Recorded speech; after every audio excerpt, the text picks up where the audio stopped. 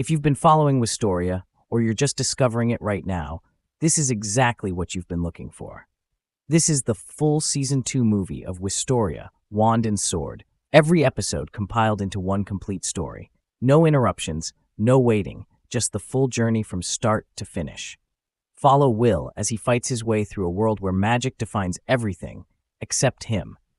This isn't just a recap, this is the entire season experience in one video. So sit back, relax, and let's dive into the story. In the last episode of Wistoria, Wand and Sword, we have seen Will killing the last boss and the after effect of the expedition. Also, we have seen Will meeting Finn, who is member of Finn Clan, which is a clan that have been contracted by the Tower to help with dungeon exploration as a guide since the time of the Magic Queen. They are a race of short people who cannot use magic, but have accumulated generations of knowledge about the dungeon. After that, we have seen Finn meeting with the President Cauldron and telling her about what's happened in their expedition in the 49th floor, and also asking her why she hided a sword user on him, because the wands are under her jurisdiction, but swords are under his. Now back to the present, to the days of the graduation finals exams. We see two teachers surprised about someone getting the full marks in all subjects. One told the other that it's only midway through their finals, but he didn't lose any points. Even Liana couldn't get a perfect score. Then the other teacher told him that this might really happen, a learner making the grade. The other one told him that full acquisition of written and hands-on credits for a student who is not simply bad, but an incompetent to advance to the Tower is unprecedented. And then we see Teacher Wakener peeking on what is written on the paper, which was Will Serfort, full marks. A beautiful teacher surprised Teacher Wakener from behind and told him that it's good for him, because it looks like the student he spent all that effort helping is about to realize his dream. Wakener tell the beautiful teacher, which is called Eliza, that there are still plenty of tests to go. She never know what will happen until the end. And then they peeked on him using the crystal ball to see what Will is doing. At the other side, we see Will reading and doing some preparation beside Colette. Then she asked if he is okay. Will answered her that not really, because the last written test is tomorrow. Colette told him that the combined hand-on exercise was rescheduled and was held in parallel with the finals, and that he just defeated Nabarus just yesterday, so he should take it easy. Will told her that, thanks to Liana and the rest, he was able to acquire all the hands-on credits, so he can't let everyone's kindness go to waste. Then Rosti told him that he did get a few credits for practical, which Will told him that it's just the 5 credits from Edward's remedial class. Though the last test is worth 6 credits, even though he only need 1 more credit to advance to the Tower, he can't let his guard down. And we see that now he has 199 credits points, and he need just 1 to advance. Then Rosti pulled a white hair from Will's head and told him that if he worked too hard, he will get gray hairs like that one. Later that night, Colette brought some tea and snacks for Will, thanking that he is overdoing it by being still up till this hour, but she found him sleeping. She tried to use this opportunity and kiss our boy, but got cut midway by Rosti, asking her what she is doing, to which she lied and told him that she was worrying about Will and tried to cover him with the cloak. Then she tried to change the subject by mentioning that she is worrying about the well-being of Will, because he is always covered in wounds, and even when he is all worn out, he still pushes himself. And because of the curse the Alvis Vina, which is Ice Princess wand, placed him, Will has been chasing after her all this time, and yet she does nothing but wait in the Tower. Will is so pitiful, to which Rosti also agreed to. At another place inside the Tower, we see Elfaria walking with her assistant, when a voice says that it's rare for her, the one who shuts herself away, to come out. Does it going to rain spears of ice or something tomorrow? Elfaria turned around to found that the one who was speaking is Elnor Erleaf the Fae's wand. Elfaria asked her why she is always picking fights with her. Does she still upset about losing the magic contest against her? Elnor said that was only because it was limited to ice magic. If she could have used any other type of magic, she would have won hands down. Their conversation got cut by someone saying that he was wondering why it was so noisy, but it's just the both of them, and he is coming through, so they should get lost. When they turned, they found the one speaking is Zio Torzes Reinbold, Lightning Lord's wand. The both of Elfaria and Elnor told him at the same time to get lost, and he is just a barbarian. Then Elfaria asked him what he is doing in a place like this, to which he answered that it's because of the same reason they are here. It's because of Terminaria. And he have to make preparations for that tedious ritual, and the year is ending, and that barrier is also almost gone. So he wonder how many useful guys will show up next time. Back to the academy. We see everyone sitting in the classroom, and one of the students says that it's the last day. But for it to be Edward Sensei's test, he might not get into the tower. And another one says that the serpent's test might be the worst. It's going to be like taking 3 in a row, if you know what he mean. After Edward entered the classroom, he told them to quiet down, and the final test will now begin, and that he have set just one question, and all 6 credits will be awarded to those who can answer this one question, and that he won't entertain any questions, so they have to show him what they have learned in their 6 years at this academy. And he started giving them their papers. In the paper, there was just one question. What is magic? Which chalk, everyone. Colette think that this a question that asks for a written description of the condition for invoking and using magic, the process of connecting to magic that they usually do subconsciously. It's asking them to explain that feeling in words. Mages and elves will be able to arrive at the answer, but anyone else will never be able to.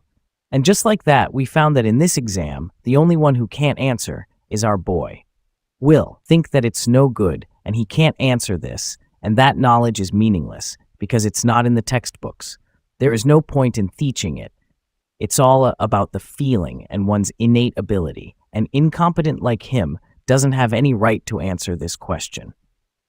Will was desperate and thinking that he can't solve this on his own, and it's the end. He can't advance to the tower and keep his promise with Elfie. He remembered her shiny smile, which gave him hopes to not give up, and he start writing that to him. Magic is an inspiration, a miracle that he can't reach, no matter what, something that is both beautiful and cruel. Magic is something that comes for hard work, and he believed that, so long as he don't give up, there's a power that surpasses even magic. So him as a sword, wands are. And we see him dropping the pen after that. After the exams, we see Warkner arguing with Edwards about the meaning of this test. That kind of question that's aimed squarely at one specific student. As a professor, how can he do something that absurd? Edward told him that the ones being absurd are them. What are they trying to accomplish by letting someone who can't use magic go up the tower? What could he possibly do in the graveyard of wands? Does he intend to use him as a guinea pig? It's no laughing matter. And in this world of magic, a sword can never become a wand, something wrong with the both of him and the principal. So he will be the one who ease his suffering from wresting a dream that never come true from his grasp. Somewhere else we see Will crying because his qualifications for advancing to the tower was not met, and he's short by 1 point. By the way, don't forget to subscribe and like the video. It helped me to get motivate and do more efforts to upload more episodes faster. Anyway, back to our boy. We see him sad and sitting alone. Then Rosti calling him by his name and telling him that he have fixed his Googles and he left them in their room. Will told him that Edward Sensei is just terrible. There's no way an incompetent like him could answer a question like that. To set such a question, he is so mean. Then he yelled, "That's just ridiculous. It's so ridiculous." And then he started crying and apologizing to Elfie for not being able to keep his promise. Rosti sits near him and hug him tight and says that he don't think anything he say right now will get through to him, but he's still going to say it anyway. He will always be here for him. While our boy was in the worst moment of his life inside the city, we see people come and go with smiles on their faces, celebrating the Terminaria, which is symbol of peace, and not one of them knows what lies in our boy's heart. At the academy, Colette meets with Liana and Ignor and asks them if they found any signs of Will to which they answered negatively and said that he's nowhere to be found. They have been looking everywhere for him, but at the very least, he wasn't in the dorms. He's probably somewhere off academy grounds. The Julius joined the conversation, saying that students who cannot advance to the tower lose heart and leave the academy is the common occurrence this time of year, so it's a pain to get dragged into a search for an incompetent, so he wished them good grief. So they need to leave that good-for-nothing guy who ran away alone. Ignor threats him with his wand and tell him to not insult an elf's friend. He must take that back. Julius says to him that it seems he have bonded with him in the dungeon, and maybe it's better to say he corrupted him, and then he started laughing. Ignor asked him about the meaning of what did he said, to which Julius told him that in this magic academy, in this world, magic is everything. No matter how capable he may be in the dungeon, there's no place for a sword. He turned to Theon and asked him about the way he is looking at him, and asks him if he didn't see that incompetent as an enemy just like him. Theon answered him positively and said that he is really pissed off because he was planning on beating him with his own hands, but now he will never have another opportunity to do so, and he just can't stomach that. At that moment, Teacher Workner joined them and asked them about what are they all doing here. To which Colette answered him that they are looking for Will and they can't find him anywhere. Workner showed some signs of regret and sadness, then told them that he will look for him, so they all should go now, because today is the last day of the year, and the Terminaria is about to begin, so they should go cut loose and have some fun.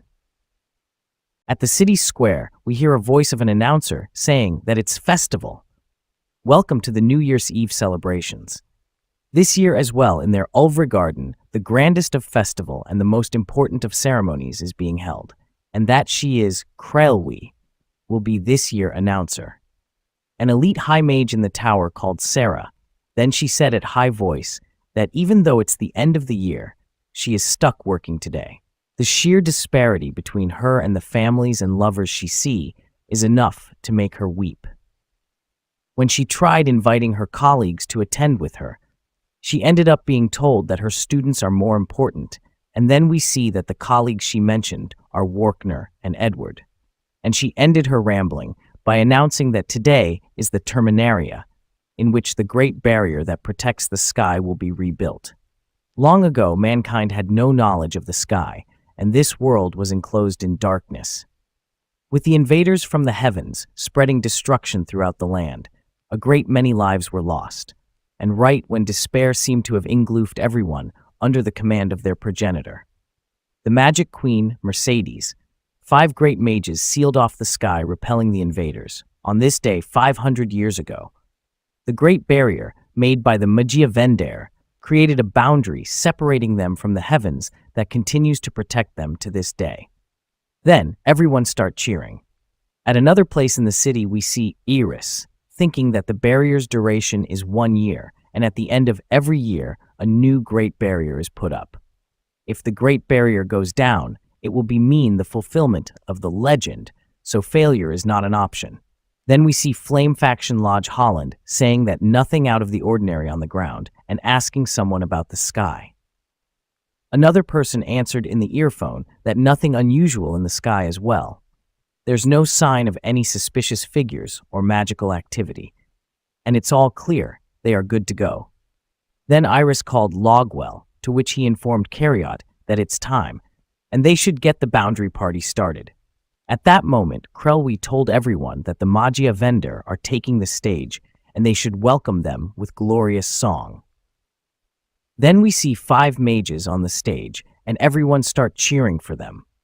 Krelwi told everyone that right now, there must be those out there who are facing disappointment, those who are gripped by despair, but she begged them to hold their head up. They must never forget that the invaders from the heavens are still targeting their world, that this Eden is even now under threat. No matter how much they may flatter, they must hold up the sky and ward off evil. Now, all should raise their light. They too shall help to hold up the sky. Everyone start channeling their energy to the sky. At that moment, the 5 Magia Vendor start casting the spell, Grand Technique, Wendis Terminaria, which mean the great boundary of the 5 wands that partitions off Eden. After that, the announcer said to everyone, "Happy New Year and goodbye, the year that ended yesterday. Nice to meet a whole new year." And that. May the blessings of the Magic Queen Mercedes be upon them all. And welcome to a brand new world, and congratulations, Regarden. But at that moment, suddenly words started to appear in the sky, written Happy New Year. And then many portals also started to appear. Some found that this is weird because there wasn't anything like this last year. Then many huge monsters appeared from the portals. At the rooftop of a high building, we see the headless person and his college talking, and then that one telling the headless person that rebuilding the Great Barrier will have exhausted the Magia vendor's magic power, and they won't be able to do anything for a while. The headless person then wrote, "Well then, from now on out, it's a slaughter party." After that, the scene shift to another place to where Will and Rosti, seeing the portals in the sky, then Will wonder if could this be the magic circle for gate that they saw on the 15th floor. Inside the city, the monsters were wreaking havoc, destroying everything and killing anyone they saw. Some were wondering, what are the monsters from the deep floors which called Dinobolos are doing here? In the sky, Creelwee told Lodge that she is bringing out the walls, so he should hurry up with the incarnation. Lodge told his colleagues to get ready to intercept the enemy. While Creelwee chanted the spell, Queridos Guardianes, which invoked many guardians, Lodge told his colleagues to start the incantation. Creelwee's guardians will act as vanguards. Then they all casted a timed spell to kill the monster. At another side, Colette and Theon were surprised about the number of guardians and the might of the high mages of the tower. Back to Lodge. He though that they need to be fools to dare desecrate the central city, the home of Magia Vendor. Just when he told the others to trace the source of the magic circles, the person responsible for sending the monsters is out there. He spotted something in the smoke. It appears that the monster has survived that salvo. He attacked him again, but it appeared that his magic has no effect on the monster, which surprised everyone. Creelwee told him to run, but the attack was fast, and he got cleaved from the middle into 2 halves. After that, the monster started to kill the others. Creelwee was wondering why magic doesn't work against it. It has no effect. Then she found that magic has nullified.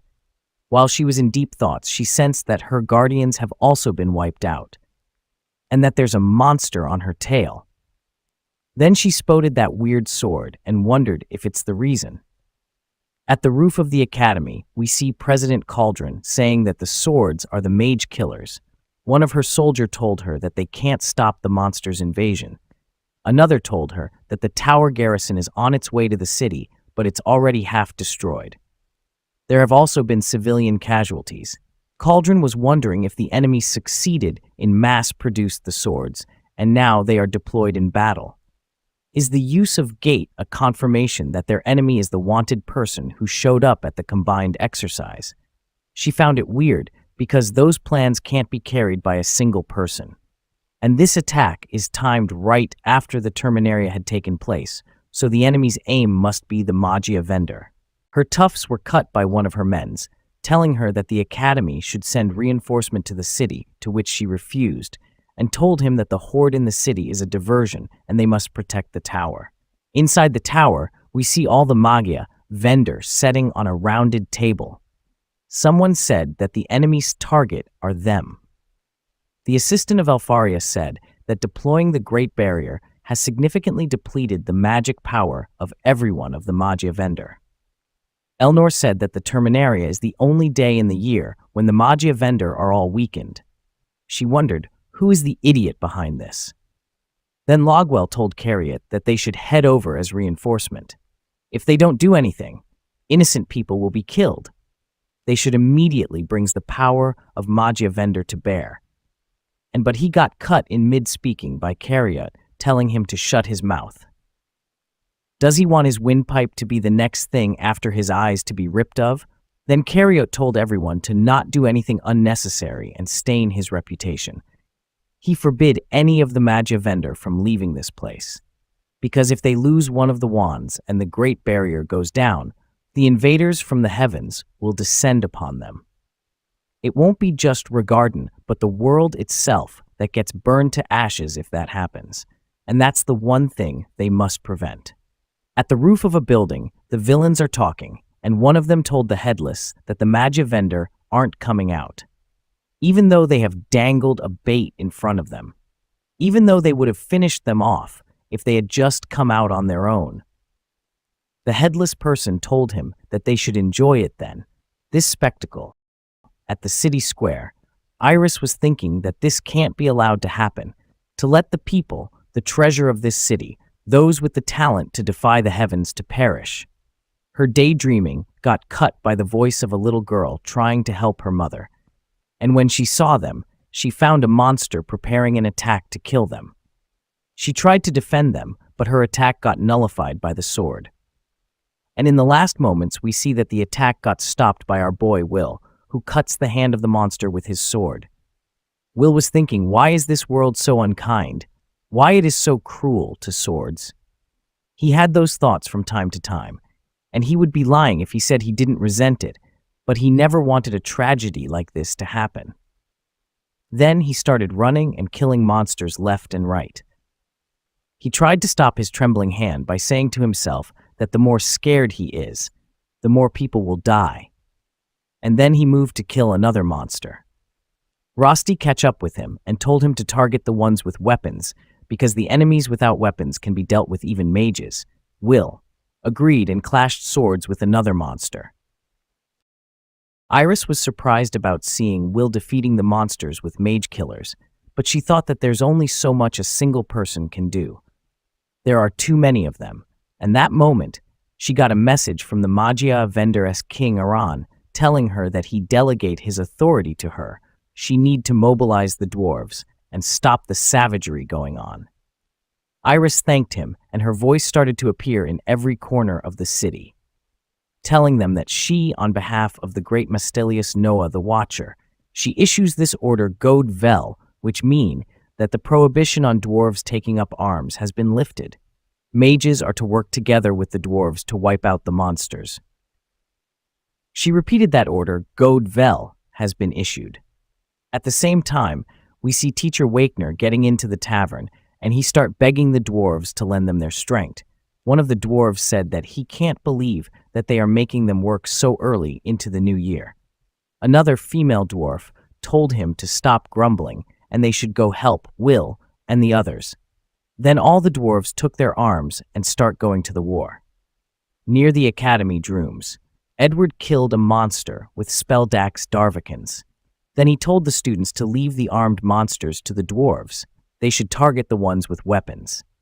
He expects them to contribute to the effort as well, because they are too short-handed. They only need to stall them, become the wands that protect the people. Just when one of the students said that even if he tell them to contribute, what can them do against opponents that can kill even high mages? They saw an arc of lightning sliding between the monsters. It appears that it's Liana who casted the spell. Owen Zeke Rizalode Deer. While Liliana was attacking the monsters, she was thinking that even with enchant magic, she can't defeat them with a single blow. So this is what the monsters of the deeper floors are like. And on top of that, when she is within a certain distance of that weapon, her magic fizzles out. So she wonder if it does nullify magic or maybe absorb it. Either way, it's deadly to mages. Then she saw Colette coming running to her. So she demanded from her to do what she is about to tell her. Back to the bunch of students. Ignor casted the spell Alvs Lingur, but it got cleaved to ashes. Ignor found that it can nullify even phantasmagoric magic. Julios told him that there's no way they can hold out until the dwarves arrives. Once Liana runs out the juice and can hold their attention no longer, they will all get killed. They have no choice but to flee. Theon refused to do so and noted that enemies' movements slow down for a moment when erasing magic, so in that case, they need to fire off as many spells as they can. It doesn't matter if they have no effect. They need just to pin the enemies down. And they did so. All the monster used the one with Resword as a shield, which made them all immobile. Then Theon called Colette and told her that it's the right time. to which she casted a spell on the statue of the former magia vendor Viola. The statue fall on the monsters and killed them all. Ignor noted that objects without any magic power flowing through them can't be nullified. Then he told everyone to throw stones or whatever at them. Earth mages lay down a barrage. Creelwe noticed this and thought that those who have been accepted into the tower this year are very talented. She will award them with full marks. Then she told all the people in the city to fight back with Earth mages taking the lead. The dwarves will be here soon. At the roof, the Headless told his friend that they have rallied. As expected of Regarden, High Friend told him that it hurt that those idiots manufacturing the mage killers happened to cross paths with the expedition. The mage killers was recovered by the mysterious Noah and the little one in question. The Headless told him that not only were they quick to throw the dwarves into the battle, the response of some of the mages was pretty quick as well. The information on their trump card had been circulated. The one with head told him that if the upper college were to analyze the mage killer and come up with a countermeasure, it would be a disaster. Despite still not being able to mass produce much of them, they had been forced to move up their plans. If their cards hadn't been exposed, they would have launched a perfect surprise attack. When the Headless saw Will killing the monsters left and right like vegetables, he told his friend that it seems that there is another reason as well, but he have no other choice even when it's early. It's time for the ace up his sleeve. Then a gate got open near. Will start wondering if something going to show up again. But then a new kind of monster showed up with a big eye in the middle of his head. The monster started to look for a prey. Then his gaze focused on Will. After that he disappeared, and in the next moment he was in front of Will and sent him flying with a punch in the stomach. The sheer power of the punch sent Will flying through 3 buildings. After that, the scene shifted to another place, to where Finn sending a person flying with a kick. Then he told him that this game of cat and mouse is over, and asked him if they are the ones who made the mage killers, and he should tell him everything he know. The man started laughing and told him that there's no point in that. Their role is to lure them into the depths of the dungeon. And right now, the surface is already destroyed. This information shocked Finn at the city square. Back to Will. When he started to recover from the hit, he saw the monster flying to his place, ready to do another hit. He blocked the hit with his sword, but this sent him flying back out of the building, into the street. The monster followed him and was standing in front of him.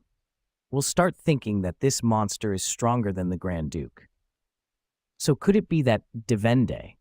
Krell recognized the monster as a Devende, the 40th floor's unique species. It's a monster that has slain even the past members of the Magia Vendor. The colleague of the Headless person said that it cost them 50 people's lives just to shove that guy into the gate. So they expect it to really give them hell. Now back to Will. We see him sliding back because of the difference of power between him and the monster. Will start thinking that even though he is avoiding direct hits, he still gets sent flying like a piece of paper. It's not an opponent he can engage in a head-to-head sword fight with, and that the only thing he can do now is to run away. But suddenly he saw the monster going to attack 2 students. When the 2 students were wondering if this is the end of them, Will got in front of them and blocked that attack of the monster with his sword, and then told them to run away. Blocking the sword attack of the monster made him an immobile target, to which the monster used this opportunity and hit him with a powerful kick that sent him flying away. The monster followed the flying Will and planted him to the ground with another hit. A dwarf come to the rescue when he saw that the monster gonna finish Will and pushed it away. The dwarf told Will to stay put and then called his dwarf's friend, and they tried to gang up on him. Creelwe announced that all forces should converge on the southern part of the city. They must prioritize the defeat of the Devende. The moment the dwarves destroy the mage killer, they should launch an all-out attack. The Headless person was expecting them to surrender him, so he gave the monster another order. Right after receiving the order, we see that a black core goes out of the chest of the monster and then it started to absorb the magical elements. While everyone was in doubt about what is happening, Edward told them to fall out. It's a trap, and they've fallen for it. The Devende started to absorb all the magical elements from the whole city. The headless person told his friend that the unique sexual ability of the Devende is that it can absorb monsters' magical elements. In other words, it can devour its own kind to become extraordinarily strong. Krelwi and the dwarves' leader told them that this is bad and they must stop its absorption. While everyone was running to the boss, they got attacked by bolts of lightnings, and we see that they were attacked by the friend of the headless person. He told them that they need to just stay put and witness the birth of a true monster. In front of everyone, the monster started undergoing some changes, and also its appearance got some upgrades. After that, he attacked everyone. The friend of the headless person said that this is the best. The mage's magic is ineffective against it, and the dwarves' brute strength won't work either. We'll just found out that the large number of the monsters were all sacrifices. Regarden's efforts to defend itself were used to strengthen their trump card. The headless person told his friend that the party is a ritual, the city is its altar, and the outcome will be the slaying of the Magia vendor. We'll think that neither the mages nor the dwarves stand a chance against it. It's too strong. The only way to stop it is to use that power. And at that moment, Rosti sent a spell to him and told him to prepare his sword. But at that moment, the monster nullified the attack with the mage's killer and reappeared near Rosti. Then he cuts his hand. Will intervened and blocked the followed-up attack, but got sent flying to a roof of a building. Rosti told the cat that it need to go and find Colette because he have something else to do, and he swear to protect its master. At the roof, Will start thinking that no matter how angry he get, he can't win, and no matter how calm he stay, no tactic he can think of will work. Be it knowledge or wisdom or the skill with the sword that he acquired or his insignificant feelings, in the face of cruel reality, none of them can stand up against it. And at that moment, the monster sent him again to the wall with a hit. Will surrender to the cruel reality, and just in the moment when the monster was going to finish him with a sword attack, we see Will getting pushed away of the roof, chalked and unharmed.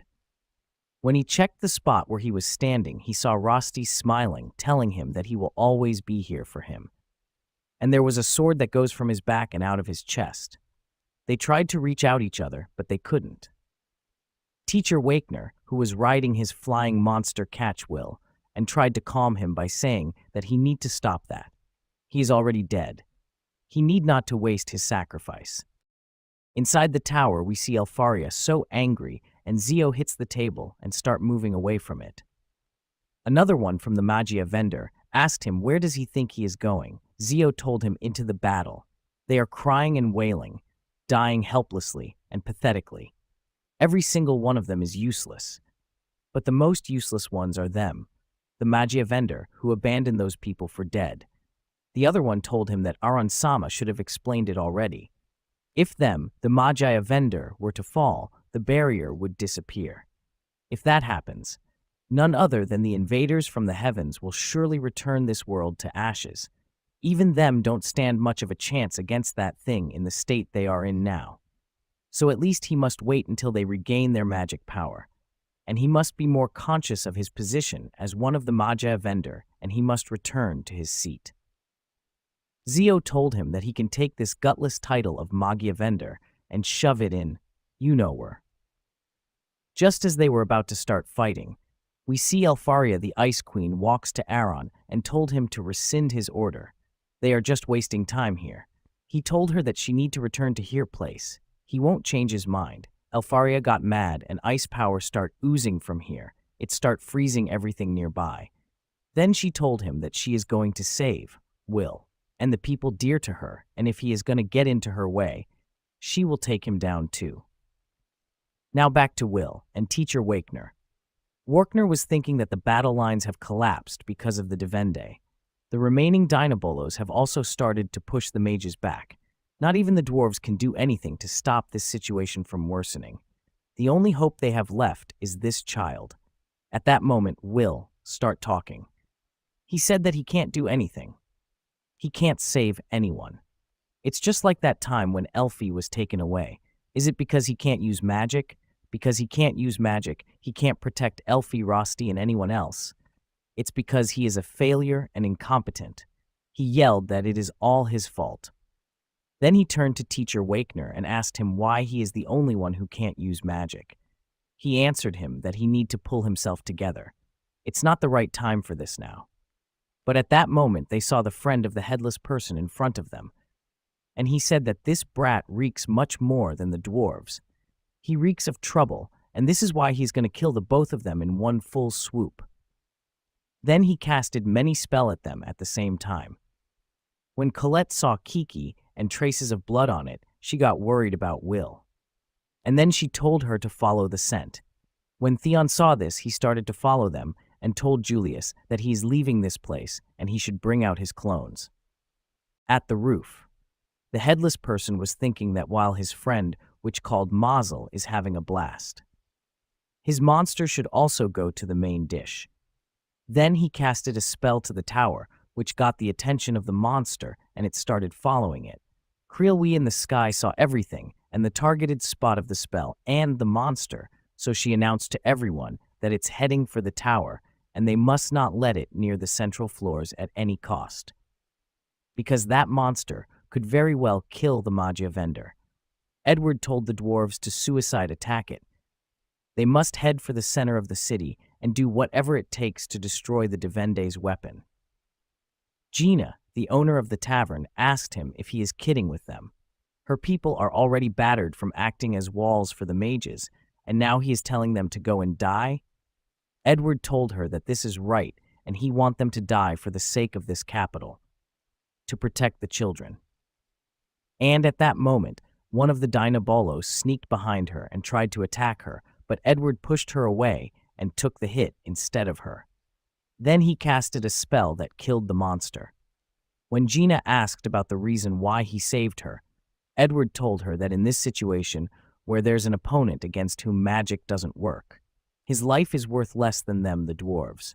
That's all there is to it, and they will be compensated for this, so they must give him their lives. Then Gina told her men to gather and head for the center of the city. At another place, we see Colette running with Kiki in her arms and Theon behind here. Then he yelled at her to stop. And at that right moment, the Devende landed in front of her. At the roof of Regarden Magic Academy was President Cauldron, listening to the updates by her men's. One told her that Edward has been injured. They are also unable to contact Wagner. Another one told her that the battle lines in the western part of the city have collapsed. Another one told her that the High Mage unit in the northeast has been wiped out. President Cauldron start thinking that the situation is the worst. It's taking everything they have just to protect the people. They are unable to push the enemy back. Iris tough that due to the dwarves joining the battle. The number of mage killer has been reduced, but they can't stop the Devende. Every battlefield is in dire straits. They can't scrounge up enough fighting strength. With just the few dwarves remaining, there's no option but to throw their lives away to fend them off. At this rate, the tower will fall. Then she started to beg for someone to help them. Anyone, and at that moment she received a message through her drones that demand her to give him a report on the situation and asking her about where he can found the sword. And he mean by this, Will, it's appear that the one who is going to join the war is Finn. After that, the scene shift to another place to where, with Mazel smirking and saying that bastard was not bad at all. He didn't expect him to try to kill him back in that situation, but he have gouged it out. It's over now.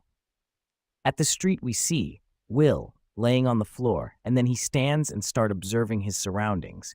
When he asked himself at a loud voice, where is this? A voice answered him that it looks like they've crash-landed in the western edge of the city, and all he could do was protect him. When Will turned to the source of the voice, he found it from Teacher Wakener, and there's a big hole in the chest area of Wakener which shocked him. Wakener said to him that he is sorry, and all he can do now is rely on him, only him. He can surely save this city. Will told him that's impossible. For him, He caused Rosti's death and now even his death. He keep getting saved by others and can't even protect the people important to him. He can't change anything. A sword can't turn the world on its head. He just can't. An incompetent who can't use magic can't. But at that moment, Wagner huged him tightly and said that he has been laying to him the entire time. He can use magic, magic that gives everyone hope, the one and only magic and at that moment, the voice of Wagner disappeared. Will start crying and shaking the body of Wagner to not die and to say what is his magic. At that moment, Finn approached them and said, "An insignificant Will, the silvery light that cuts through everything." Will turned to him and Finn said that he is fine. If the heartbeat of Wagner has revived, then he will come back to life again. And then we start hearing a heartbeat from Wagner's body. Then Finn asked, "Will, about what is he doing? He should get up. The stage has already been set, hasn't it?" Will asked him the meaning of silvery light, and what does he mean by an insignificant will? Finn said that what he was talking about is where the will lies, or perhaps he should call it feelings, or something of the auto-suggestion variety. Then he told Will that he should raise his voice and shout, encourage himself. It's a mighty roar that change lies into truth. Will said that such a childish ruse can't save everyone. Finn told him that he must not say such ridiculous things. Isn't that the most important things? Those who cannot transform themselves have no chance of turning the world on its head. That should be the way a sword strives to be a wand in this world. And he must recall it. His origin. Get it back. His starting point. The key has already been unlocked. Now he must take up the sword and embark on a journey in order to cross the dark hills and go beyond the false sky. He already know the answer, the name of the magic that resides in his heart. And at the same time, Finn dropped his blood on the sword and casted a lightning spell on it, and yelled at Will that he must let out its birth cry. The name of his magic is courage. Limit off.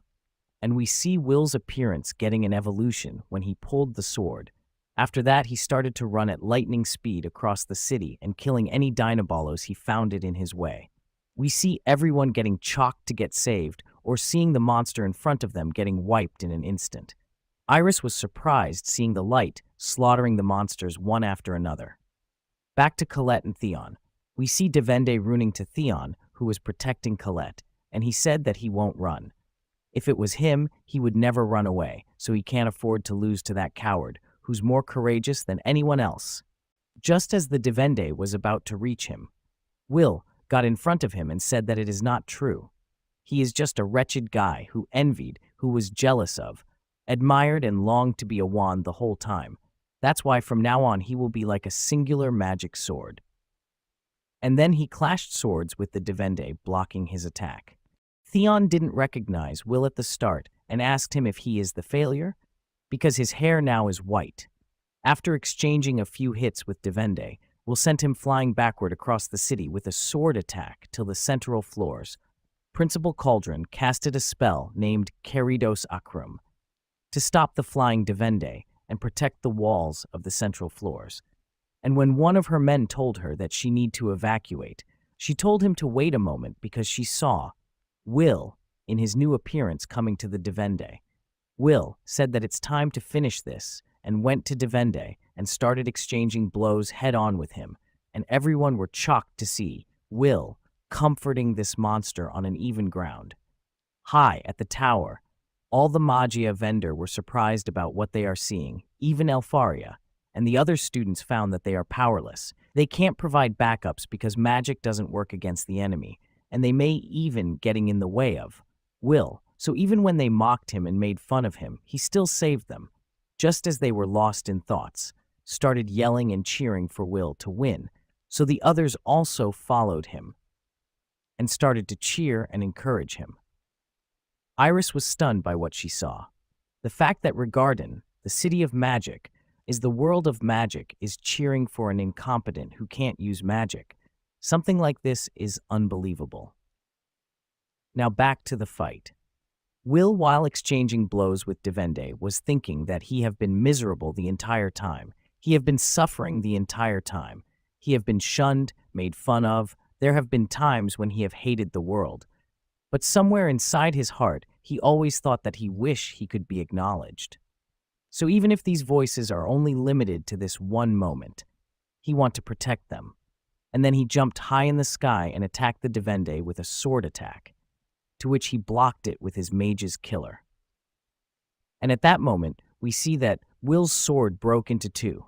Everyone thought that this is bad for Will, because if he loses his weapon, the balance of the fight will be shifted.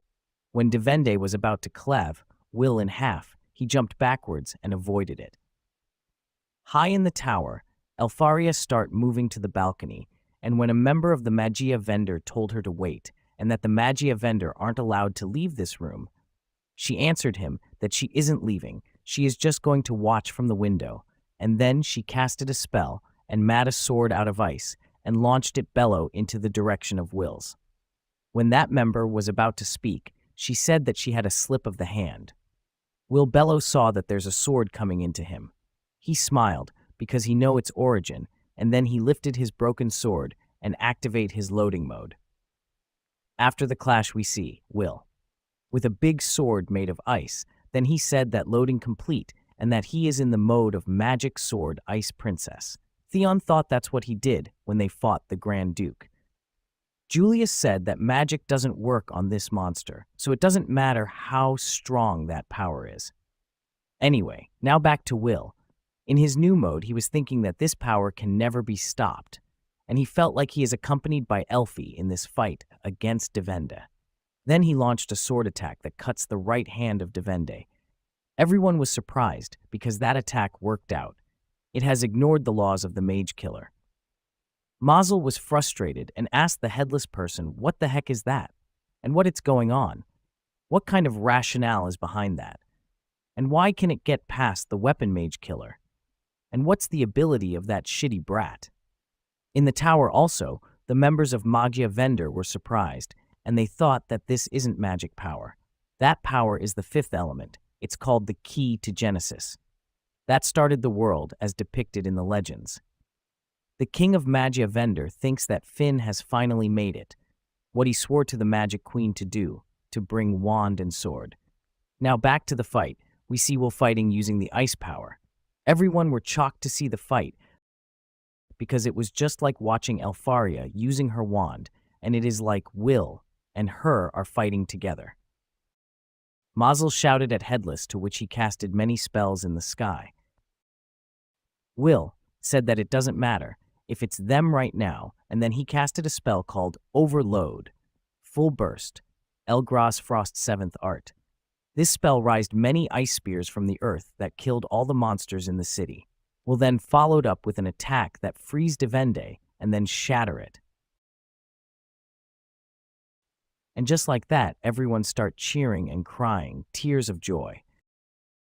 Also, Finn started to laugh and said that it's beyond his expectations, this last remaining hope of theirs.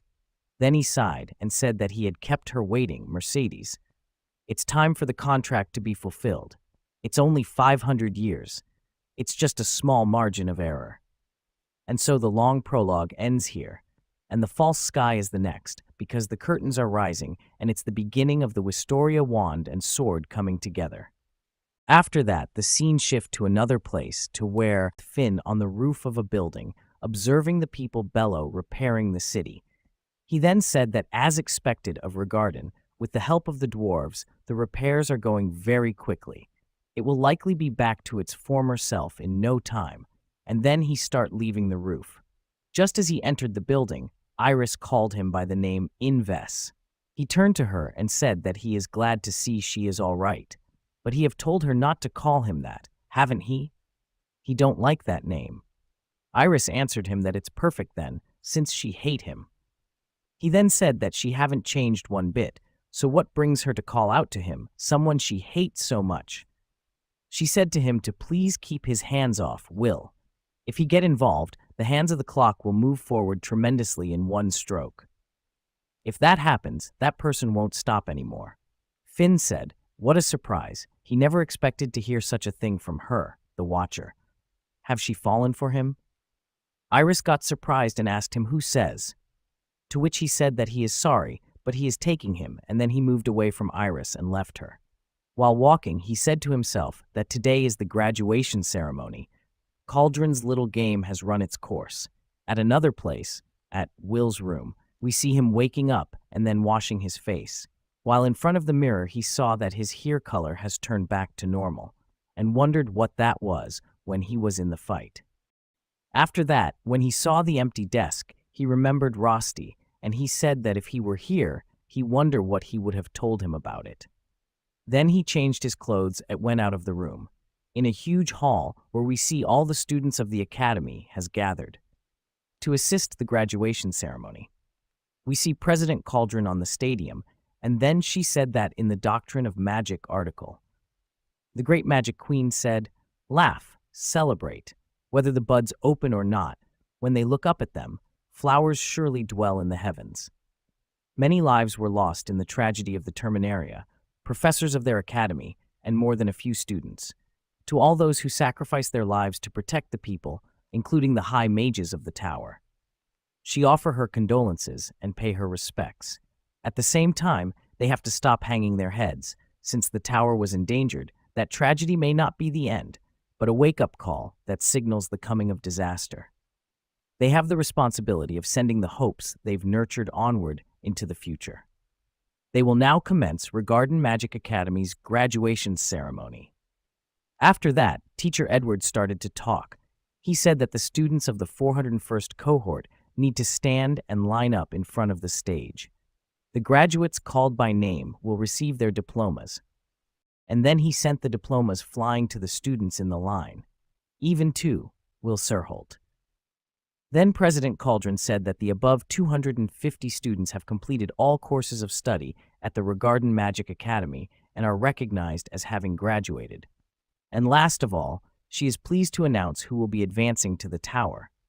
Those whose names are called need to come up on stage. They will be awarded the Mercedes hat, which symbolizes their right to ascend the tower. Then she called for the name of many people. In them we find Liana Onso total credits, 12,000. Ignor Lindor total credits, 11,989. Julius Reinberg total credits, 11,802. Theon Ulster total credits, 11,801. Rose Prenite total credits, 9,021. Lunes Alit total credits, 9,655. Yolua Moraine total credits, 8,702. And Colette Rowell total credits, 924.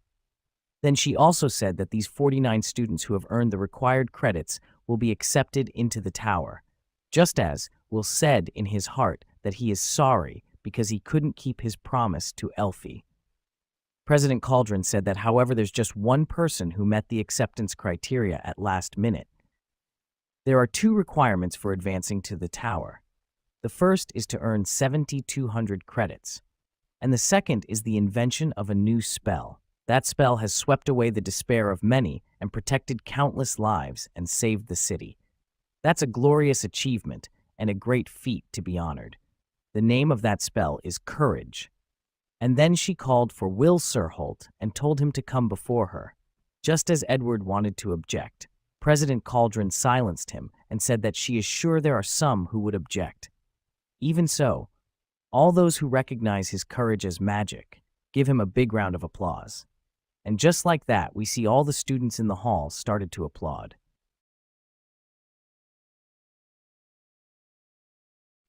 Teacher Wakener said to ED that it's time to let go. Doesn't he think so?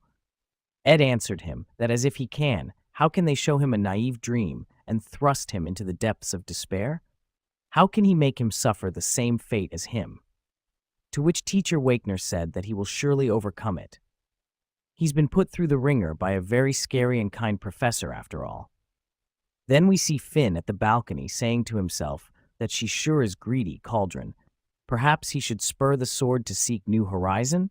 Then President Cauldron said that for these 50 students, it's the consensus of all present in this hall that they will be accepted into the tower. They all are the generation that has gone through the harshest times. She is sure they will face many trials and tribulations ahead of them, but still she implored them, may they reach the heavens and vanquish evil. At the roof near a big bell, we see Rosti still alive, smiling. He was saying his congratulations. High at the tower, the assistant of Elvaria said to her that it seems that the academy ceremony has ended. With that, new mages will come to the tower. Elfaria started to smile and said to herself that she has been waiting for him, Will. Inside a dream, we see Elfaria and Will. When they were young in a forest, Elfie said to Will that it's said that sunset lies at the end of a long journey. They will have to overcome many perils, so they have to prepare themselves by learning lots of spells. While she was talking, Will was thinking that her eyes when talking about her dreams were as beautiful as jewels. She was so dazzling, and he was so helplessly weak. Then he said to her that he is sure she will be able to go there, but he is... And at that moment, Elfie cut his words and said, even so he have to be with her too. There's no point if he is not with her. So they will go together. Then we see Will waking up from his dream and said that 5 years have passed since then, but he is on his way to her now. Inside a clothing store, we see a man saying, wisdom, sensitivity, learning. Only those who embody the 3 teachings of Regarden Magic Academy are allowed to wear this proof of being a high mage. And we see Theon, Ignor, Colette, Liliana, Julius wearing an outfit that is called Colorless Gloria. Then that man said that it looks good on them. He is honored to have worked on the garments of all of them who are spreading their wings to the future. And we see that he is called Blantar Lezeru. And he is the 10th generation owner of the high-end clothing store Lezeru. Theon said that the size is perfect. He has done a job as any since his predecessor's generation.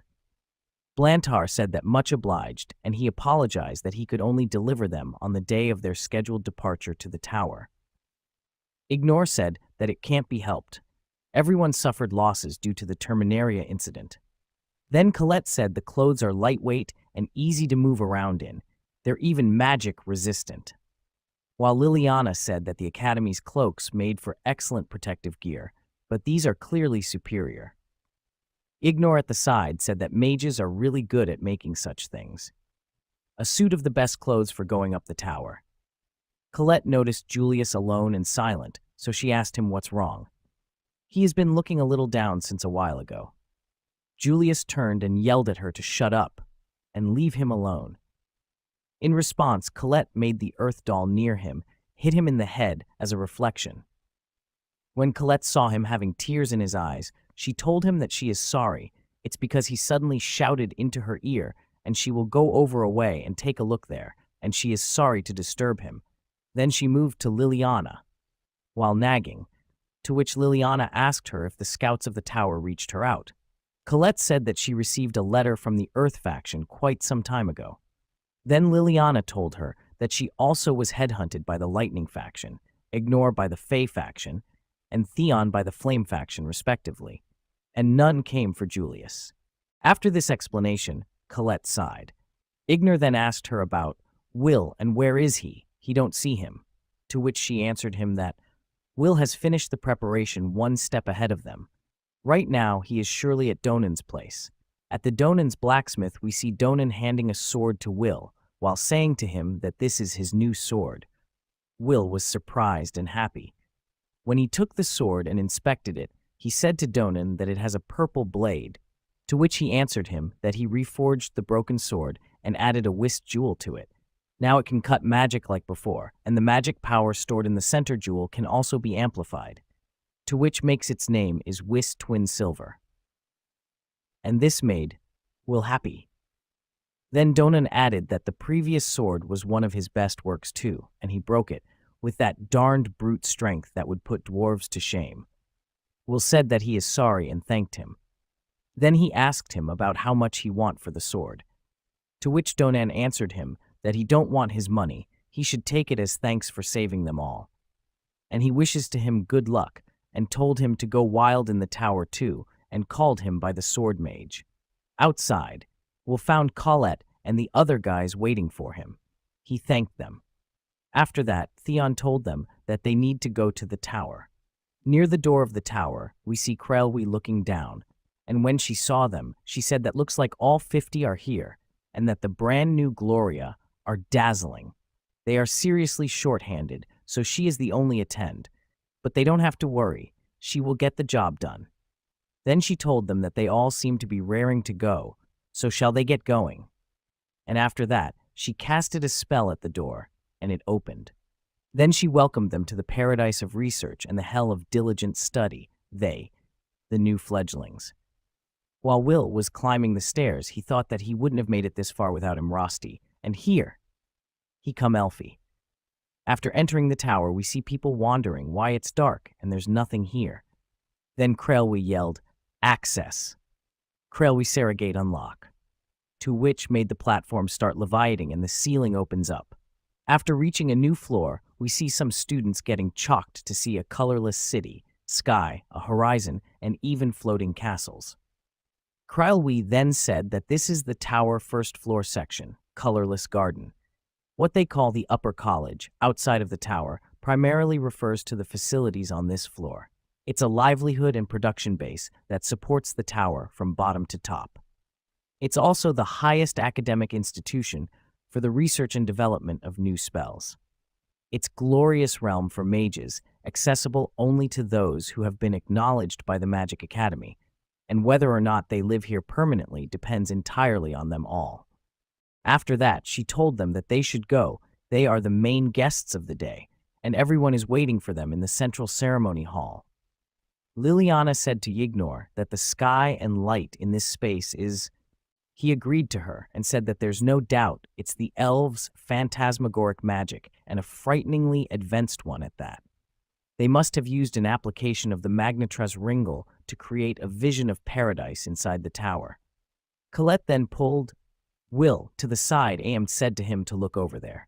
There are so many people wearing the Gloria just like them, and asked him if isn't that a vegetable garden of magic plants? And isn't that over there experimental grounds for magical creatures?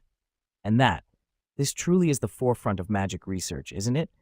After all this time, the fact that she has become a high mage is starting to sink in. It's really like a dream. When Theon saw Will, smiling happily, he told him to not get carried away. The tower isn't the bright and cheery place he think it is. To which, Will, start wondering. And then he found that it's true. The gazes of the high mages looking at them are somewhat weird. Julius at the side was silent and was thinking that the rumors were true, and at this rate, they will also have the same fate as them. Anyway, when they reached a big building, Krailwi told them that they are here, and now they will go inside. Inside the ceremony hall, they saw some people, to which Colette start wondering if isn't those the mages of the earth, wind, and darkness faction? Somehow the way they are looking at them is kind of scary. Then they are noticed of 4 platforms levitating that hold the 4 great faction of the Magia Vendor. Sitting on thrones, we see Alvis Vina, Ice Princess Wand, Torzius Fadge, Lightning Lord's Wand, Erleaf Kanan, Fey Saint's Wand, Instia Valham, Flame Emperor's Wand.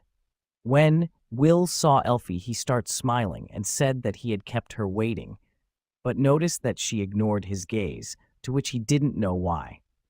In the sky, Krailwi then thanked the Magia Vendor for coming all the way from the top of the tower, then turned to the newcomers and said to them that in accordance with Magia Vendor's wishes, she would like to start the blooming festival right away. First of all, the chosen fledglings who were headhunted throughout the 6 years of the Academy, especially during the Grand Festival of Magic, will be bestowed the blessing of color, and after that, we see many magic spells that appeared under some students like Theon, Colette, and others. And after that, we see that their glorias changed into their faction colors, respectively. And we see that Will and Julia stayed with a colorless Gloria. After that, the scene shift to another place to where Elfaria throwing pillows at Sarissa and calling her a liar, and added that she has told her that she could headhunt Will if he advanced to the tower, to which Sarissa told her back to stop throwing a tantrum like a child. She can see various things, to which Elfaria said that she put up with it because she said she couldn't do it while Will was studying at the academy. She thought everyone in the Ice faction and her would be satisfied so long as he showed himself qualified. Also, it's all Sarissa's fault that none of her love letters to Will were delivered, isn't it? Just how many did she send? To which Sarissa answered her that it wasn't her, but the Upper Institute. Hearing this, Elfaria said that by Upper Institute, does she perhaps mean Kreutz? And to this question, Sarissa said yes. He said that he don't want to speak out against the Academy's decision, but allowing a mere sword to join a faction is questionable, so he won't allow him to be headhunted. Hearing this, Elfaria asked Sarissa if can she go to the Upper Institute and freeze everything solid for a bit, to which Sarissa disagreed with her and told her to please calm down. Croats has promised to recognize him if he shows his strength and qualifications at the Blooming Festival. The tower is extremely meritocratic. If she headhunt him, Will Serfort reputation will definitely be bad. As a nonconformist, he must first be recognized by everyone in the tower. She will lay the groundwork with Krailwi and the other factions as well.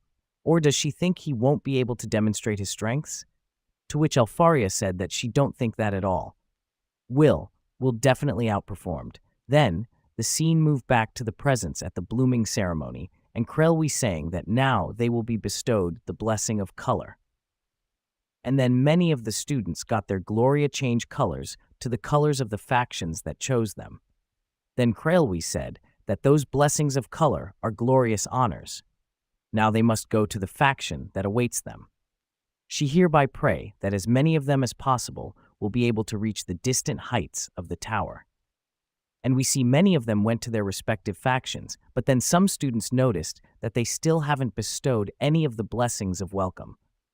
And we see that Will and Julius are ones of them, with a colorless Gloria.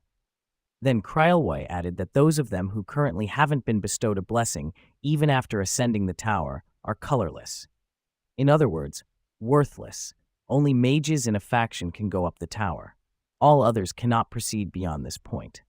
At the side, Liana said that the information conveyed to only the high nobility was true, while Theon said that those who cannot get into a faction become parts that reside permanently on the first floor section, as logs solely to prop up the talented mages, while Julius behind, Will, said that the nickname given to the tower because of the shadow cast by its glory, its graveyard of wands. And this shocked Will. But at that moment, Krailwi said, however, having made it all the way to the tower, they will be given a chance. If they show their abilities here, there might be a faction willing to take them in. And then a magic spell got activated and some monsters start appearing. Then Krailwi added that this is the real main event of the Blooming Festival. If they say they have yet to show their qualifications, then flourish now, bloom. There's only one rule in the tower, which is show their worth. So the first bloom, start now. Begin. What they have to do is simple. They need to defeat those monsters however they like. They can fight with skill and finesse or blast spells wildly. Make their appeal to each faction. And then we see one of the monsters attacked a student, to which that student said that even if she tell them to defeat them however they like, it's not easy. And then he casted a spell at that monster, but it didn't affect it. And this got him chalked by the fact that his spells doesn't work on them. At the side, Kreutz said that the guardians produced by the tower, called Zoctonia, if they take their individual strength alone, their credit value 30 point. Each one is comparable to a monster in the latter half of the middle floors. For students mages, they are impossible to defeat. The two shields they carry will repel any half-baked spells. Meanwhile, inside the arena, we see Julius attacking a monster with ice spells killing it. But at that moment, another one appeared behind him and was going to cleave him. But he casted a spell called Ice Weiss, which mean white art, and this made him evade the attack by creating many clones and switching his position with one of them. After that, he appeared behind the monster and casted another spell called Glass Edia to kill it. At the side, Sarissa said to Elfaria that he made a short work of 2 Zoctonias. His skill level has increased dramatically since the Grand Festival of Magic. She is amazed that he can control Elfaria's clone magic to such a degree. While at the Wind faction, one of them said that he's head and shoulders above the rest of them. He would be an immediate asset to any faction upon joining. While at the Darkness faction, someone wondered why was someone of that caliber not headhunted. Hearing this, Julius start thinking that it's right. He is a genius. He can use clone magic, he is handsome, and he is a noble too. It's absurd to compare him to the other rabble. He is someone who should be headhunted. Elfaria should look at him, but just as he turned into her direction, he saw her turn away her head. And this made him wonder, is it because of the grand festival of magic? Is it because he said rude things and harassed the incompetent then? While at the Earth faction side, one of them said that if he weren't an ice magic user, he would have headhunted him right away though. Meanwhile, at Elfaria's side, Sarissa was looking down and said that other than him, there aren't any mages who show any promise, are there? No, only one. For better or worse, there's only one person who's garnering attention, and we see that Will was evading the monster, to which Julius asked him what is he doing, running away the entire time. But at that moment, Will stopped his movement and said to Kiki to stay out of this, and changed his glasses while thinking that this must be the reason for the sad look on her face just now. It must mean she is sorry. She can't headhunt him. But it's okay. He will come to her with his own 2 feet. And then he dashed into the direction of one monster, and after evading an attack from it, he attacked it back at the head and killed it with just 1 hit. And this shocked everyone. Sarissa, though, that he is fast, while Lafia, the Fey faction adjutant, said heavy, and Logwell, the Flame Emperor, said cutting through to Zoctonia's shield to cleave it in 2 is something incredible, while Glyford, the Lightning faction adjutant, asked if he has seen through all of the enemy's movements in such a short time. Then the scene shift to Will, and we see him evading another attack while thinking that he have already seen that move before. He can see the enemy's movements better than before. The Gloria is very stretchable and lightweight. It allows for great east of movement, and Donan's sword can cut through anything. He feel like he can do anything right now. And then he cuts the monster into 2 halves. And at that moment, more monsters started to appear at the same time, so Julius casted a spell called Glass Edia that throws multiple ice projectiles at them, but one of them got stray and went into the direction of Elfaria. Seeing this, Will shouted to Julius that he is sorry, but he is borrowing that and went in front of Elfaria blocking the spell. After that, we see Will with an ice sword while saying loading complete. Glasswiss, which mean Azure Ice Magic Sword. And after that, he used the sword and casted the spell Glassmill and attacked all of the monster in the arena, killing them. And this surprised everyone. Some were wondering what happened, a blizzard and sword blast spell? Others were wondering if that really a spell? Is that the Whist that appeared at the Terminaria? At the side, Krelwi was wondering, what is she supposed to do right now? All the Guardians got defeated. But at that moment, a magic spell appeared under Will, and it appears that he just got the blessing from the Ice faction and the Flame faction, even the Earth, Wind, and Darkness too. At the side, Kreutz said that he is not even a Moltos or anything. Yet he received blessing from a total of 5 factions. Unbelievable. Isn't that unheard of? Then Krylwi said to Will that when a person is bestowed multiple blessings, he or she gets the right to choose, and then asked him which faction does he want to join. And just as he said, and was going to choose, there was someone who shouted, "Wait!" And just like that, a single voice unexpectedly interrupts the moment of blessing. Then Kreutz said that what he does cannot be called magic. He understand allowing him into the tower as a gesture for his feats during the attack on Terminaria. However, he is doubtful he has what it takes to join any one of their illustrious factions. To which Elfaria shouted at him, if were he not watching, what he accomplished just now was magic. And to this he answered her that he saw everything, but accomplish he did not. All he did was merely guide another spell where he wanted it to go. It is abundantly clear to him that, at his core, he is not a mage, but a barbaric warrior. The reproach the world would see upon them if the tower were to admit what amounts to a dwarf into its ranks. The mere thought makes him shudder. And at that moment, Eleanor the Fey Saint's wand told Kreutz, enough theater. If he have something to say, out with it. To which he said that it's simple. If even a scintilla of magic aptitude exists inside him, he must prove it. And then he casted a spell into the arena that summoned 2 magic beasts. After that, he said that what he see before them is a Walth ooze, a magical creature recently developed in the tower to suppress dwarven uprisings, and told him to behold, then casted a spell at one of them, killing it instantly. After that, he said that all it takes to kill the gelatinous beast is magic. Even the weakest of spells will see it done, as he have just demonstrated. In other words, one cannot hope to defeat it without magic. Hearing this, Will cuts the monster into two halves with his sword, but it got regenerated instantly as it never got wounded. Seeing this, Will wonder if it's indestructible. Is it like the Balkar, a monster that nullifies physical attacks? At the sidelines, the Flame Emperor said that there is some logic to what Kreutz says. He supposed observing one skirmish would be good due diligence. As a Magia vendor, he must make it abundantly clear. The tower is the apex of magic. There is no room for advancement for a sword that is bereft of it. Now back to arena, and we see that Will is running and that magic creature is following him. Seeing this, he starts thinking that no matter what he do, it just keeps coming back. But every magical creature has a core, and as long as he can sever it, he still have a chance. And attacked it, but at that moment Kreutz shouted, "What a fool. If its body is gelatinous, what does he suppose its core is made of?" He woefully underestimates the genius of the tower. And we see that the magic creature started to release lightning strikes when it got impaled by the sword of Will, and this surprised everyone. But Will managed to pull back at the right time, distancing himself. Krelwi at the sky said building stun chalk into a creature meant to suppress dwarves. He always know how to create the most horrid things, Kreutz. At the sides, two students decided to help Will by casting spells so he can use them, because they saw that there's no other solution for him to win if things kept going like this.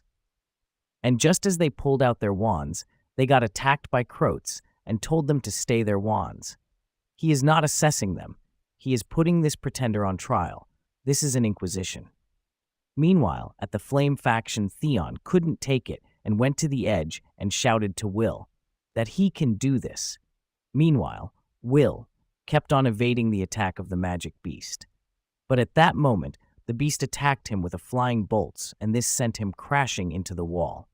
Not surrendering, Will started to get up while saying that he can still do this. He is not giving up just yet. But at that moment, Kreutz casted a spell killing the magic beast and said that any more effort on his part would be waste of time. He is clearly unfit. He proposed he remain colorless and be placed under the supervision of the Upper Institute. The power of this was used to defeat the Devendi is extraordinary. That cannot be denied. They will study him in the Institute, unveil his secrets, and use that power for the good of the magical world. To which the Flame Emperor said that he would have him be his lab rat, and added that as long as the mysteries of the fifth source can be unraveled and applied, it doesn't matter to him where he's kept. But at that moment, Elfaria got enraged, and the ice started to ooze from her, affecting her surrendering. To which the Flame Emperor told her that this is not the time for a tantrum. But she said to Kreutz that this isn't what was discussed. She is this close to losing her temper, just so they know. And at that moment, Torsius Fadge, the Lightning Lord's wand, said blah, blah, blah. Are they idiots done blabbering? They have another bloom coming up. So how about they nerds save the lectures until then? And this surprised Will. Then Krylwi said that normally the next bloom would take place half a year later. But the factions are in desperate need of new members after suffering deep losses at Terminaria. As such, this year's second bloom will take place a bit earlier than usual, a week from today. They, the generation of disquiet, are looked upon with great promise. The tower, dare she say the entire world, expects much from them all. She suspects nothing less than their blood, sweat, and tears will get them acceptance. Those who did not receive honors today will fare well to steel themselves for the next bloom. And this includes him, Will Serfort. She taketh the Mag Vander, and the Institute are on the same page about this arrangement? The only rule of the tower is to show one's worth, is it not? To which Kreutz gritted his teeth, while the Flame Emperor said very well. Indeed, the Magia Vander are all too familiar with the need to constantly prove their worth, and their station is proof of that. Then Eleanor said that with that, the charade is over, and each one of the wand used a spell to make his platform float. While leaving, Kreutz said that this is just absurd, what a waste of time and energy.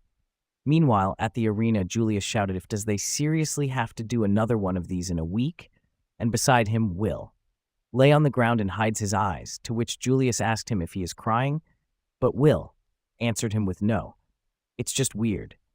No matter the circumstance, no matter the hole he is in, just as he think he have found a way out, there's always something there to push him back down. And then he went silent for a while, and after that he shouted, "All right, let's do this." The world can push him down however many times it wants. He will conquer every challenge thrown his way. Meanwhile, at another place, we see Guilford walking with Torzius Reinbold. And then Guilford told him that was unexpected. To which Torzius asked him about what does he talking about.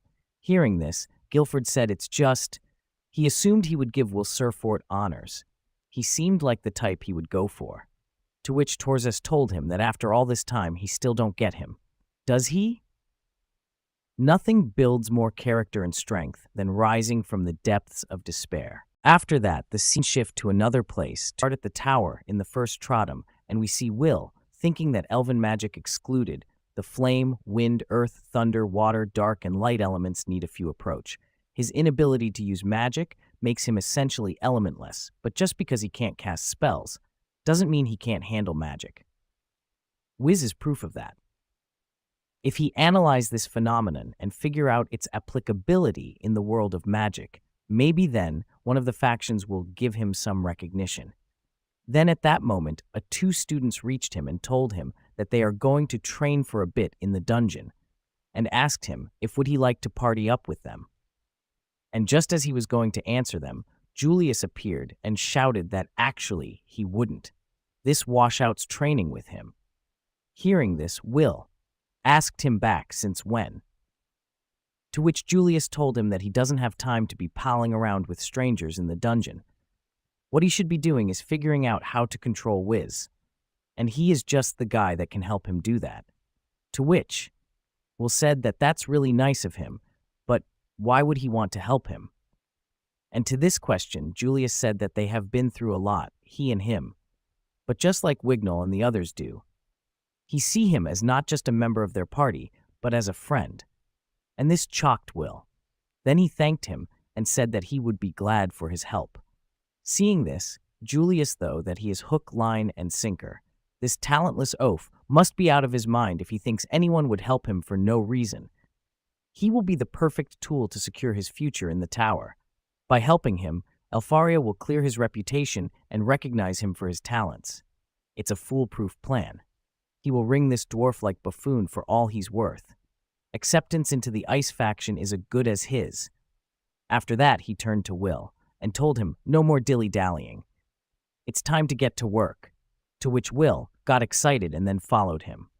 After that, the scene shifts to another place, and we see Will, with a sword in his hand in the mode of ice. Then he told Julius that he has primed his sword like he told him, and asked him now what, to which Julius told him that he need to maintain it, keep the magic bound to his blade. After that, Julius chanted a spell that called many guardians in the shape of ice-birds, and told them to attack Will, while telling him that this is a lower-level guardian, but he put just enough magic into summoning it. It should be capable of withstanding damage from a weak source that shares its element. What he wants him to do is to engage this guardian without destroying it. While keeping the magic in his blade, he is going to learn how to activate Wiz all by himself. Hearing this, Will said that he supposed that makes sense. But how is he supposed to activate Wiz by himself? While thinking that he can't use spells, so the only way he have primed his blade so far is by relying on magic from an outside source. Activating Wiz with his own magic sounds like a non-starter. He is basically asking his to create a new spell from scratch. But his thoughts got cut by the voice of Julius, telling him to just shut up and do it. Theorizing isn't gonna do squat for him, and called him by the name of Learner, and added that there's no point thinking about whether or not he can do it. What he need to do is simple. He need to focus on anchoring the magic to his blade. He need to figure out how to do that, and regardless of where the magic comes from, he will have made it himself. Instead of keeping Wiz at 100%, cut it down to 100th or even 1,000th of that. He must focus on keeping the flow of magic in his blade constant. He need to sustain it while he go about his day, keeping it while he is asleep. The ideal is to become so good at it, he will be able to turn up the power at will during battle. Hearing this, Will thought that it's practically magic and got excited. Then Julius added that he is willing to bet he will be put up against those oozes again in the upcoming bloom. That one guy already showed them that any magic, no matter how weak, can make quick of them. Having even a tiny bit of magic going into the next bloom will be a huge boon for him. He know there's only so much that can be done in a week, so he need to work backward from his goal and narrow down what he need to do. No amount of inefficient creaming is going to help him this time. Hearing this, Will start thinking that he wants him to figure out how to anchor and maintain a small amount of magis in his sword while being careful not to destroy the Guardian. He is using the Guardian to train him how to control magic. It's an amazing logical method. He wasn't part of the top 3 in their class for no reason. Then he thanked Julius for helping him and added that he is brilliant. He wondered why none of the factions wanted him, to which Julius shouted that it's all his fault. After that, the scene shifts to the room of Elfaria, and we see Iris asking her if she can explain to her why she didn't give Julius Rainberg a blessing. She is a watcher. She knows she can't stand around with her hands in her pocket when a mage of his talent makes himself known. To which Elfaria answered her that he provoked her with that comment he made about stripping her and incessant bullying of Will. Not to mention he exposed her embarrassing past to the entire academy. That's why. Hearing this, Iris said that this vendetta she have against him is clearly personal. Then Elfaria asked her with a weak voice about what does Master Aaron think about Will, to which Iris answered her with whatever happens, happens. Those were his exact words. He doesn't seem to be as welcoming as Cauldron when it comes to a sword entering this world of wands. But she venture, Great Mage Aaron would be open to accepting someone with the determination and power to find his own way. Hearing this, Sarissa start thinking that Will Serfort and the emergence to this whiz has bifurcated the tower. She have read through countless documents and found nothing worthwhile pertaining to Wiz that would give her an understanding on exactly what it is. Then said to the others that a boy with a power that could turn this world upside down. He's indeed and irregularly with that blade of his. As concerned as she is for Elfaria, she still have no idea how she would handle him. Then Iris said that if the tower can't figure out what to do with him, she supposed she can put him under her protection. She is a watcher after all, to which Elfaria told her in her dreams and called her the charming little wench. Seeing the atmosphere getting tense, Sarissa start thinking that this boy is going to tear this tower apart. Then the scene shift back to Will, and Julius and we see Will, asking how many times do they have to do this? To which Julius said that another guardian broken. He haven't improved one bit. Is he trying to waste his magic on purpose? Hearing this, Will start thinking that no matter how hard he try, he can only keep the magic flowing for at best 50 minutes before it dissipates. What's worse is Wiz saps a ton of energy from him whenever it deactivates. The only thing this training has taught him is Wiz's weaknesses. If he don't make some progress, this will all just have been a waste of time. Then he called Julius and told him that he think it might be better if he learned more about Wez before trying to master it. He still have no idea what kind of power he is dealing with. He will take some time, but he think about asking a high mage to look it up in the tower's library or finding a person knowledgeable about it. To which Julius shouted that nothing in the Academy's library contained any mention of Wiz or Wiz-like magic. He thought Mr. Wagner would know something about it, but he didn't even understand the principles behind it. And then he asked him about what does he think he is doing right this second. Then he added that his clones are hard at work searching through books in the Institute's library and hunting down that Finn boy for any bit of information they can find about Wiz. Hearing this, Will got chalked and asked him if he is controlling his Ars Weiss clones from afar. Since when did he figure out how to do that? Better question is, why is he doing this? Why is he putting in all this effort? To which Julius answered him that they need to train and gather information at the same time because they only have a week to make this work. Doesn't he get it? Then at that moment, his head hurts him and thought that trying to process what his clones are seeing is really messing up his head. This is why he hates multitasking. Seeing this, Will asked him back, why is he working so hard for him? To which Julius shouted at him to open his eyes. He is helping him so he can help himself. His destiny as a Rainberg is to make it to the top, to be a mage better than all the rest. He is using him to get there. And he said he would help him, didn't he? He made him a promise, and nobles don't go back on their promises. After hearing this, Will told him that he is really kind and asked him if he know that, and added that kindness comes in all forms. It's different from person to person. Colette shows her kindness by always helping him. Mr. Wagner shows his by scolding him, and Theon, even he has his own way of being kind.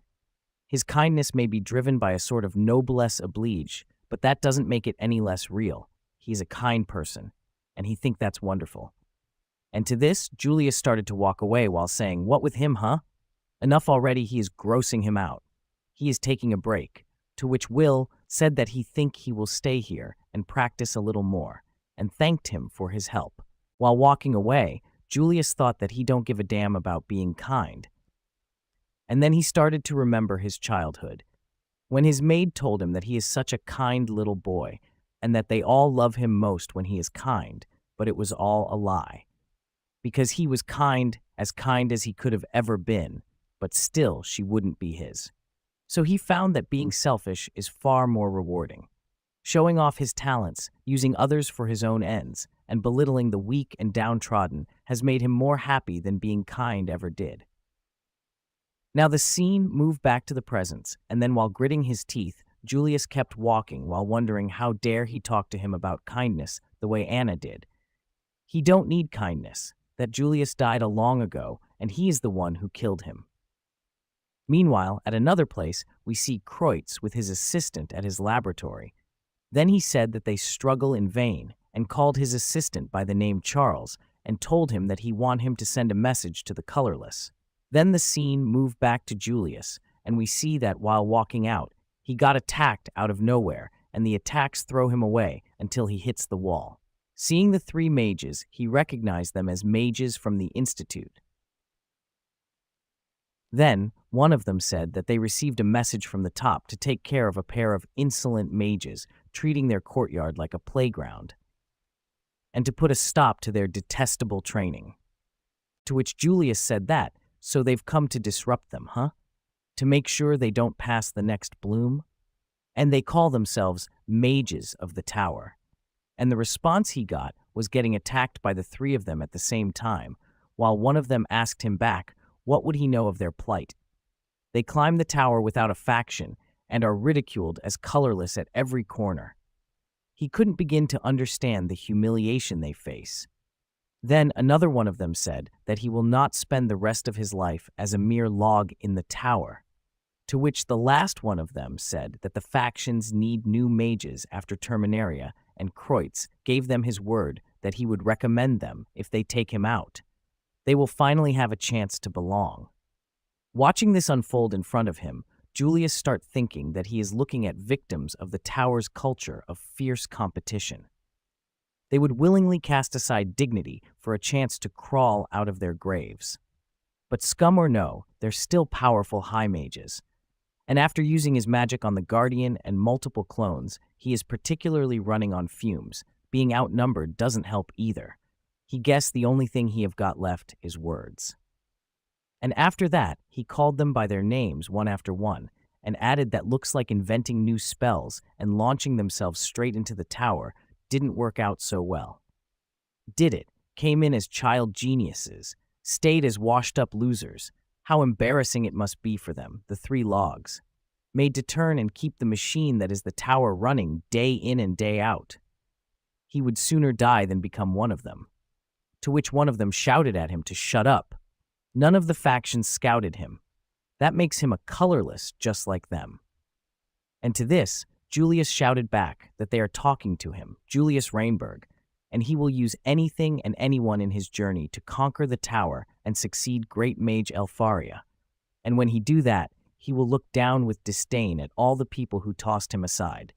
If it means getting what he wants, he will even use a magia vendor. He would use the three of them to get ahead.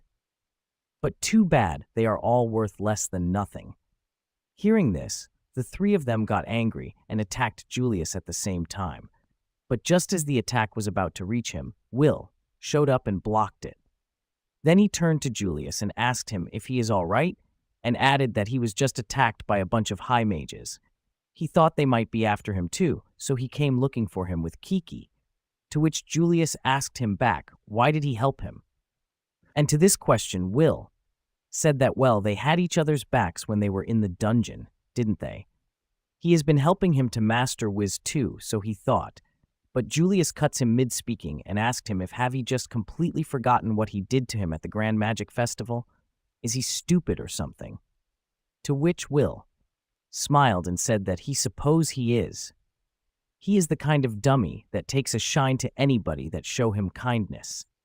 And this shocked Julius, and after that he hit Will with a punch into the face while shooting that he hate him, and kept repeating it.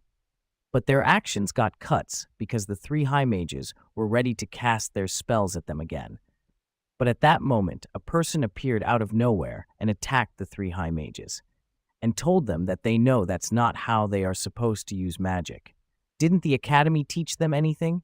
Seeing this, Will asked her about her identity, to which she answered that her name is Ceridwen, and added that she must thank them for showing her such a wonderful display of adolescent drama. In exchange for that lovely scene, would they perhaps allow her to be their teacher? Hearing this, Will got shocked, while Julius said that he have heard that name before. She is one of the 7 wonders of the academy, along with the Watchers. People say she snatches students in the night and use them in her magic experiments. They call her the Iron Witch. And to this, Ceridwen asked is that what they say? They should not trust the rumors. She look for interesting students to temper them, to guide them. That's all. And the two of them are interesting indeed.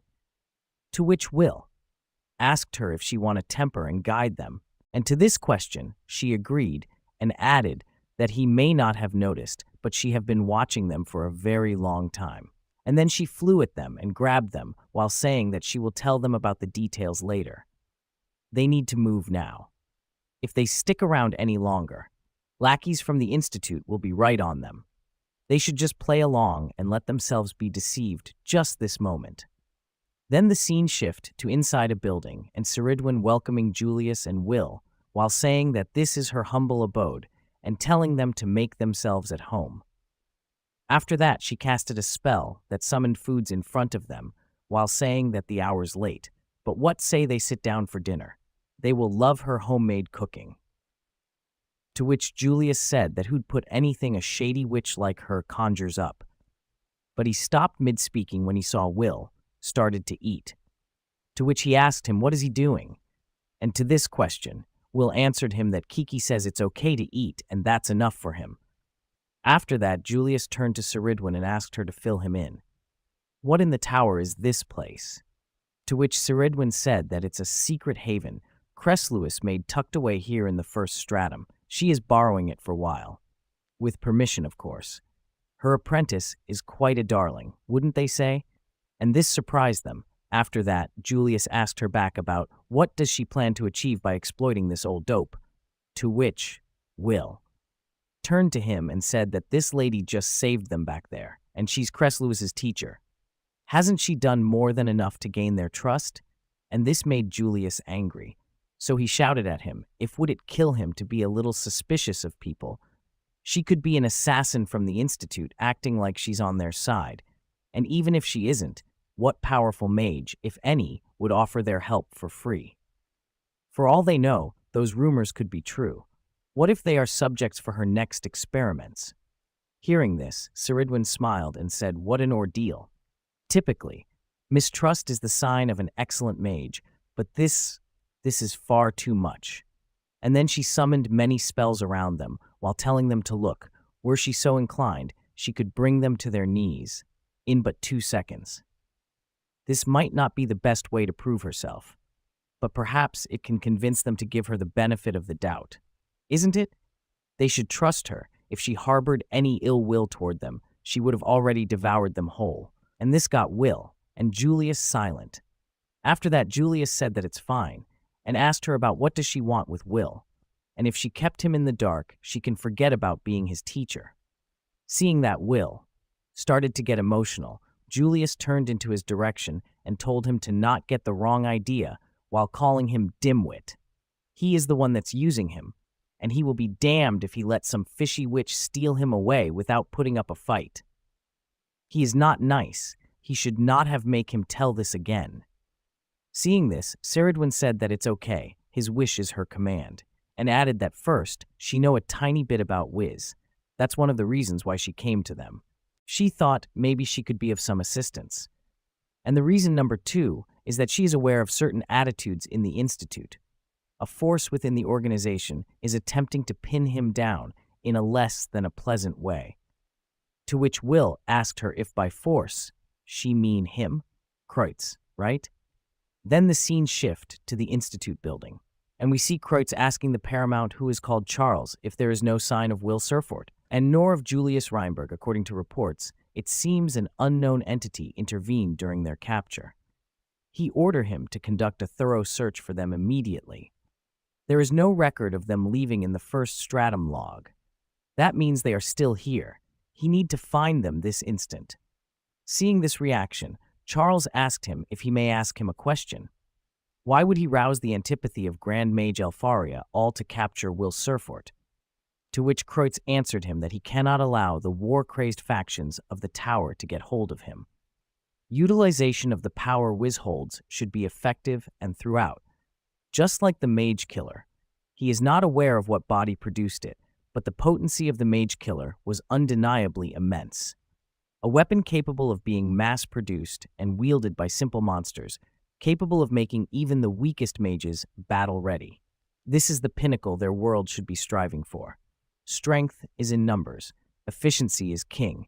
Even the power of an almighty 5 could not hope to stand against the celestial host. What they need is not one solitary supreme, but a uniform excellence. One day anyone will be able to wield Wiz, doing what they must to realize that day is critical, he is sure of it. And the key to achieving that is in Will Serfort. They must size him and open him to find it. Hearing this, Charles got chalked and started to think that this is the side of Paramount Kreutz neither the factions nor the Magia vendor are aware of. For how could they know that he is the demented dissector? But his thoughts got cut when Kreutz turned to him and told him to notify the factions that Mage Killer strategies will be ready for implementation soon. He have a good grasp of it now. To which Charles thought that if Grand Mage Elfaria finds out about this, the Institute is finished. And just as he turned to leave, he heard Kreutz murmured that the next mystery to unravel is Wiz. Then the scene shifted to Saradwin and Will, and she told them that the truth is that she had planned to stand by and watch as he opened new horizons with his power. Unfortunately, things have become far too serious for her to remain a spectator, but she have no intention of making him her lab rat, so to speak. That's why she have chosen this moment in time to help him. And there was also some begging on Elfaria's part as well, just to be clear, and this chalked Will, to which he asked her back if Elfaria asked her to help him. And to this question, Saradwin said that that's everything. Now what he chooses to do with this information is entirely up to him. And after hearing this, Will turned to Julius and told him that he trusts her, at least he want to. While thinking that he just don't think she's laying to them, and he have this weird feeling, like he have already known her for so long, but his thoughts got cut by Julius telling him to do whatever he want. He should go ahead, get rid of him, and move on to whoever he think will get him where he want to go. He wasn't planning on helping him forever anyway. To which Will shouted at him that he is not getting rid of him. Seeing this unfold in front of her, Saradwin smiled, why thinking that they are good friends. She have a feeling that they will make a great party. Then she said, well then, now that they are all working together, it's time to strengthen them up with some training, Saradwin style, and ask them if they are ready. To which Will answered her with yes.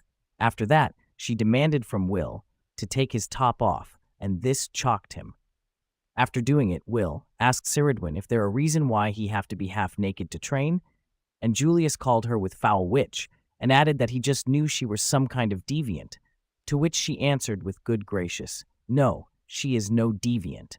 She assured them, "There's a reason why she had him strip. Now be a dear, Will, and move his hands." Hearing this, Julius said that her disgusting behavior says otherwise. He see her for she are, but at that moment he got shocked and got silent after seeing the full body of Will, and start wondering what are those marks all over his body. Are they scars? He have heard rumors about what he's done to get into the tower. But this, how many times has he put himself through misery to get here? Meanwhile, Ceridwen touched the back of Will with her hand and asked him if can he tell her the provenance of this scar on his back. To which he answered her that he can recall. He think he got it protecting Elfie when they were little. Then he got slapped at the back and heard the voice of Ceridwen saying that she think she have found it. To which he asked her about what were she doing just now. And to this question, she said that she was checking for where the key might be located, the one that unlocks the gate. Here's another truth for them. She have been watching the two of them train as well. Pinpointing the need to anchor magic was very astute, and the idea he had to keep magic and control it to achieve was correct. And turned to Julius and told him that he would make a fantastic mage if he were a bit more honest with himself, though he is plenty sensational as he is, to which Julius told her that it's enough with the transparent flattery. Just tell them he was mostly wrong, he can take it. And to this, Ceridwen said no, he was right. Will himself is the anchor. He's already accumulated magic within his body. After all, the blood of a mage of a wand runs through his veins. But Will's body is a special case. Because he's unable to expel magic energy, his body hoards it and stores it deep inside him. His flesh screams for a method of magical release, but can do nothing but stock more as it feeds on outside sources. And this shocked Will. After that, Ceridwen added that his task is to see if he can draw from the magic stored within himself. In other words, he must learn how to prime on his own. That is his next objective. And to this, Will shouted, "Wait, he can't prime his blade without magic from another source like Julius spells?" And to this, Ceridwen answered that he can, and asked him back if that's not the whole story, isn't it? He have experienced it himself, haven't he? The evocation of another power separate from the magic primed? What they're going to do now is to apply that. By awakening the miraculous story of magic written in his blood and memories, he will obtain a new kind of prime, one that will free him from his need to rely on the magic of others. A prime pathos, a method of prime that pulls from emotion, thoughts, feelings. She will now channel her magic into the key and send him back into the past. When he arrive, he should search for his origins, learn how to recall, and then she started to cast a spell by saying, "Oathbind, conceal he of the forbidden sword," as he retraces his past, and keyhole reveal, in the name of the witch, unfold his story, and shouted Taub Historia. And after that, a luminous, ethereal form detaches from Will's physical body, taking the shape of his spiritual essence. This radiant being begins to descend into the magic spell, surrounded by a kaleidoscope of memories that swirl around him like whispers from the past. Then the scene shifts to when he was a little, and Elfaria in front of him telling him that the woods are a dangerous place. Come on, they will be safe if they hold hands. He don't need to worry.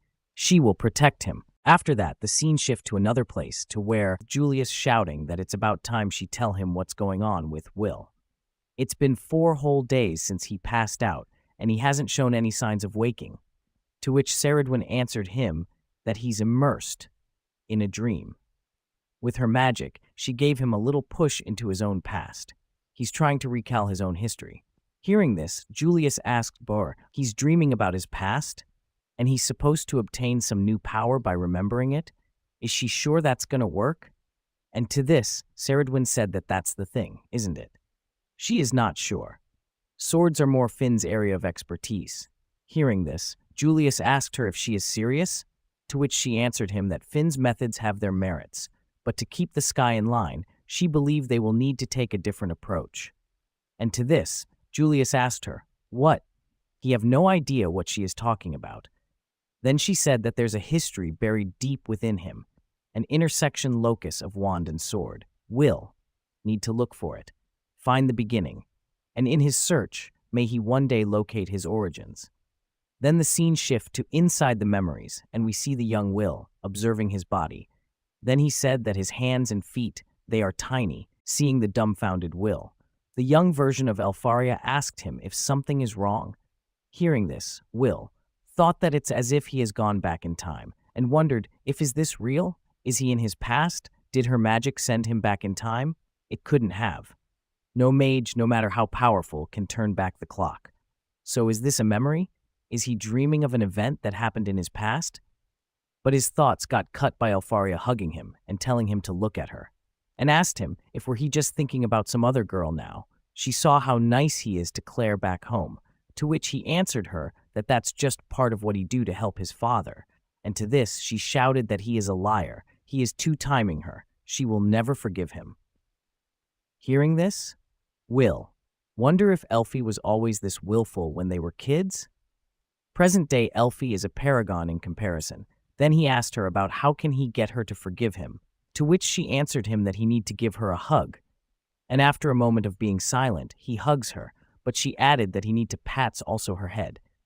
While doing it, Will start remembering that he had to do this a lot to cheer her up in the past. But his thoughts got cut because Elfie had pulled his hand and started to walk away, while saying that now that she have got her willpower charged up, they should get moving. They have got a monster to defeat. Hearing this, Will got surprised and asked her, What monster? To which she told him that there's a weird monster somewhere in those woods. It's troubling her father, so they are gonna go take care of it. And to this, Will started to shout at her if she is serious. What if they get hurt? He knows she is strong, but he is no good with magic. Something bad could happen. Saying this, he started to wonder if did his lips just move on their own? Is his body just going through the motions of the memory? Then Elfie told him that they will be fine. She brought their favorite book to help them. It will give them all the confidence they need to take out that mean monster. He doesn't need to worry. She will protect him. Hearing this, Will started to remember that when he was little, he was scared of everything. And Elfie was the one who always defended him. And this made him wonder, when did their roles switch? When did she start relying on him instead? After that, they started to walk together. While between the woods, there was a monster eyeing them closely. While walking, Elfie said that she heard a bunch of scary people and monsters are running away from a place called Regarden because of war. She bet the monster doing bad stuff in the forest came from there. Hearing this, Will thought that he remembered this. 10 years ago, they came to this forest behind the orphanage. After that, he asked Elfie if she can defeat it, to which she answered him positively and told him that he just have to leave it to her. After hearing this answer, Will thought that he remembered having this exact talk. But everything afterward is a blur. He is trying to remember what happened, but he can't. And at that moment, a monster jumped at them from behind, but with a quick reflex, Elfie saved Will. After that, they saw what has sneak attacked them. Seeing the monster, Will started to wonder, what's this? A wolf? Some crystalline beast? Wait, that's no normal monster, he know. It's a mage-made mana creature. Also, it's hurt, so could it be a specimen running from the war? Meanwhile, the monster roared at them, to which Elfie told Will that he need to stay behind her and leave this monster to her. She is going to use her own magic to take it down. After that, she casted a spell called Ars Wace, while telling Will that he need to sit back. She will take care of this. Then Will's eyes widened in awe as he beheld the numerous clones of Elfie, marveling at her extraordinary command of magic at such a young age. She's incredible, he thought to himself. However, his admiration was short-lived, as Elfie's clones began unleashing a barrage of spells at the monster. But just as the spells were about to hit their mark, they were deflected back to their origin, striking the clones and Will himself with a hail of ice projectiles. After that, Will remembered that the creature can reflect spells. Then he shouted at Elfie, telling her to run away. But she shouted back with new, "It doesn't hurt. She is not scared. She is going to defeat him. She have to protect Will." Seeing this unfold in front of him, Will couldn't move because of fear. Then he said to himself that he have hated himself for always needing to be protected by Elfie. Now's his chance to do something about it, and then started to run into her direction. Meanwhile, Elfie at the other side casted many spells again at the creature, but it made them all rebound into her direction. And just as they were about to hit her, Will came to the rescue and shielded her with his body. Seeing the dropping body of Will, Elfie started to shout at Will to stay awake. Meanwhile, Will was thinking that's right. He got up to defend her and passed out after getting hit by that spell. And start wondering what happened after that. Someone must have come to help her? But who? But at that moment, he heard a deep voice coming from him telling him to awaken. And after that, Will started to feel his flesh. It's as if his entire body's exploded. It burns. He can feel himself being crafted into a sword. Now he remember, their adventure didn't end there. In fact, it's where it all began. And after that, he said with a deep voice, primed Tiris Wiz, and summoned a sword made of ice into his hand. While thinking that he'd get it now, he finally understand why he felt this power was so unstoppable. Deep inside, he have always known. It was Elfie's magic, her wand, that created this sword. And then he cleaved at the creature, but the monster grabbed it with his hand, and this surprised Will. But then Elfie came to his side, and she channeled her power through him, transforming the sword into a mighty force to be reckoned with. The blow struck true, killing the monster instantly. While on the ground, Elfie smiled while telling him that this is it. This is his magic, and with a fading consciousness, Will thought that this is where it began, a precious memory with her. Never again will he forget the bond they share. Then the scene shift to inside the room of Ceridwen. Seeing Will getting awake, she said, "Finally, he is awake," and Julius shouted at him to hurry up and get dressed. He have been asleep for 6 days. The second bloom's about to start. Seeing Will absent-minded, Julius asked him if he is listening to him. They should get moving, while Ceridwen asked him if have he located the source of the magic anchored within him, to which he said yes, he have. Then she asked him again if when the moment comes will he be able to recall his history, to which he answered her that he is positive. Hearing this, Ceridwen smiled and told him to go, to take his power and write himself a new story of wand and sword. Then the scene shift to inside the hall where the second bloom is held, and we see Croat saying that he cannot believe they would select mages newly graduated from the academy. He understands they are in need of fresh blood, but the standards of these factions are far too lax. Then Krelwi said her congrats to everyone, and that now they may join their factions. After that, she added that she think they are just about ready to wrap up this year's second bloom. While Colette and Ignor were wondering where are Will and Julius, and if they don't hurry up, they will lose their chance. At the sidelines, Kreutz said in a high voice that it would be a waste of time to wait any longer. He imagined they failed to devise a viable strategy and decided to run away with their tails between their legs. Those who flee from the inferno of innovation do not have what it takes to climb the tower. But not to worry, they at the Upper Institute will see to it that they are well taken care of.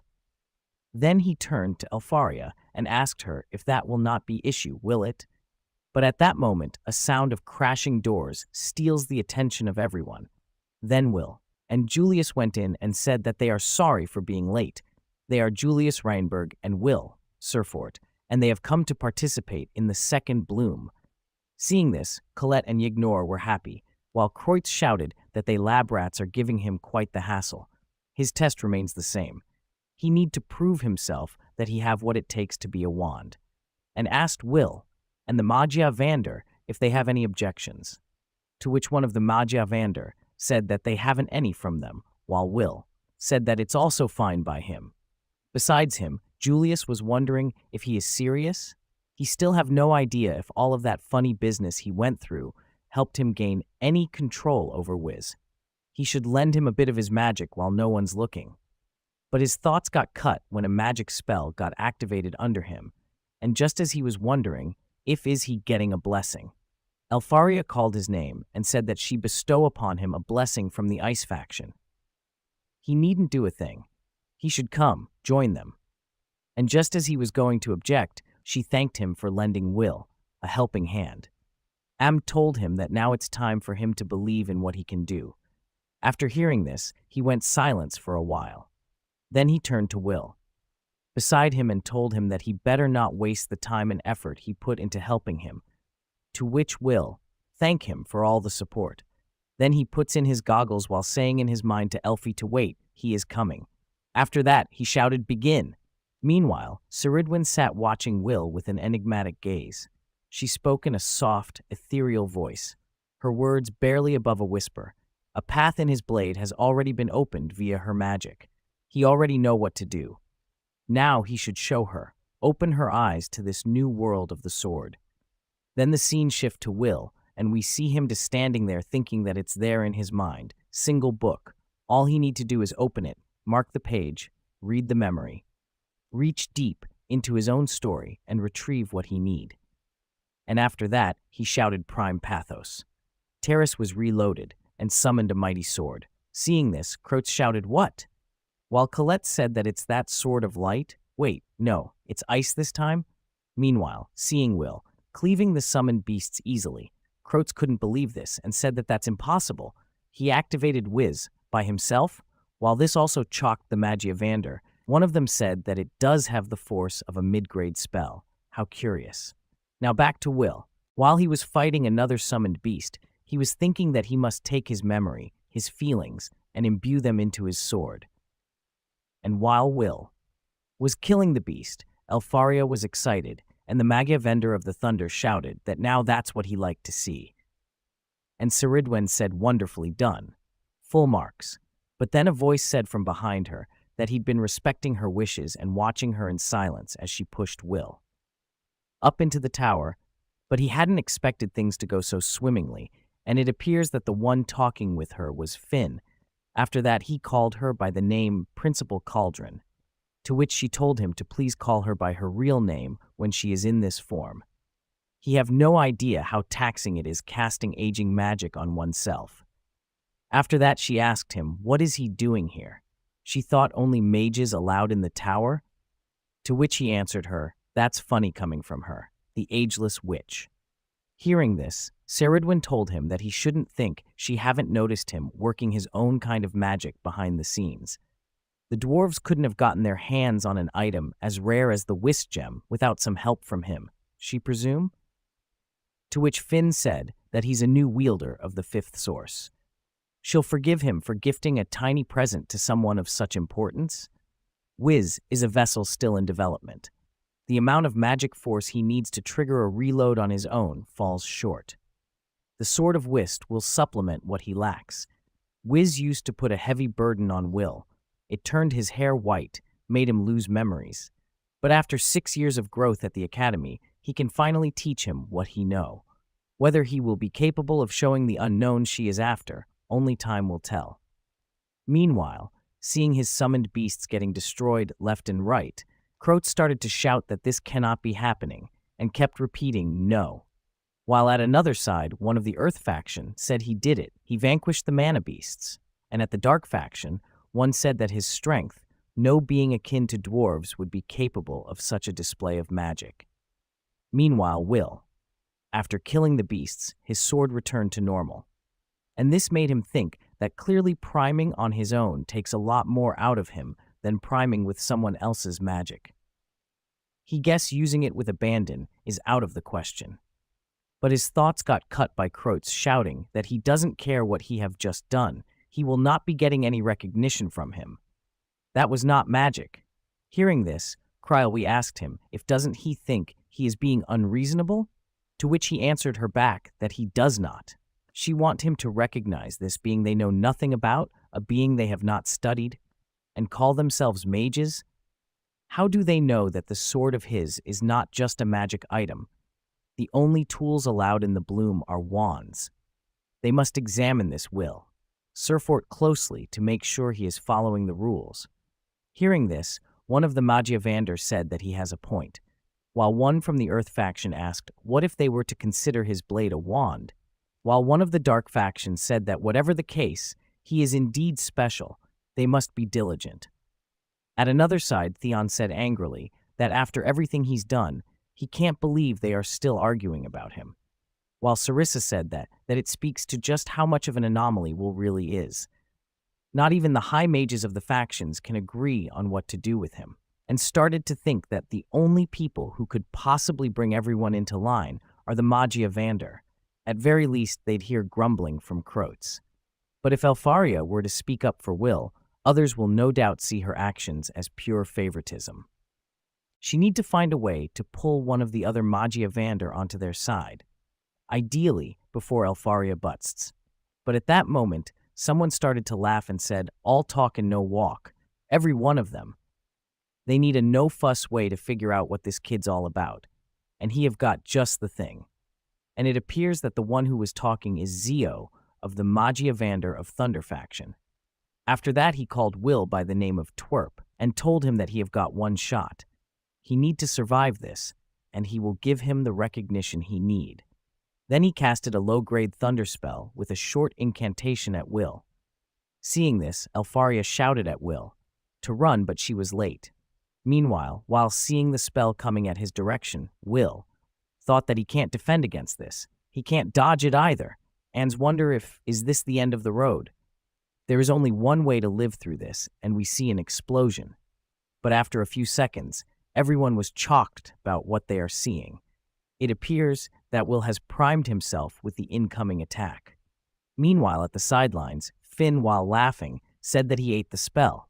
He primed the bolt as soon as it made contact and cut its force in half. And Ciridwin said that of course he couldn't take the full brunt of Zio's spell without getting some of the shock. But he did what was asked of him and survived a near indefensible attack. Then everyone heard the laughter of Zio, and after that, he told Will that he is insane, kid. He can't believe he actually lived through one of his spells. After that, turned to that one of Magia Vander and Kroots and called them by idiots and asked them if did they see that? The twerp just took an attack from a Magia Vander and he's still standing. What more could they want from him? What more does they need? And shouted at Will to come up. But at that moment, Kreutz intervened and told Zio to hold on. Surely he agreed. They cannot undermine the sanctity of the bloom by employing such a slapdash method of recognition. After hearing this, Zio vanished from his spot and reappeared in front of Kreutz while telling him all right then, and asked him, how about him being next? Surely the Honorable Paramount can do what a little kid just did, right? And if he can't, then they will all know just how much he is worth, and finished his words by calling him a nerd. And the answer that everyone received was Kreutz shouting that he hereby recognize Will Serfort as worthy of the tower. Will Serfort is now eligible to join a faction. And just as everyone heard this, Elfaria jumped at Will and hugged him while saying thank goodness he did it. She is sorry she couldn't do anything to help him. Hearing this, Will told her to not be sorry, she need to be happy. She have waited here for so long and he have finally made it. Then at the sky, Creelwe told Will that she is almost sure she don't have to ask, but which faction will he be joining? And just as he was about to join Elfie, a hand grasped his shoulder and pulled him into a tight, restraining hold. And it appears that the one who did it is Zio. Then he shouted that he is coming with him. After that, a violent tremor ripped through the air, causing the ground to shudder and everything to tremble wildly. And Elfaria getting angry, then she told him to read the room. Is he an idiot? Is he a pea-brained, witless, man-stealing thief? She ought to freeze him to death. Hearing this, Will begged Elfie to calm down and told Zio to please let him go. He appreciate the sentiment, but he is going with...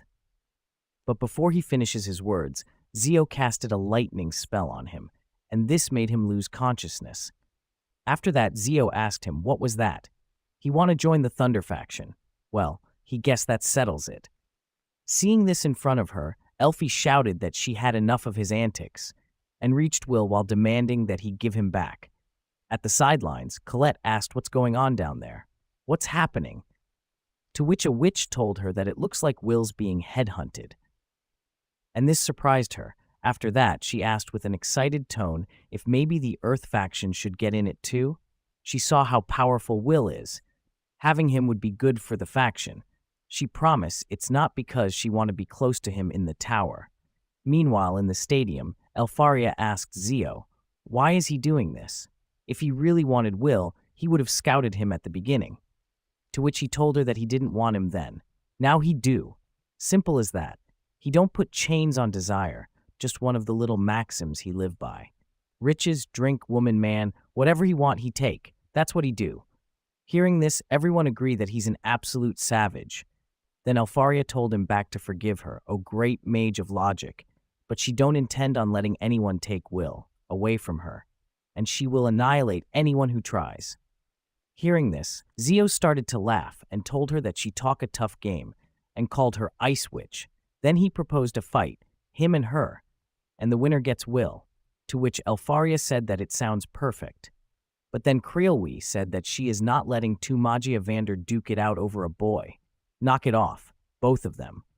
While in Cindia Barham, the Wand of Fire asked why even try to stop these hotheads. Any intervention on their own part would only drag out this already protracted charade. Meanwhile, Elf of Canaan, the Wand of Elves, said let the sloth and the savage kill each other. Their absence would only do them good. Then the scene shifts to the side of the Ice faction, and we see that Elfaria has brought Will to Sarissa and told her to take care of him. After that, she returned back and faced Zio. Seeing this, Saradwin asked if they are serious. Are two of the top mages in their world really going to fight over a boy? To which Finn said, well, what can they do? The Magia Vander are free to act however they want. Anyway, back now to Elfaria and Zio. After standing in front of him, she asked him, what's the signal to start? To which he told her that they don't need one. They have already begun. Seeing this, Julius shouted at Will to open his eyes and wake up, but then he heard a sound of an explosion, and when he turned into the direction of Elfaria, he saw her casting a spell. Seeing this, everyone got surprised by the fact that they are actually fighting, and she's casting the big spells right out at the gate. But then everyone saw how Zio vanished from his place and reappeared near her, saying that she missed him, and casted a lightning spell at her. But it was just one of her clones. Seeing this made Julius shocked and asked, when did she did it? To which Sarissa told him that she summoned them after blocking his view with her cathedral of ice. In truth, all she needed was a split second. Elfaria is the fastest caster in the tower, though she's not known for her speed. Then at that moment, Elfaria shouted that Will is hers and casted with all of her clones at the same time a barrage of ice projectiles.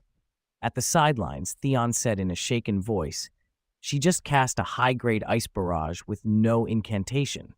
That'd normally take an entire chant to cast. While Julius said that it took everything he had to cast that spell down on the 11th floor, and all she did was speak it into existence. He doesn't get it. How can she be so powerful? Seeing at the battlefield, Elfaria casting again another spell, Incendia Barham said a bombardment of crystalline ice on top of the clones she's already summoned. Elfaria's pulling out all of the stops today. To which his subordinate said that her icicles are not just powerful, they're swift and accurate in a long-range battle. The Ice Maiden has the upper hand. And to this, Incendia Barham told him to not forget that there's another beast in the cage with her. And just as he said that, we see that Zio had reappeared at another spot, evading all the barrage of the ice spells. And then Zio asked her if is that it? Then he vanished from his spot and reappeared near Elfaria and casted a spell at her head and also attacked all the other clones at the same time. And to his disappointment, it was also a clone. Then he discovered that all this time, the puppet master was just above him. Meanwhile, from behind Elfief Kanan, one witch said that every exchange up until now has been a plot to give her time to escape above him and prepare a final assault, all while maintaining a clone accurate enough to fool a Magia Vander. She even thought to cast Hide on herself to circumvent any search spells. Incredible. Meanwhile, in the battlefield, Elfaria asked Zio how's it going down there? Having fun playing with her toys? Then shouted Clone Chain, full connect, and casted a chain spell. Seeing this, Zio said, well played, while at the sidelines, some high mages were shouting to deploy barriers. While one mage from the Earth faction said that she leveraged her clones to amplify the potency of a stronger spell, she doubt even a Magia Vander could have survived that. But then everyone heard Zio shouting, fooling around with dolls just doesn't cut it for him, and pulled a halberd out of nowhere. Then he threw it at Elfaria while saying that he want to play with the real thing. And just as she evaded the attack, she heard a voice from behind her telling her over here. It appears that Zio has reappeared behind her. Then he threw a punch while telling her down, she go. And just like that, the punch sent her crashing down. And just as she stood up, Zio reappeared behind her again and threw her away with another punch. At the sidelines, Colette said that she don't understand. All of his attacks until now have been close range. He's not fighting like a mage at all. Is he a knight enchanter like Lihana? To which Lihana told her back no. From what she can see, all he's doing is releasing magic energy. And at that moment, a person appeared behind her and said, very astute. She need to watch closely. That is the pinnacle, what they in the Thunder faction live by. Great Mage Zio doesn't rely on complicated magic. He merely lets the energy flow from him, leaving everything else behind. To him, it's nothing more than a form of movement. It's a technique that inspires dread in all who witness it. Wrathbolt. Then another mage said that Zio's Wrathbolt may be the only thing that outpaces the Ice Maiden's cast speed, while Kroatz said that he is endowed with a power that defies logic. It is absolute, monstrous. Zio's immeasurable might is the bane of his existence, while Theon said that Zio Thorsius Rainbolt is showing them exactly why he is a Majavander, how he earned the title of Thorsius Fash Wand of Thunder. Watching Zio attacking Elfaria again, Saradwin asked Finn to enlighten her. Who does he think will emerge victorious? To which he said that it's Zio. Elfaria created 12 spells on her own. There's no denying she's a whiz at spell word. But Zio, he is the king of praxis. He's second only to Aaron in dungeon progression, having made it 48 floors down himself. His mastery at applying magic is irrefutable. He would say the man's as much a sword as he is a wand. And if he is being honest, the boy would be better served under the direction of Zio than the Ice Maiden. While at another side, Incendia Barum said, if were this a long-range clash, she might have a chance. But as long as Zio keeps things close, he will dominate her. He thinks they have already a victor. Meanwhile, Elfif was feeling frustrated. And then one witch from behind her told the other one that their great mage seems to be disconsolate. And asked the other one, which appears that her name is Lefia, about the reason. To which Lefia told her that it's simple. She once lost to Elfaria in a contest of ice magic. As much as she'd hate to see the Ice Maiden win, she doesn't want her to lose either. In a few words, she's stuck between a glacier and a hard place. Hearing this, Elfif Cannon asked them angrily, who said either of them could talk? In the midst of the chaos, Elfaria's lifeless form sprawled across the stairs, a steady stream of blood flowing from her wounded head. Seeing this, Julius started to shake Will, while telling him to wake up.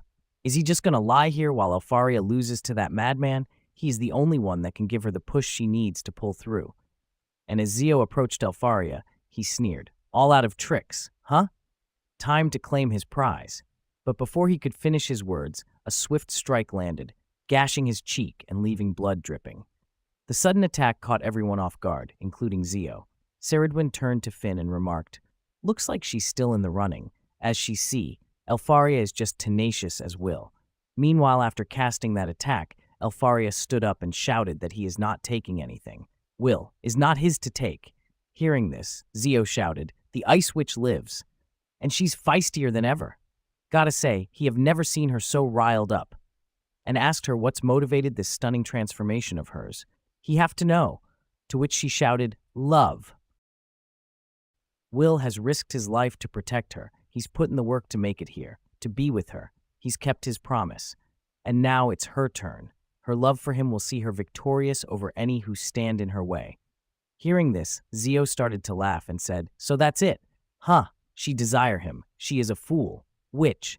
But all right then. She need to show him what her love can do. Meanwhile, at the sidelines, Lehana said that Zio's Wrathbolt technique is nothing if not swift. The lightning flows through his body, boosting his movement and reaction speed, enabling him to unleash a mighty and rapid assault no mage could counter. But what good are the boons of Wrathbolt if he can't even move? On the battlefield, Zio stood frozen, immobilized by a spell casted by Alfaria. He was trapped, unable to move or escape the magical hold. Then he asked her, "What is this?" To which she said that it's a barrier spell, and a painful, infuriating one to cast at that. It requires she expend half of her magical energy within a certain range to manifest, meaning she have to cast plenty of spells just to set it up. Inconvenient, don't you think? Meanwhile, at the sidelines, Yignor said that barrage of high-grade spells was just for this barrier, while Colette said she set up this trap knowing Zio would fight her into a corner, and Elfif Cannon said that she pulled the same trick on her. It's her secret weapon. The closer you get to her, the more frozen you become. The savage's speed has become his own worst enemy. Meanwhile, Alfaria told Zio to think she initially created this spell because Will was too shy to sit still and let her hug him. Instead, she have used it on him, and now he is stuck. But not for long. It will be over soon enough. Zio sneered at Alfaria, calling her a nasty witch. But she retorted that he can call her what he like, but Will is hers, and she will protect him like her own bride. With that, she unleashed a powerful punch that sent Zio crashing into the wall. The impact jolted Will back into consciousness. As Zio stumbled out of the rubble, he began to chant an incantation. Incendia Barum observed, "He's done playing games." While Elfif Canaan said that it would take an unfathomable amount of magic to break through that sloth's barrier, and it seems Zio's stupid enough to try. Suddenly, stormy clouds gathered, and everyone wondered if Zio was casting a supreme-grade spell. Zio and Alfaria began long incantations in unison. Seeing this, one subordinate of Elfif Canaan said attacking, moving, and casting all at the same time. A textbook example of harmonic casting, while the other one told her back that it's an elven technique.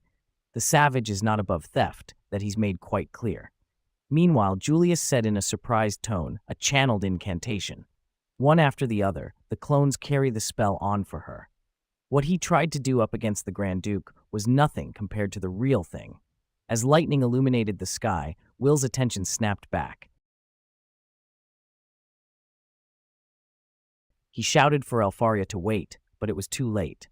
Both Zio and Alfaria finished their spells. Alfaria summoned Glacia Last Albus, an ice being, while Zio unleashed Vilgus Argo Thorsius, a lightning entity. And then unleashing it. The after effect of the collision was heard in all over the city. Then the scene shift to inside the Academy of Magic, where Workner said that it's explosion coming from inside the tower. Only they have the power to produce such sounds. While Teacher Edward said that it's those blasted beasts. The Magiavander. As the scene shifts back to the stadium, Will's voice echoed through the chaos, calling out for Alfaria. Mages nearby exchanged worried glances, unsure if the two combatants had survived the devastating clash. From the wreckage, Zio told the Ice Witch that looks like they each got in a good hit. He didn't think she had it in her. While Alfaria told him back that she was just about to say the same on him. Then Zio said that that last spell took everything he had. But they have still got a fight to finish, don't they? To which she said back, they certainly do. Then together, they strode toward each other, ready to settle the outcome. But then Incendia Barum and Eleanor appeared between the two of them and stopped them, while saying that time's up. Alfaria told Eleanor to get out of the way, to which she told her back that as much as she support them destroying each other, she is afraid they have run the clock. While at the other side, Zio told Incendia Barum to get lost, and to this, Braham told him back that they stood by and let the two of them make a spectacle of themselves, yet neither of them emerged victorious. How embarrassing. But now that the king has arrived, perhaps he can weigh in on their predicament. Then everyone heard a voice shouting enough. It appears that the one who said so is Aron, the king of Magiavander. Then he added that he will not tolerate any further friction between the Magiavander. Hearing this, Zio shouted angrily at him to stay out of this, while calling him ancient white beard. And Alfaria shouted that his peacemaking is useless. She will not back down until the issue of Will's placement is settled. And after that, Zio also said that he don't see any way of solving this that doesn't involve him taking her down. After being silent for a moment, Aaron said with a steady and deep voice, "Rock, paper, scissors. Seeing the chalked face on everyone, he added that if they attempt to resolve this with another method, Will falls under his placement, and asked them if they understood. After processing this, Alfaria told Zio that she will defeat him fair and square. And then they played the game, and just like that, Alfaria chooses scissors while Zio chooses a rock, and with this, Zio won. After that, he grabbed Will by his shoulder and told him that spoils goes to the victor. Like it or not, he is coming with him. But at that moment, Alfaria grabbed Will from his waist and yelling no, she won't let him take him. Will is hers. Seeing this, Will start thinking that he almost forgot. He is not the only one who was alone. Elfie climbed her way up the tower all by herself. She's been waiting for him for 6 long years. He can't make her wait any longer. He wants to be with her. And he told her that it's all right. They will meet again. He promised. He will make sure of it. And at that moment, Sarissa appeared behind Alfaria and pulled her away while telling her to not embarrass herself any further in front of the entire tower. Grand Mage Aaron's word is final. Zio approached Will, who stood quietly, and asked if he is coming. A hint of surprise flickered across Zio's face, and added that he thought he would have to drag him to his side kicking and screaming. Will's demeanor remained calm, then his gaze shifted to Zio, his eyes piercing as he spoke in a low, even tone, and said that if he made any objection, Elfie would come right back out swinging and hurt herself in the process. Then he demanded from him to promise him that he won't fight with Alfaria anymore. If that's a commitment he don't think he can keep, then he will take him down here and now and join Elfie. Hearing this made Zio let out a laughter. Then he told him that he have got nerve. He liked that, and then gave him his blessing while saying that from this day forth he belonged to the Thunder faction. He need to gird his loins, because he is in for a rude awakening. After that, the scene shift to the next day inside a classroom, and we see Julius sitting beside Will. And then he said ridiculous. After all that crying about Grand Mage Alfaria, he can't believe he didn't even join the Ice faction. After that, he gave Will his goggles, while asking him if does he understand how much trouble he have caused him by going to the Thunder faction. When he tried to get her to stop crying, she left in a tizzy, screaming about how she wants to quit everything. It took the entire faction to keep her from leaving. And if he think that's all the crap he have had to deal with, boy, he have got news for him. Hearing this, Will apologized to Julius and thanked him for getting his goggles back. After that, he turned to Lihana and asked her if something wrong. She looked exhausted. And to this, she told him that now he is part of the Thunder faction. He will find out why, soon. And at that moment, Colette asked them if anyone know what the deal is with this guidance session, to which Will said that it seems like all of the new mages who've made it into the tower have been called to attend. And to which Theon said that he is sure it's just an assembly going over the rules of the tower. And Ignore said that would make sense. Life in the tower is bound to be different for the academy after all. Then Krailwe entered the classroom while congratulating all of them on their faction's placements, and then asked if any single mage was left behind. After that, she said that she'd expect no less from the generation of disquiet. Even the first bloom managed to receive blessings. She want to be the first to offer them a hearty well done. Within all of them lies endless potential. And added that now the guidance session is an assembly they hold every year to explain the ins and outs and do's and don'ts of the tower to new mages. But this year is different. Instead of giving guidance, she will be assigning all of them a highly confidential order. Each of them will be tasked with investigating their factions thoroughly. They need you pay close attention to the conversations, actions, and records of their faction and faction mates. Should they find anything suspicious, investigate and report it to her. And to this, Julius asked her about what kind of order are she talking about here. To which Krailwe answered him that the tower has been looking into the details behind the attack on Terminaria, and they have found evidence that could only belong to a mage of the tower. In other words, there's a traitor among them. To which Colette asked her, what does she mean by this? Hearing this question, Ciridwen appeared out of nowhere and told them to allow her to explain. They see on the night of Terminaria, the gate to the tower was opened. Only a mage of the tower can do that. But at that moment, a student asked her about her identity, to which she said that she is Cresluis's gracious and humble master. They may call her Miss Ceridwen.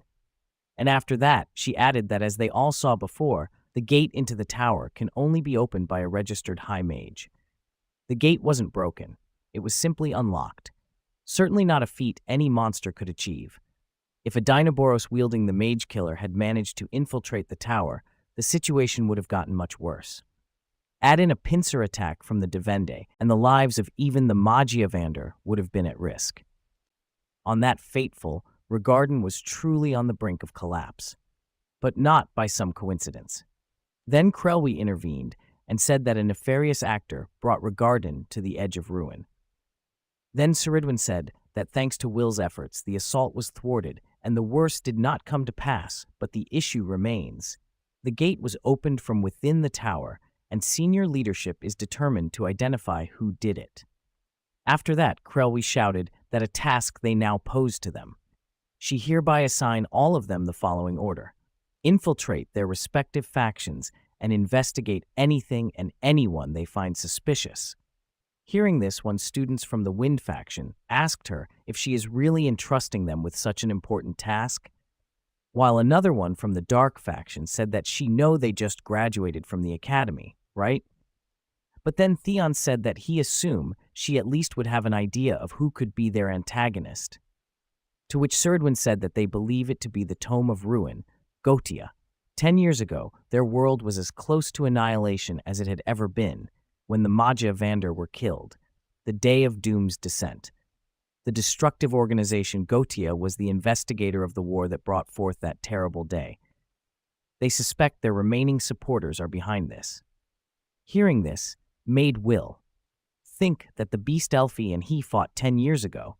It was a mana creature that ran away from the war in the city. And wonder if that mage and that headless, were they somehow connected to Gotia? But his thoughts were cut by Krelwi, saying that if they really are dealing with the remnants of Gotia here, they will have to carry out this probe with the utmost discretion. As a mediator belonging to no faction, she Creslu Sarah implore them. For the good of their world, they need to find the traitor. And they need to remember that every mage in the tower is a suspect. Then the scene shifted to a few minutes later, and Will was walking with his friends when Theon said that it's not the order he imagined they would get so soon after joining their factions. Hearing this, Colette said that she is still in shock. She don't want to believe there's a so-called traitor lurking in the tower, to which Nor said that he can't bring himself to suspect his own comrades. Besides, they elves are far too dignified a people to commit something so nefarious. And to this, Theon sneered and asked him if does it really matter if he can't, unless he wished to be an outlier and the only one to skirt the order. Meanwhile, Lihana asked in a weak voice if they want her to investigate the Thunder faction, they want her to probe them. But then Will managed to hear her, and to which he demanded from her to start talking, and asked, "What's the matter with her?" To which she answered him that he will find out soon enough. And at that moment, everyone got shocked when they heard Colette shouting that it's all right.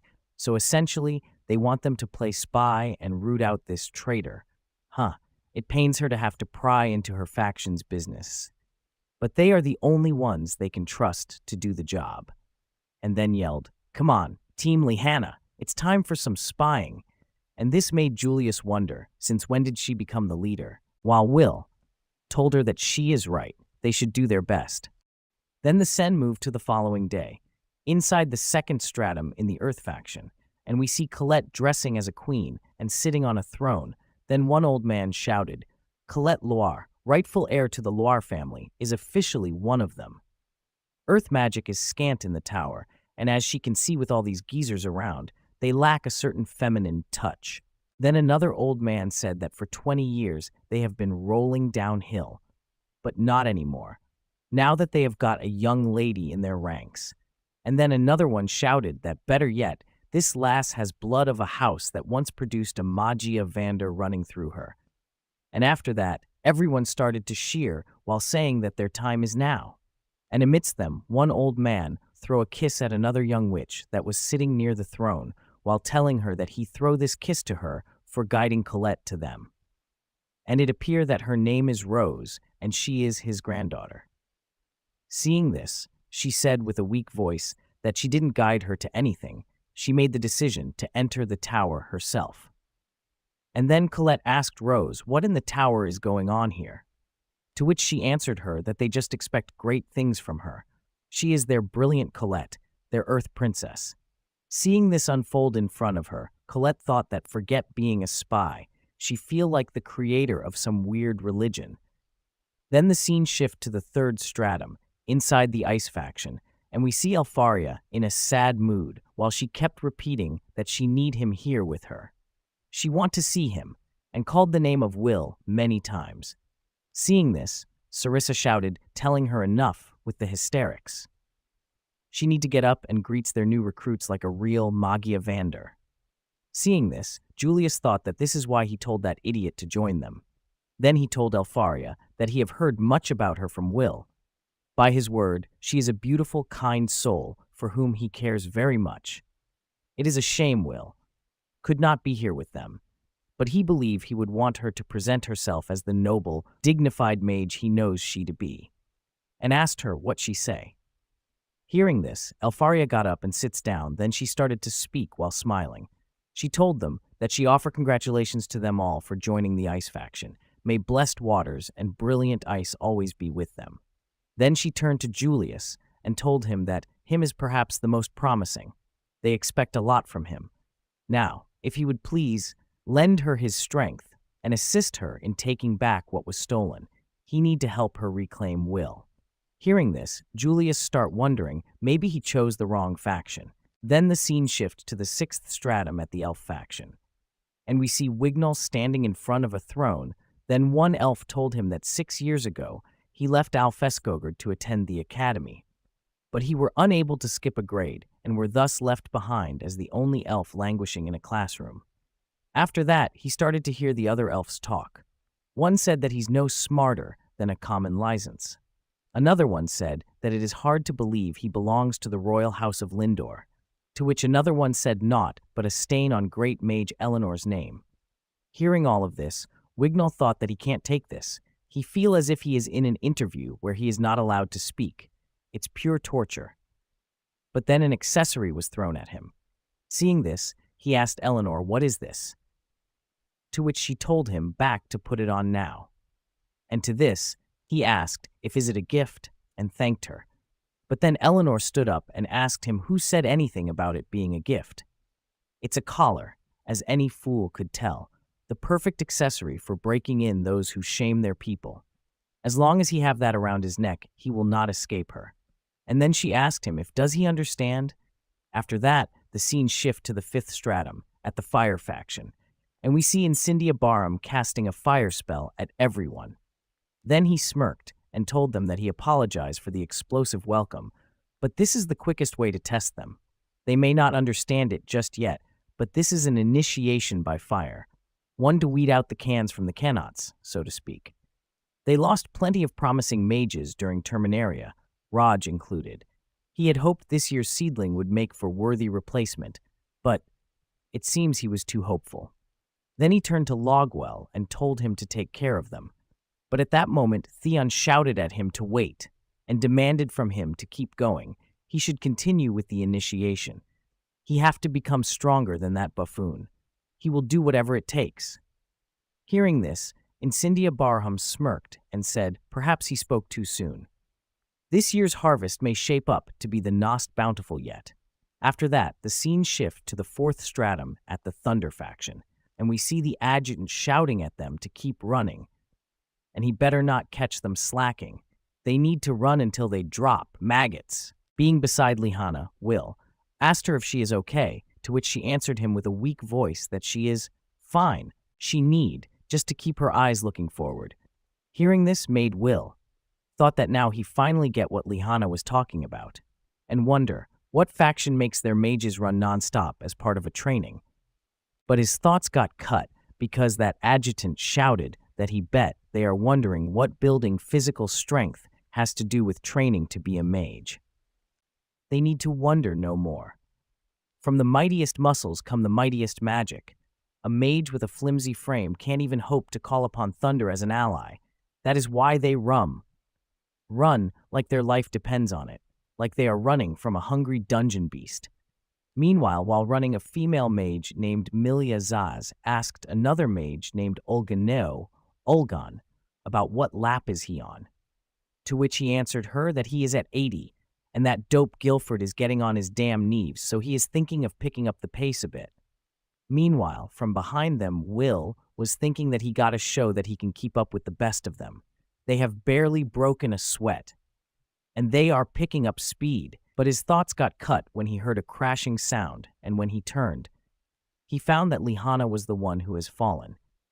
And then he saw that adjutant who was shouting all along, reaching her while saying, "Sleeping on the track again? Not a good look, Owen Zaus? Does she just love keeping her head down? Huh? So she want him to step on her. Is that it?" He can see right through her. She came here to play the gallant knight just so she can flirt her way into great Mage Zio's favor, didn't she? To which she answered him with no, she would never, and that he's not exactly her cup of tea.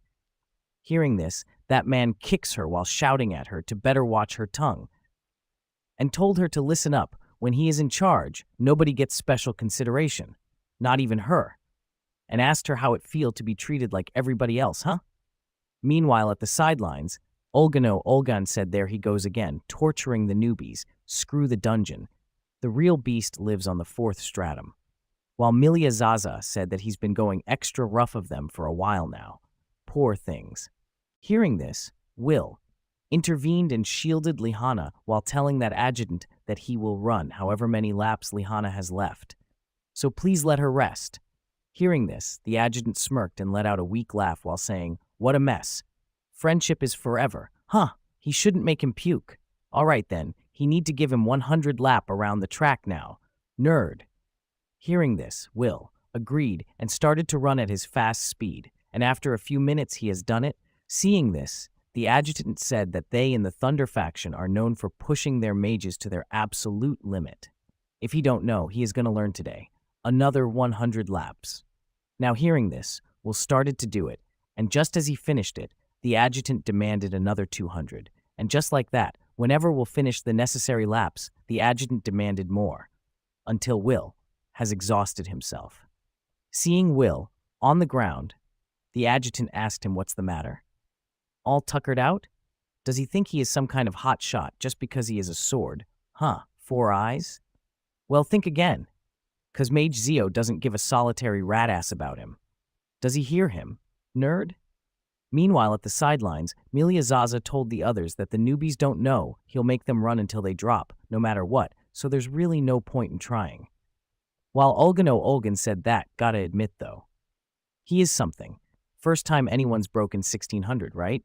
And to this, a third person who is called Nadaru said new record. Pretty cool. But at that moment, everyone heard a voice asking, feeling warmed up. It appears that it's Zio. Then he grabbed Will and told him that now they spar. He need to make it fun for him, or else. Seeing this, Will smiled while wondering how is he supposed to be a spy. Under these conditions, after that, the scene shift into a dark room where many masked people sitting around a table. Then one of them asked, "How's the plan coming along?" To which another one told him that it's quite well. They are beginning to pick up the slack from Terminaria. Their failure cost up precious time. To make matters worse, they're involved in another entirely separate plan. Hearing this, the first one who has spoken told them to leave them be. It all serves one purpose: liberating the true sky. The mages hold the key to unlocking the heavens, Baal, and they want him to seize it. And at that moment, everyone heard the sound of a laughter. Then a witch appeared while saying, "Shade likey the sound of that." Well, she guess what Gotia wants. Gotia gets. And then, with a mysterious looks, she told them to war. Just leave it to her. There'll be nothing left when she is done with them. Meanwhile, at another place, Zio shouted at Will, asking him if he called that a fight. Will, on the ground, apologized. After hearing this, Zio smiled and told him that it's good thing he can use that magic sword. Just gotta whip him into shape. He will be able to cut down anyone in his way when he is done with him. And then he started to walk away while telling him to come find him whenever he finished Gil's drills so they can spar. From now on, his days end with him. Hearing this shocked news, Will started to think that sparring with Amagia Vander is brutal. Faction training is rough enough. Now he have to add sparring sessions with Zio on top of it. Seeing what has happened, Milia Zaza said that she get that the kid is tough, but why does he get spar with Great Mage Zio? It's not fair, to which Olgano Olgan said that yeah, he's amazing. And then glanced at Lihana and said, but what about her? She might be the exact opposite, just hopeless. It's already been how long since the first bloom, and she's still running behind. At least she's holding up better than the other members. And to this, Milia Zaza said that she betting she dips out and runs straight for the Upper Institute, just like the other quitters. And then she told Lihana that it's of no use staying if she can't keep up. This is the Thunder faction. The other factions don't hold a candles to them. And to this, Nanatu said that Great Mage Zio's is the strongest, which mean they need to be the strongest. Owenzaus is weak, so much for the Knights of Thunder. Then the scene shifted to the men's bath, and while Will was taking a shower, he was thinking that a whole day of non-stop training has finally over. These Thunder faction mages are maniacs. No, he should think positive. They are hard workers, and there's not a single suspicious mage among them. At least he think there isn't. But then he heard something near him, so he walks there, while saying that he is sorry for the noise. He thought he was alone here, but when he reached there, he got chalked. Seeing Lihana standing there naked, he asked her if she know this is the men's bath, right? But then he heard her saying in a faint voice that she is nothing but trash, a coward, an actual washout. She was an idiot to think she could ever help her family. She is what they get when they misunderstand their own worth. Hearing this, Will shouted again, asking her if she is listening to him. He don't know where her head is, but it most definitely isn't here. And then he went back to his bathroom and grabbed a towel. After that, he went back and threw it at Lehana, covering her. And while doing this, he heard her saying that she has failed her grandmother. But at that moment, she felt something touching her body, and this brought her back to her sense, and when she glanced behind her, she found Will saying that he is not looking. He didn't see anything. He promised. Seeing this, Lihana got chalked and started to wonder, What? Why she is... Where? Meanwhile, at the sidelines, seeing Lihana shaking, Will told her that he just want to say, she is not trash. She is not a coward or a washout like him either. She is an amazing mage and a model knight, someone he trusts and respect. She need to believe in herself, or he don't know. Maybe they should continue this talk somewhere else. And asked her if would that be okay, and then the scene shift to Will's room. With Lihana saying that she is sorry, apparently she is a piece of trash and a pervert. Hearing this, Will said no more apologizing. All right, she need to just go back to normal, please. Hearing this, Lihana said that she can't imagine how disappointed her dear grandmother would be if she found out how she have been acting. To which Will asked her if her grandmother is an important person in her life. And to this question, Lihana said that she is the only person in her family who ever had faith in her. To which Will asked her, what does she mean by this? Hearing this question, Lihana showed him her eye while asking him if he see how her eyes are blue. In her house, blue eyes are a mark of inferiority. The blood of one of history's bravest knights, Dua, runs is their family. So everyone's eyes are the color of thunder, except hers. As he can see, they've been a sore point since she was a child. Members of their house live short lives.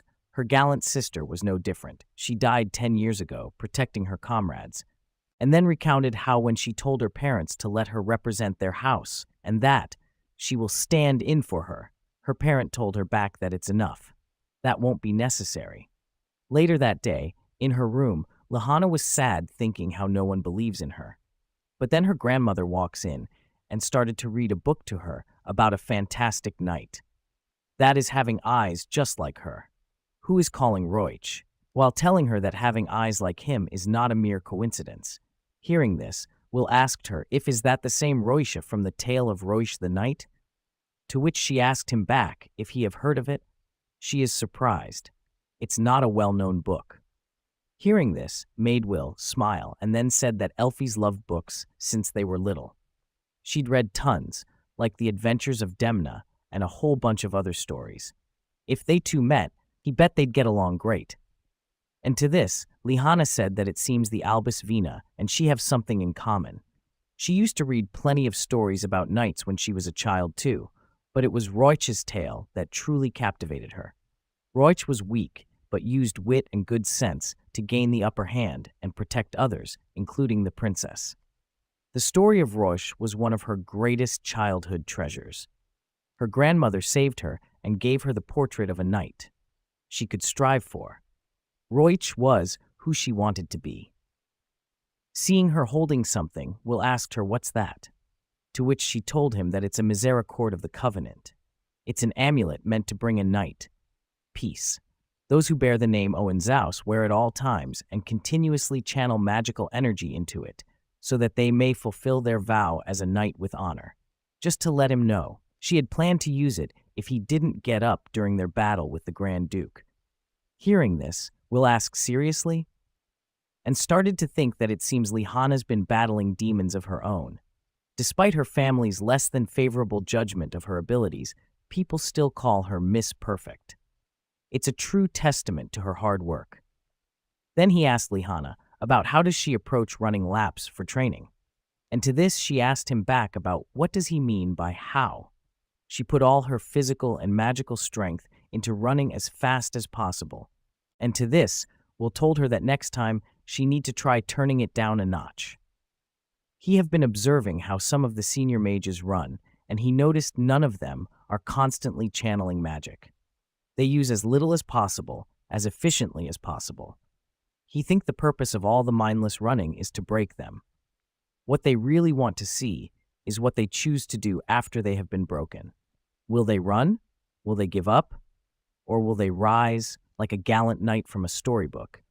An uncompromising effort speaks for itself, and it never lies. He knows she have what it takes. And if she don't mind him saying, he quite like her blue eyes. They sparkle like jewels. Hearing this, Lihanna grabbed his hand while remembering that her first love said the exact same thing. Then the scene shift to the next day at the training grounds. Gil was shouting at Lihanna, telling her that she is pulling up the rear again. She is an embarrassment to this faction, Little Miss Knight. Hearing this, Olganeo Olgan said that this girl is a mess, while Milia Zaza said, looks like someone is in for another day of torture. But then at that moment, Lihanna disappeared from her place and reached them out of nowhere, and this shocked everyone. Milia Zaza asked how'd she catch up with them so fast. Nanatu said that she'll be breathing their dust again soon enough. After a few seconds, Olganeo Olgan said, but she gets right back on them after every bend. Where'd she get all that speed? Meanwhile, Lihanna was thinking that she don't have as much raw magical energy as they do, and she can't maintain this speed as long as they can. But she can give herself a momentary boost, just enough to catch up. She is a Knight of Thunder, an Owenzaus. She won't let herself be outdone. A knight's vow is as unbreakable as thunder is fast. No matter how many times she fail, she will never give up.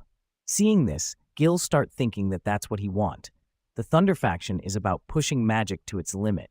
The only way to keep up with Great Mage Zio is to transform into thunder itself. They must become faster, stronger. Fail to keep up, and they can forget about ever standing shoulder to shoulder with him. They need to control their pace, strike with purpose. Only those who sustain their shine, no matter how dim it may be, are worthy of the title of Thunderbolt. And then he shouted at them to keep moving and pick up the pace. After that, the scene shifted to 3 days later, and how each one of the Thunder faction demanded something from Will and Lihanna to bring it back. Few hours later at the market, Will said to Lihanna that they're making them do errands now. He wondered if that means they like them, to which Lihanna said who knows. Either way, she is ashamed of how relieved she feel about this break from training. Hearing this, made Will thinking that this reminds him, each of the factions has spies working on digging up info, but what about the Upper Institute? And then at that moment, he saw someone familiar, and then Will got shocked hearing Kreutz shouting at him that they meet again. And then Croats come closer to him and told him that he will make him pay for embarrassing him at the first bloom. Wait, no. Start over. He wheeled Wiz with such efficiency, such mastery. He wished to apologize for his unseemly behavior at the bloom. He should come to his lab. He just received some wonderful tea leaves from the east. Let him treat him to a cup of warm, sleepy tea. Hearing this, Will asked him if it make him sleepy, and to this Croats said the way he will make it. Yes, but not to worry. He can lie down on his lab table. And while he rests, he will open him up and make everything better. Hearing this, Charles told Croats that if he is trying to be sneaky about what he wants, it's not working, and started to pull him away while saying that they should go away before he expose himself any further. Getting pulled away, Croats told Charles that him and the other fools in the tower have lost their mind if they think letting this specimen go unstudied is the right course of action. Sacrifices must be made in the pursuit of progress. But then at that moment, Lihanna shouted at him, telling him to stay away from Will and that he is a maniac. And then she shielded Will with her body, while telling Croats that if he lay one finger on him, and she will personally make sure Great Mage Zio hears of it. Hearing this, Croats shouted, "Insolent little girl! Have she no self-respect as a high mage of the tower?" To which she said that she don't. In fact, her pride was broken a long time ago, but she don't need pride to protect Will. And after this, Charles pulled away Croats while telling him that it's time to run. And after that, Will noticed something, and when he turned into that direction, he found that it's Julius holding a bag and walking away. So he called him. After reaching him and noticing a heavy bag, Will asked him if is he doing a run for his factions too? To which Julius answered him that he can't believe they are making him do grunt work, and this made Will smile. Then he told him that while he have him, he wanted to say thanks. The only reason he belonged to a faction is because of him. It's a shame he couldn't join him in Elfie, though. He really appreciate him helping him out. Hearing this, Julius told him if he want to show his appreciation, he should do something for him. The next time they are in Elfaria's presence, he should talk him up and give her a good impression of him.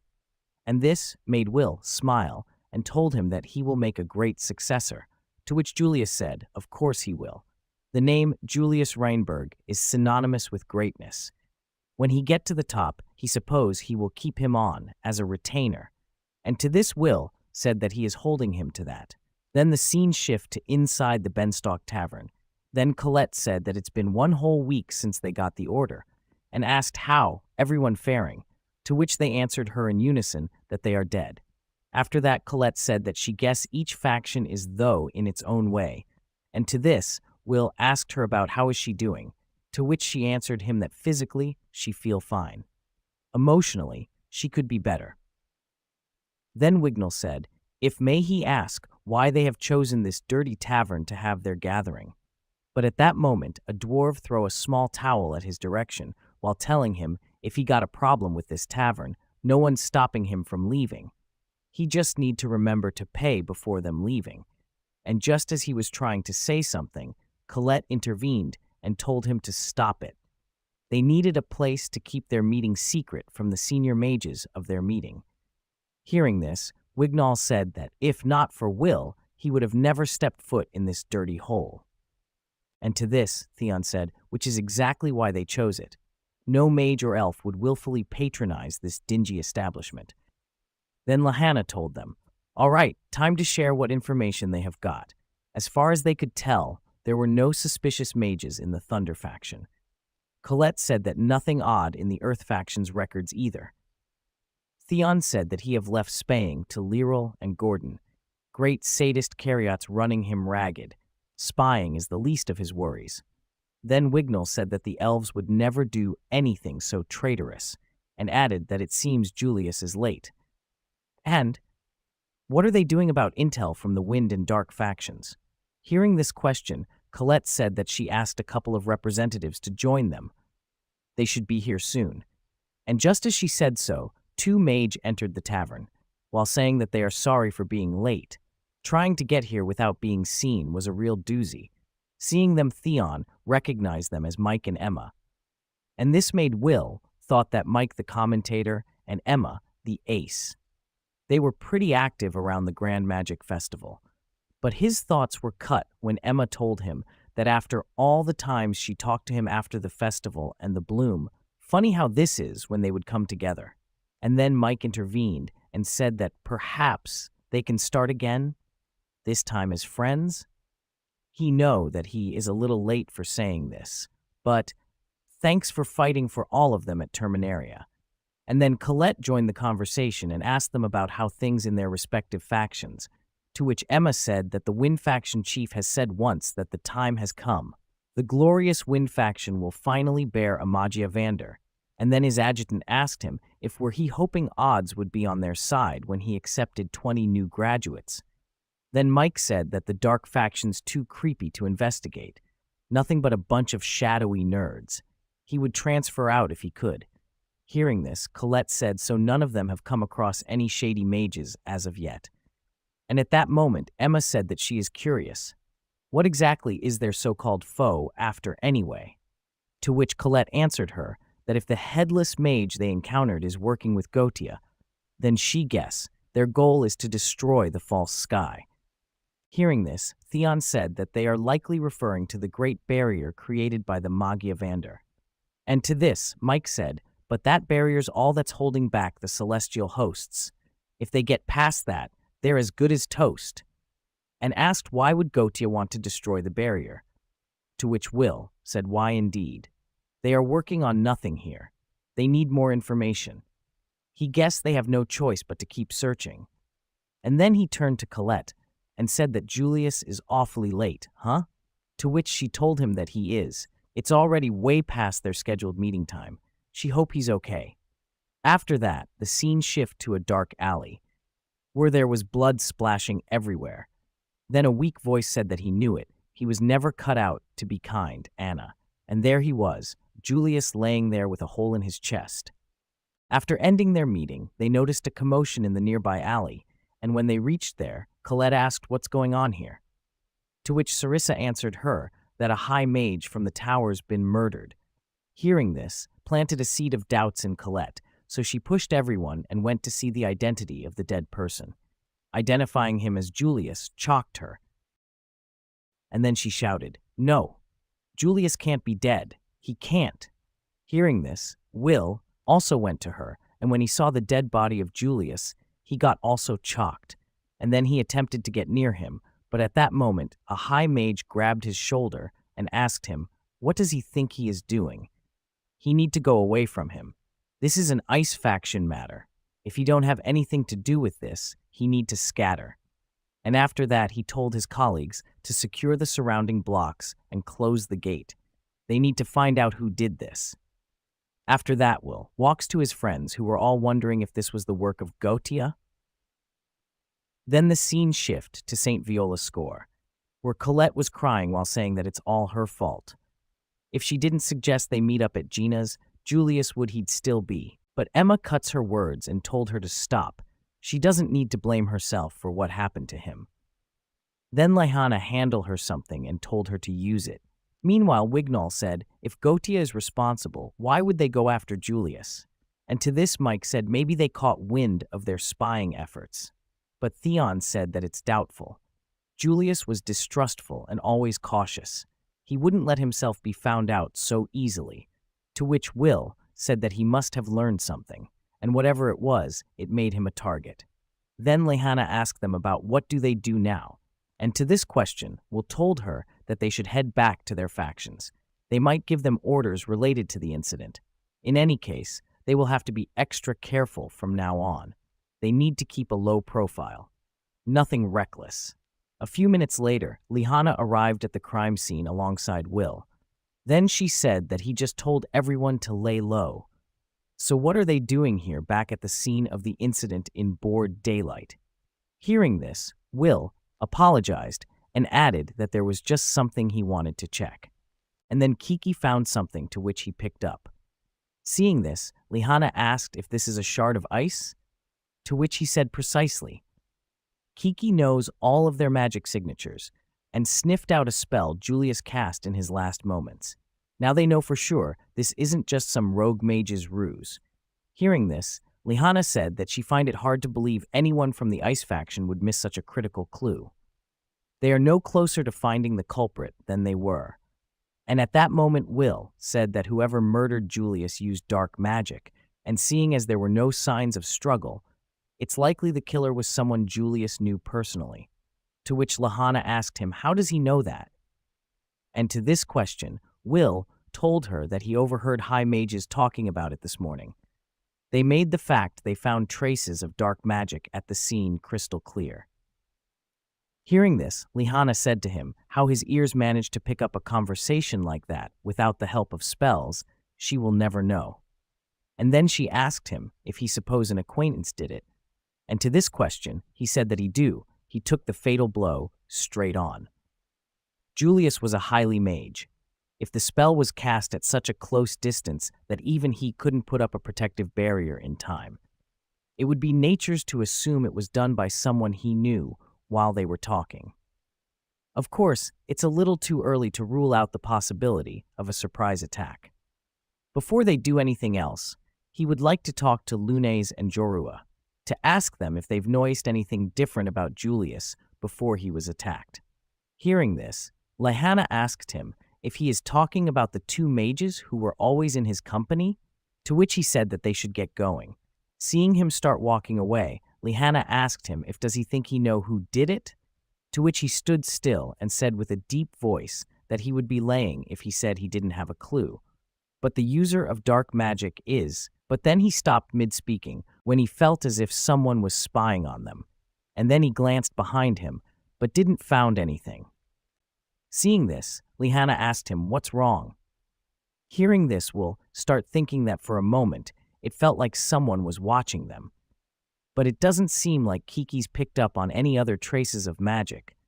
After that, he answered Lihana that it's nothing. She doesn't need to mind it. They need to head back to the tower. If they return to their faction's stratum, he bet they won't have much freedom to roam. He guessed they will have to skip training.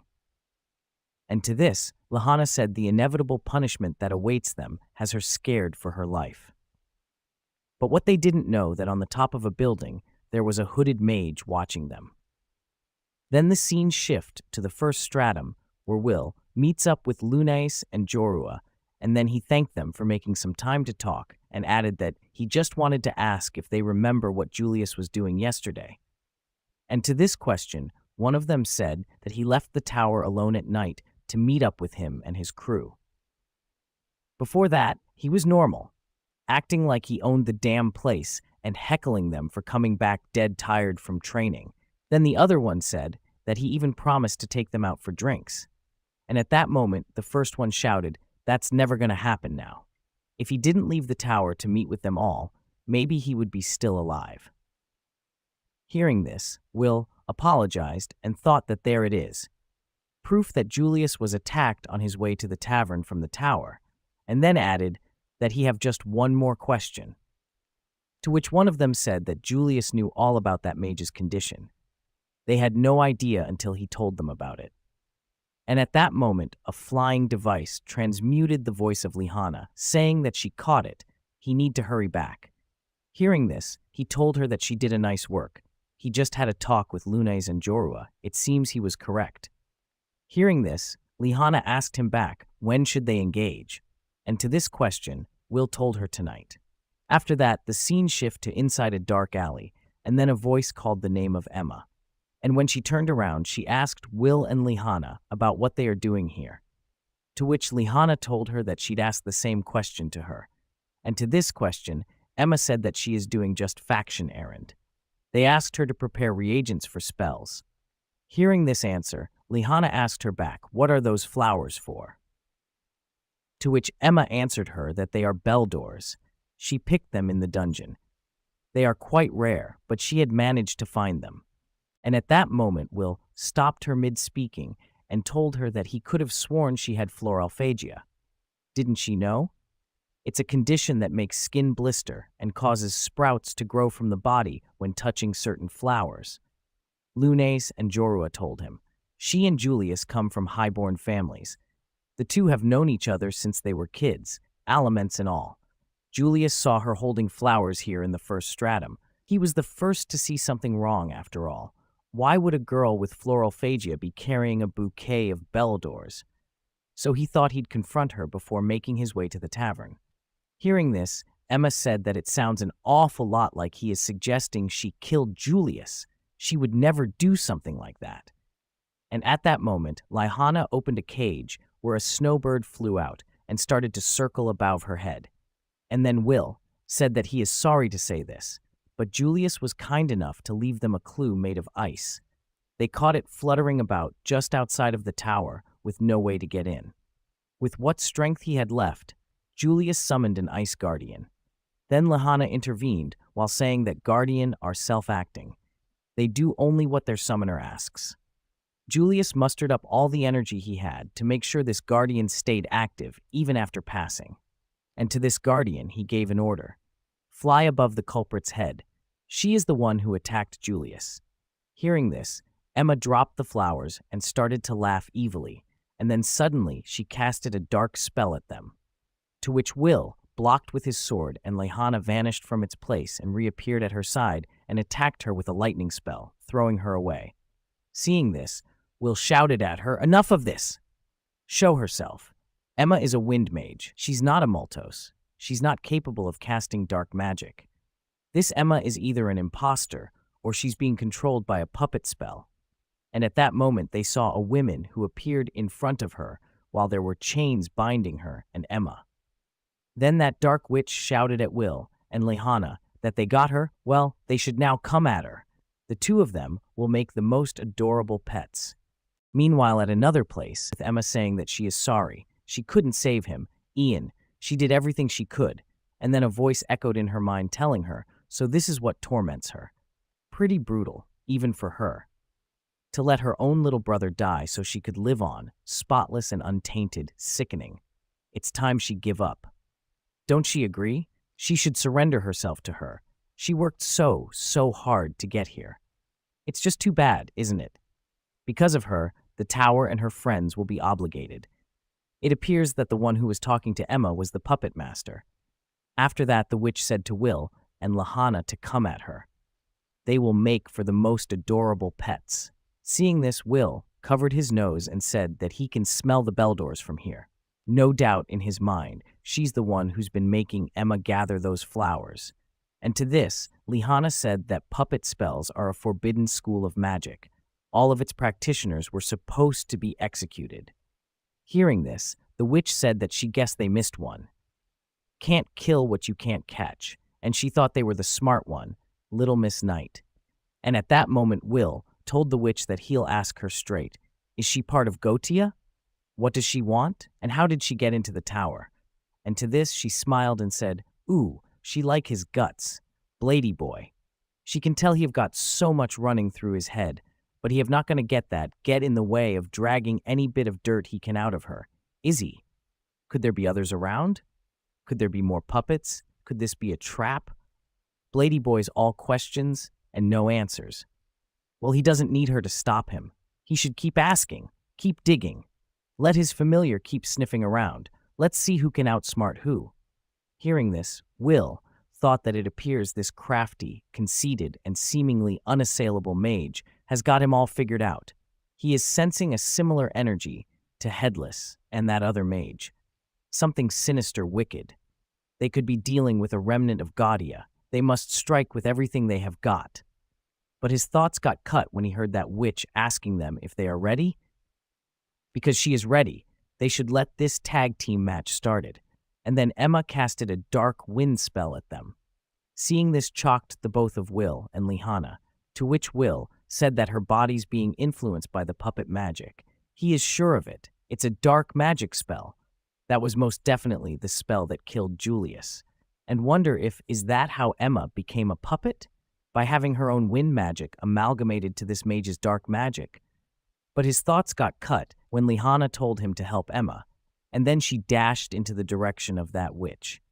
Seeing this, the witch started to cast a spell, and after that many chains appeared out of nowhere behind Will and Lihanna, and this shocked the both of them. To which Will, wonder if did those chains just come out from his shadows? He can't even attack. He have never seen magic like this before. It has to be some kind of esoteric technique. Meanwhile, watching Will and Lihanna attempting to evade the chains, the witch told them that they, tower folk, really piss her off. They know that? Going around all high and mighty, always so sure their way's the right way. But not even they conceited mages of the tower can pierce their own shadows. Twirl, dance with the very shade that stalks their every move. But at that moment she noticed that the chains didn't manage to touch Lihanna, and this made her angry, so she shouted, "Damn you!" Quick little thing, isn't she? That spell usually runs right through mages who've never seen it before. They, the Thunder Rats, are a real pain in her chains. And at that moment, Lihanna found an opportunity and used it to attack the witch by casting a lightning projectiles. But then Emma intervened and shielded the witch with her body and then casted a wind magic to defend against Lihanna's spell. Seeing this, Will said using Emma as a shield, while Lihanna called her by wretched fiend and gritted her teeth. Hearing this, the witch smiled and said, "Pretty handy, don't they think?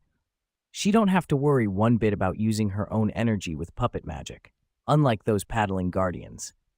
She have got her own courageous puppet willing to sacrifice her life to protect her precious master," and then casted many spells at Will. Evading them, Will thought that Emma's not a guardian, so he can forget about trying to aim for a core as a way to stop her. And she moves to protect the puppet magic caster as if it were her own choice. This doesn't bode well for them, but he think he have learned something. The chains coming from that mage's wand are what's controlling her. And at that moment, the witch casted a big spell that pushed both of Will and Lihanna away. Then Lihanna told Will that he was right. As esoteric as this magic is, for some reason, this fiend hasn't used any puppet spells against them. And to this, Will said that she is right. They are likely finished if they are turned into puppets. But the fact they haven't yet tells him the means for casting such a spell are complicated. He doubt they will be turning for as long as this engagement continues. And at that moment, the witch asked them, "What's the matters? Is the show over already?" Then told Emma to summon her guardians. They will encircle them with the help from her shadows. Seeing many guardians appears, and they are outnumbered, Lihanna attempted to say something, but Will told her to not worry. He can keep up with the speed of thunder. Hearing this, Lihanna smiled and said he know, she have been meaning to tell him. She think they make an amazing team. And to this, Will said that he thinks so too. And after that, Lihanna casted a lightning spell at his sword, to which he used to prime himself, and then the both of them attacked the guardians, destroying them, and then targeting the witch, each from one side. Seeing them appearing near her, the witch shouted, "Damn it! How are they faster than the other Thunder Rats?" and then commanded its chains to attack them. Seeing her efforts being useless, she thought that she can't get to either of them in time. But she guessed that's the least of her worries. She can't nab them if she don't have any chains left. Meanwhile, Will targeted Emma while thinking that he know exactly what Lihanna wants to do, while Lihanna was thinking that she can see the determination on Will's face. As frontline fighters, they move in complete harmony, and just like that, Lihanna attacked the witch while Will cuts the chains that were binding her to Emma. After that, Lihanna told the witch that she is finished. Emma's been broken from her influence. She need to face it, and then many high mages surrender them. Seeing this, Lihanna added that she have nowhere left to run. Reaching there, Lunais and Jorua said that they brought backup just like he told them. And to this, Will said that he had Lunais and Jorua gather reinforcement, and told them to quietly surround the mage controlling Emma once the fight began. Hearing this, Lihanna told the witch that she no longer will she hold Emma hostage. Hearing this, the witch said, "So it was all to buy time, huh? Clever rats." And to this, Lihanna told her that she will tell them everything she know. From within a holding cell, of course. But suddenly the witch started to laugh, to which Lihanna asked her what is she laughing at. Hearing this question, the witch started to cast many spells while saying what else could she be laughing at but their absolute stupidity. And then suddenly, Will and Lihanna saw that all of the mages from the reinforcement switch sides and turns into puppets. Seeing this, Will said that they are under the influence of puppet magic. To which Lihana asked, but why? They haven't been caught by the chains, and at that moment the witch told them that they thought the chains were the trick to this. They model students are as adorable as they are moronic. Hearing this, Will said it's scent, and said the heavy scent of bell doors, that's it. The chains aren't the key to puppet magic. And to this, Lihana said that she don't understand. How could this be possible? Those mages just arrived on the scene. When were they influenced? Where? And to those questions, the witch told them that she had been working on this way before they came to the tower. She spent so much time gathering puppets. Now she have her own wonderful collection of obedient minions. The traitors among them stand before them, but it's too late for them to do anything about it. With her magic, she will crush the tower down to its very foundation. Then the minions launched a barrage of spells at Will and Lihana. Lihana dodged the attacks with ease, but Will was frozen in place, blocking the spells while thinking that he can't move, not with Emma right behind him. However, Emma suddenly stood up and cast a spell on Will from behind. Caught between the front and back attacks, Will tried to dodge and push Emma to safety, but he misjudged and got hit by her spell instead. The blast sent him flying into a wall. The witch cackled maniacally. He got blasted into a building by the very puppet he tried to protect. What a maniac, Blady boy. Seeing Will crash into the wall, Lihana shouted, calling him, but he was unconscious. And at that moment, the witch used this opportunity of Lihana being distracted and managed to bind her with chains. She tried to free herself, but she couldn't, and this made her think that she can feel her magic energy being siphoned off. Her strength is slipping away. Then the witch said that they put up a good fight, but it looks like she is the one who outsmarted them. And she didn't even need any help to do it. Meanwhile, on top of a building, just as a hooded mage was trying to cast a magic spell, he heard the voice of Finn telling him to hold it right there. Things are just started to get good. If he interrupt in any way, he will make sure it's the last thing he ever do.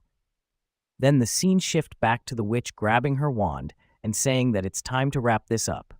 She was kinda annoyed when they saddled her with the job of bringing him back as a puppet while destroying that infernal tower. But that was one incredible show he put on. Blady boy. Making puppet spells work is a real pain in the ass. Gotta do a lot of digging in would-be puppet's memory to find a proper patch of trauma to hook her chains into. Can't control them otherwise. And then she walks past Lihana into the direction of Will while saying to her to not worry. She will take care of her when she is good and ready. She need to hang tight for now. She can watch as she ruin this boy and make him hers. And then she remembered something and said that the way Emma fell was hilarious. Snot poured out of her nose as she cried, screaming to her to stop. Anyway, back to business. Let's see what memories plagued this boy. Seeing her near Will, Lihana shouted at him to wake up, to open his eyes, but there wasn't any response. Despite her efforts, she couldn't move. It was futile. Meanwhile, the witch has reached Will and casted a spell on him, and after that, she was in another place surrounded by many of his memories. And then she thought that she had managed to enter his mind. But what's up with this kid's memories?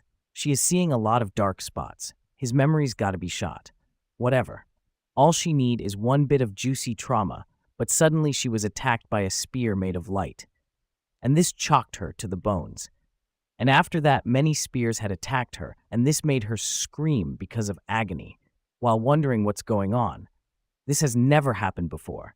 And at that moment, she saw a sky full of spears made of light, and then a hooded woman sitting on a throne. And after that, she heard her saying, "Be gone." And just like that, all of spears attacked her, and this made her return to her body. And when she opened her eyes, she found that there was a hand grabbing her neck, and this made her wonder what's happening. Her neck. When did he break from her chains? Wait, did he repel her magic? No, this damn rat ate her spell. This is insane. What kind of beast is hiding inside him? And then asked him what? What is he? And used her wand to attack his hand to free herself. On the ground, she saw Will acting like he was possessed by something, and he used just one hand to break the chains that was holding him. And then he started to talk in a foreign language and casted a powerful dark spell that managed to destroy almost half of the city. After unleashing the attack, Will fell unconscious to the ground. Meanwhile, the witch narrowly avoided the blast, managing to stay alive. Stunned, she shouted, "What did he just do? Who is he?" Lehana, however, realized the attack had loosened the chains binding her. She steeled herself, drawing on her inner strength. "Move! Do something! Thunder must be swift, it must stand by its oath. I am relentless, indomitable, a knight of thunder, and I will never surrender." With newfound determination, she broke free from the chains and reappeared beside the witch, catching her off guard.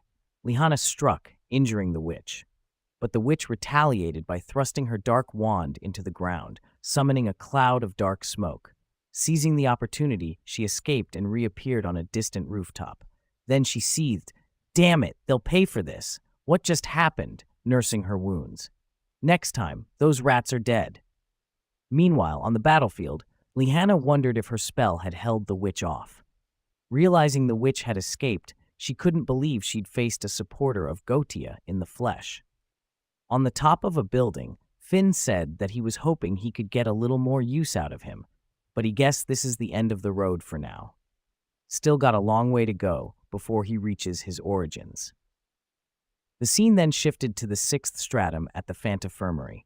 Lehana asked Will if he really can't recall anything that happened, and to this he said that he can't. After Emma cast that spell at him, his mind went black. He don't remember what happened, while thinking that he feel like he got a glimpse of something after being hit with that puppet spell. Could what he saw be somehow connected to Wiz? But his thoughts were cut when Cresslewis opened the curtains. Seeing her, Will asked how's Emma doing, to which she answered them that her injuries are bad, but her floralphagia is worse. The prolonged exposure to Beldors is wreaking havoc on her body. Even with elven curative spells, it will take a while to trade her. But the good news is that she's alive. Her recovery is in the hands of the elves now. Thanks to the two of them, they were also able to save the other mages who fell victim to the puppet spell. However, they won't be able to move freely for some time, an after effect of the spell. Hearing this, Lehana said that the mage they were against used an esoteric school of magic called Burzame Seek, and asked her what does she know about it, to which Cresslewis said that the Burzemes were a clan of puppet magic specialists who attempted to take control of the western city Terralis. As she is sure they are aware, they were summarily executed for an unravel, plunging the city into chaos. But their use of Beladors as a reagent for their magic is news to her. If what they say is true, then there are likely more puppets in the tower than they know. They should be on their toes if they smell Beladors. There's no telling where the enemy could be lurking. Then Will said that the mage used dark magic. Is it possible the traitor is from the dark faction? To which Cresslewis told them that they can't say for sure just yet. What they can say is that no one by the description they two have given is part of the dark faction. The so-called traitor could be hiding out in the tower, or perhaps even.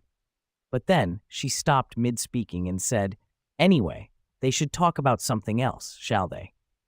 Like how she told them to spy, not have all-out brawls out in the open. And at that moment, the Wind faction chief, Arvin Olis, entered the room with his adjutant, shouting, "Is it true their dear comrade Emma was attacked? Is she all right?" And to this Will was about to answer him, but then him and Lehana heard in their mind the voice of Cresslewis, telling them not a word from either of them. Hearing this, Lehana wondered if Cresslewis is using telepathy to talk to them. She can hear her voice in her head. Then they heard her voice again, telling them that they don't know who's being controlled. The enemy's eyes and ears could be anywhere.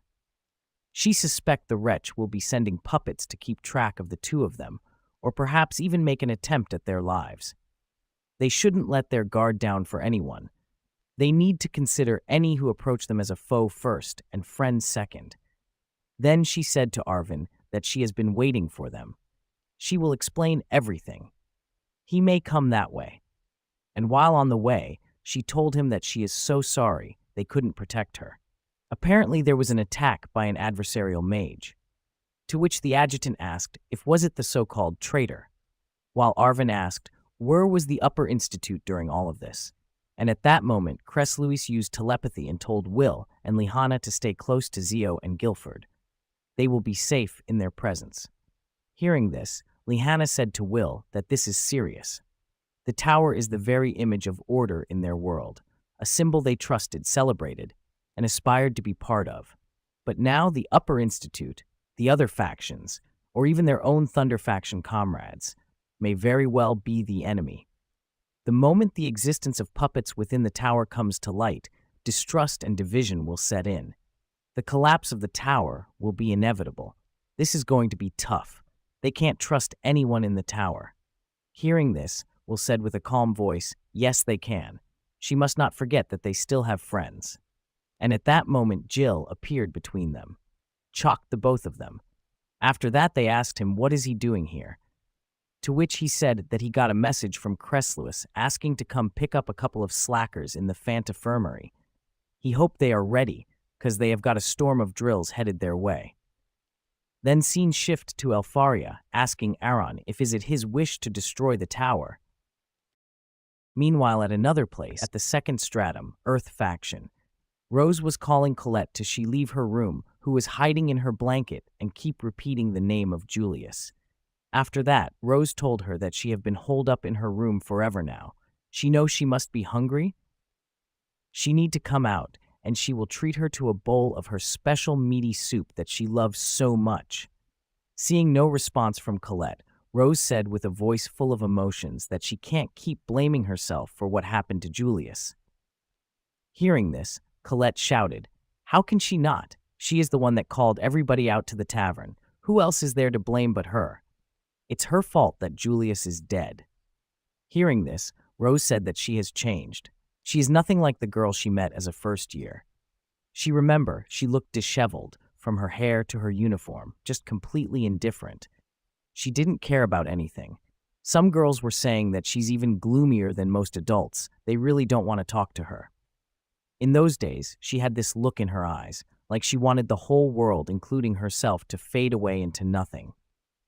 Looking back, she thinks she can safely admit that she hated who she was. She approached her because her grandpa practically begged her to guide the Loire's only daughter into the tower. But she was scary, creepy. She didn't want anything to do with her, much less be her friend. But that all changed after that fateful day, where Will has saved her, and she became friends with him. She changed for the better.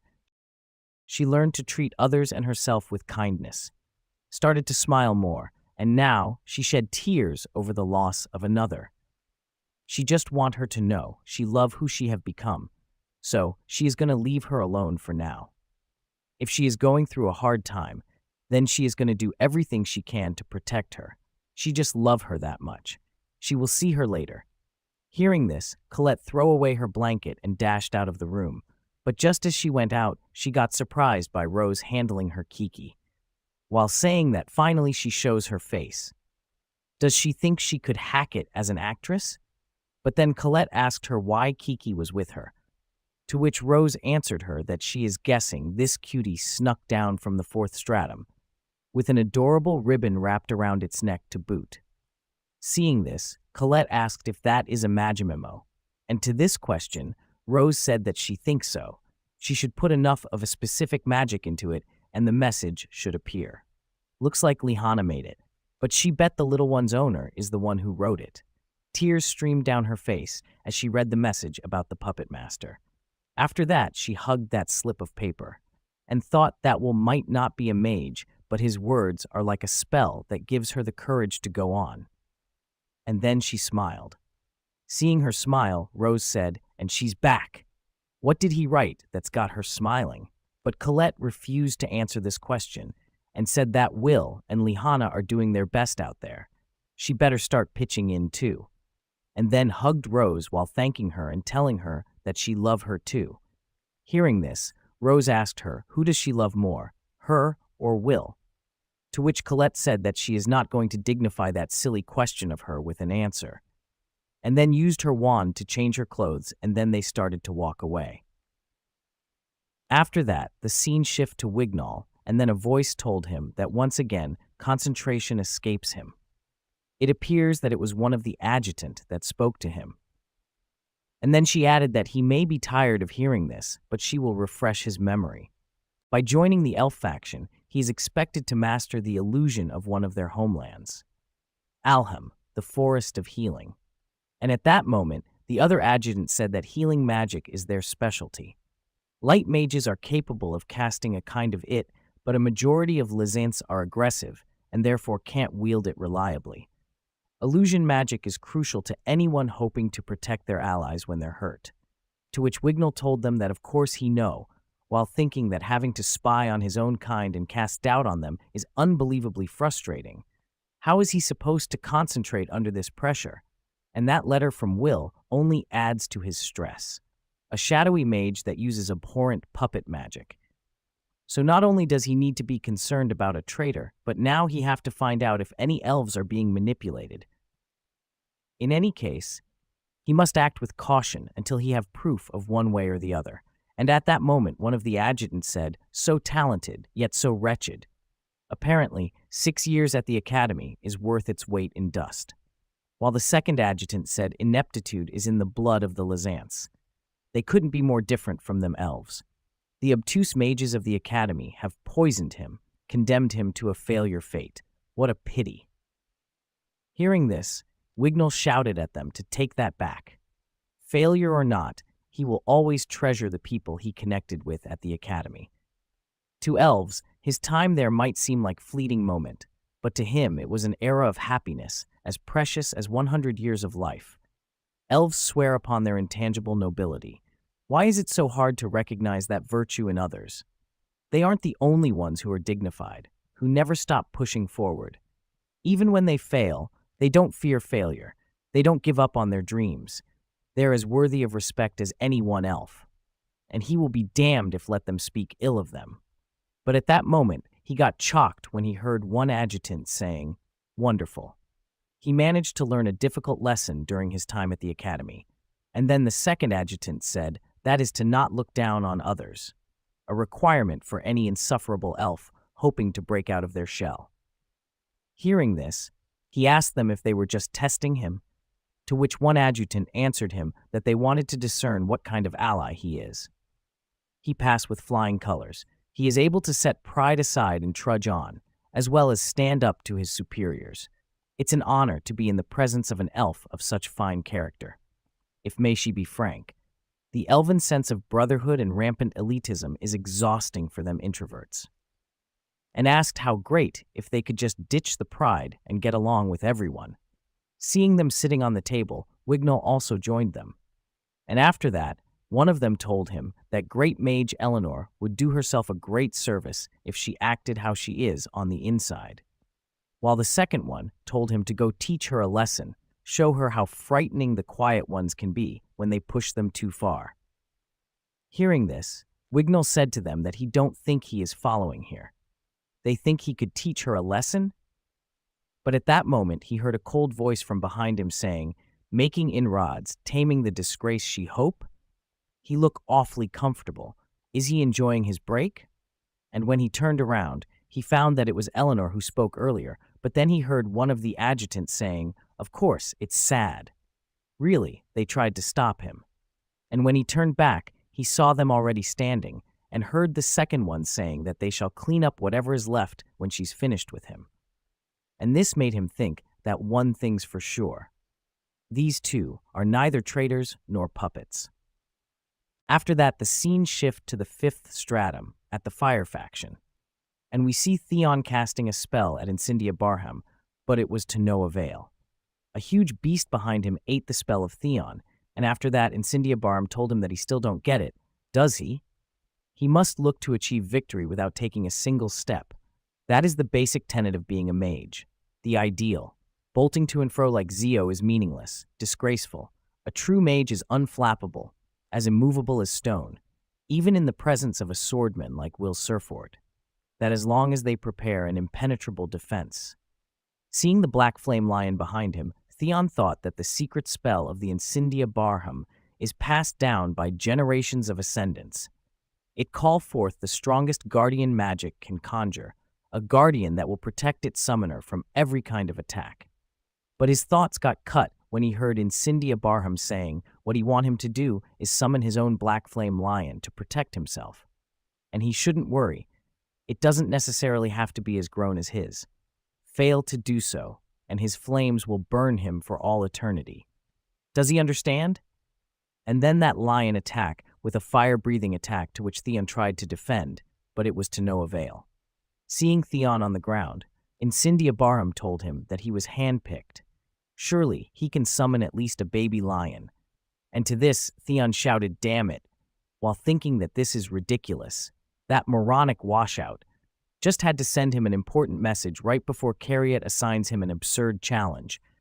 How is he supposed to be careful of puppet magic and the scent of Beldors during this? The idiot didn't even told him if he and Lyanna are safe. And what about Colette and the others? But at that moment, he heard Incindia Barham asking him if is he worried about his schoolmates, ought about the traitor, or the puppet magic. Plenty of reasons to be anxious when he is playing spy, and this chocked him to the bones.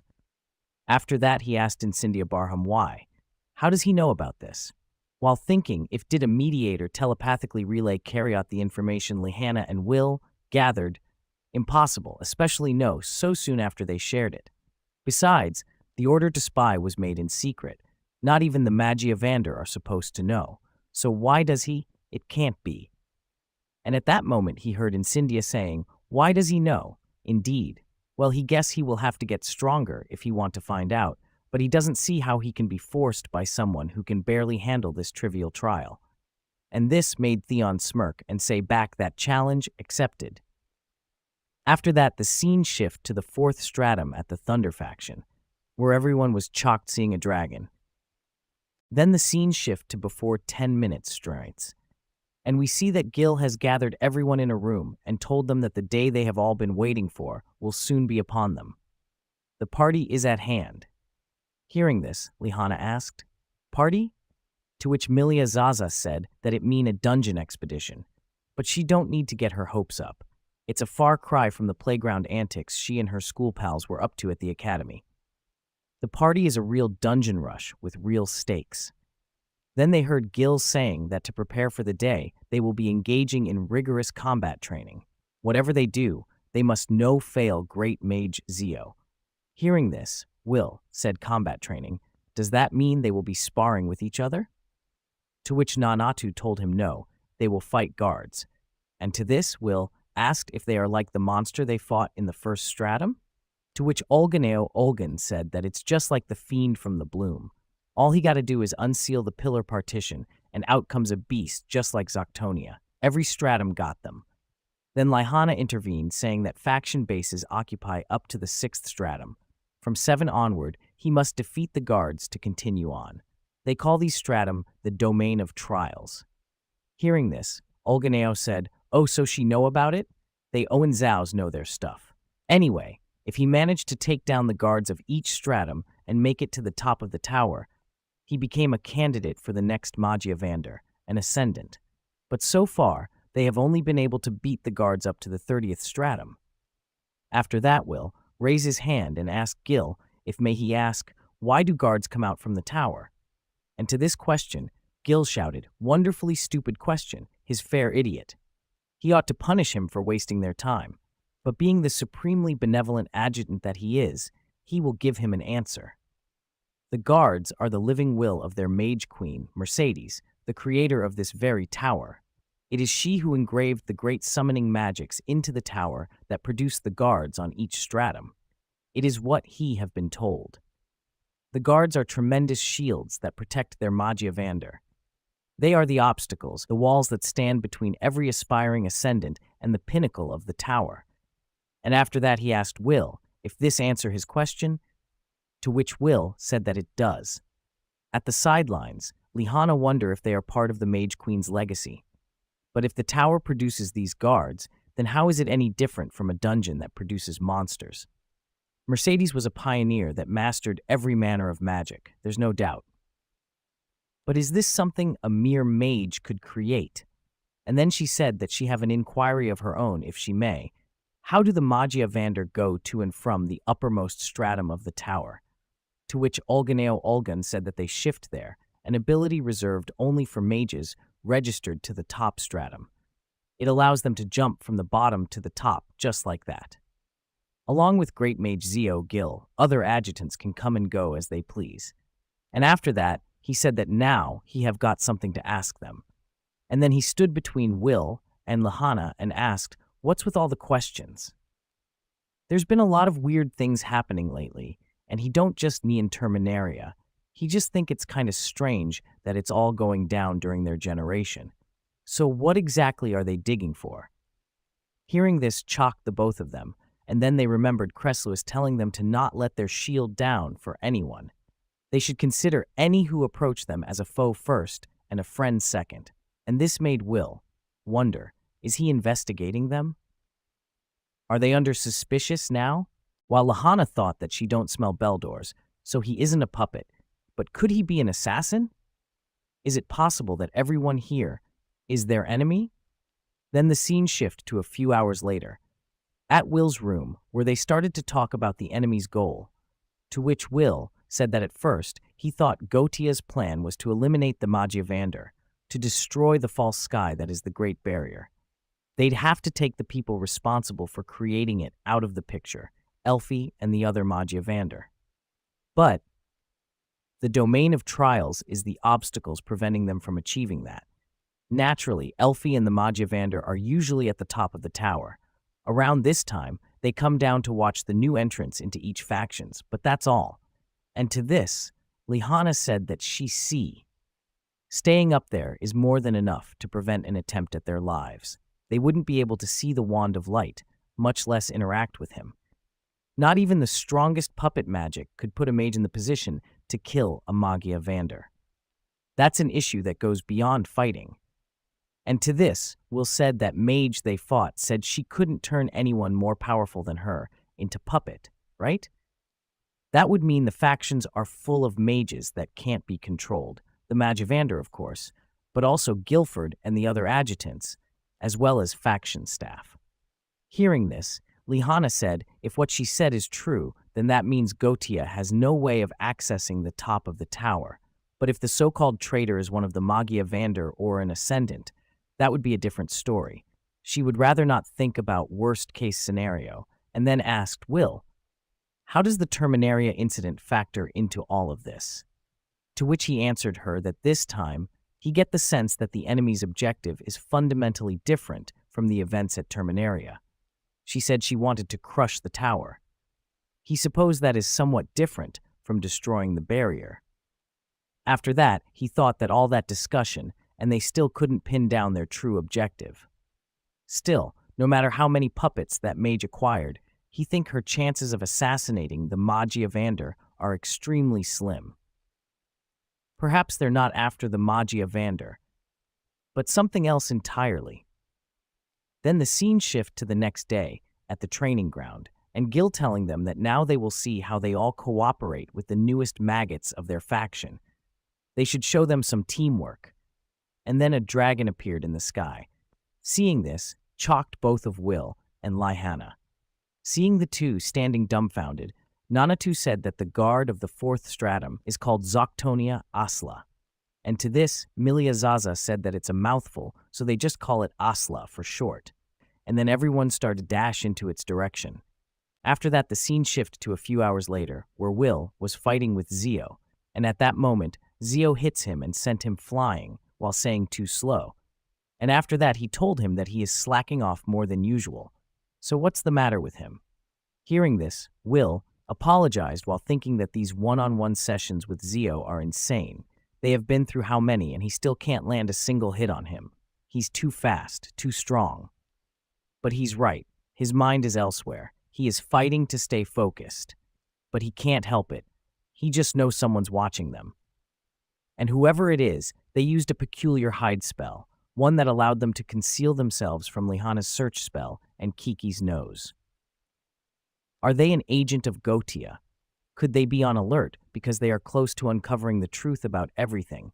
However it is, he don't feel their eyes on him now. Could it be because they're afraid of Zio? Or because they have collaborators on the inside too? Is it right for them to just exclude Zio from their investigation efforts? Damn it. He is not sure about anything anymore. Where is he supposed to be drawing the line? But then he noticed sparks of lightnings near him, and this made him thought that he is going to be frozen here forever if he don't stop thinking. And at that moment, Zio appeared in front of him and grabbed his face and said to him that whatever's going on in his head that isn't about him and this fight, he need to get rid of it now. He is his enemy. He is fighting him, and throw him away, while adding that he have got a bad habit of overthinking. He need to stop acting like he is a superior intellectual. Does he know what is he? He is him, a taker. He take from his allies, from his enemies. He take, and after he is done taking, he take again. It's what he do with that sword of his. He take until he can't take anymore and destroy whatever beast stands in his way. That is the path he is on. And when it's all over, once he have taken everything, he is going to take him. Hearing this, Will thought that Zio is enjoying this. He take pleasure in combat. He admires strength with his entire being. He isn't his enemy. He can't be. He exists on a completely different level. And then he said to Zio that he have something to tell him. Later, after a few minutes, Zio said, "So those Gatia bastards are using puppets to do their dirty work now. Huh. Haven't heard anything about that from the Whitebeard." Hearing this, Will thought that it seems even some of the Magia Vander are out of the loop. Is Aran and Cresluis suspicious of the Magia Vander too? But his thoughts got cut when he heard Zio telling him that in truth, he couldn't care less about all this spying he and his pals are up to. But if you want to know what those scumbags are after, well, he might be able to help. And to this, Will asked him if can he really tell him, to which Zio refused and said that if he want it, he should come and take it. He need to land one hit on him, and he will give him the informations he want. He need to throw aside every useless thought in his head and fight him. He must to show him just how powerful he really is, how they are kin, admirers of might one in the same. Hearing this made Will thought that it feels like it's been ages, but this isn't the first time this has happened to him. Again, he find himself in front of an immovable pillar of strength, like he always do. The last time he was ridden with fear, tortured by misery, but now he feel thankful. He can see what lies beyond this pillar, just past this obstacle, is the strength to protect, and he will make it his. And after reaching this conclusion, he primed himself into lightning mode, and then dashed into the direction of Zio. While clashing swords with him, Will thought that Lihana esoteric magic is doing just enough to take the bite out of Zio's wrath bolt. He can work with this, but his thoughts were cut when Zio disappeared and reappeared behind him. Seeing this, he said that this one's new. And then he got attacked by many lightning's projectiles. And while in the middle of defending himself, he thought that Zio's fighting style doesn't adhere to a pattern because there isn't one. He darts around like lightning, outlining a new path with every movement. He never attacks the same way twice. Zio fights with his own unique tactics, like a wild beast. He can't figure him out. What will he do next? And at that moment, he got hit with a spell that sent him away. Meanwhile, from far away, Finn was watching this fight and said to himself that every condition's fallen into place.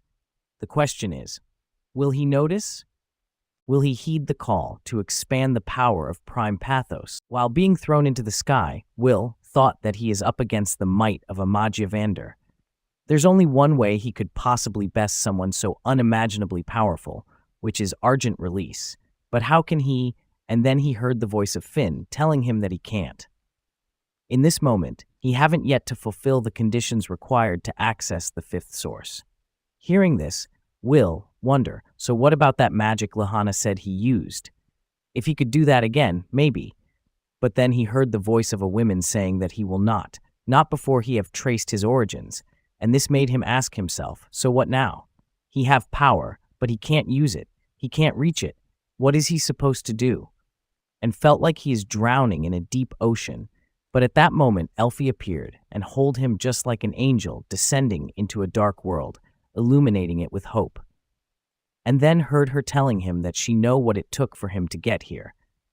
After saying that, she disappeared and a book appeared in her place. Observing the myriad of images that was in the pages of the book that was holding his memories. Will said to himself, "Wait, what is he doing?" No matter how great or unfamiliar a power, he will not let himself be led astray. He will stand up to his opponent and to himself. He have always given everything he have to protect the people he care for, to follow his dream. He fought to get here, and he will continue to fight. And then touch two pictures while shouting, "Awakening be damned."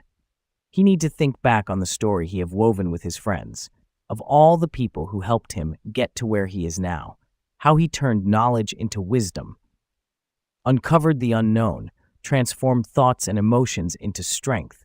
He have accomplished it all, and it's only just the beginning. He need now to open his book to the right pages and mark them, read his own memories, and then bring them together. And then Elfie, Julius, appeared near him, to which he told them to stand with him. He must reach deep into his history, retrieve every magical memory he need, and bring them back to life. And just like that, Will managed to use a newfound power. Meanwhile, Zio, after sending Will away, followed after him, while saying, "Another day, another victory." But just as he was near him, Zio saw something that shocked him to the core. He saw Will using ice power now and not lightning, and asked himself if did he just change affinity of his blade from thunder to ice? Wait, no, there's no way. But before he finished speaking, Will said in a deep voice, "Tactical reload," and used an ice spell attacking Zio with it. But Zio managed to evade it and started to laugh while saying that the kid's got some tricks up his sleeves.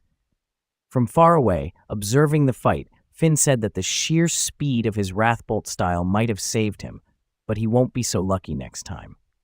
Tactical reload isn't just a simple realignment of his sword's affinity. Oh no, it's far more than that.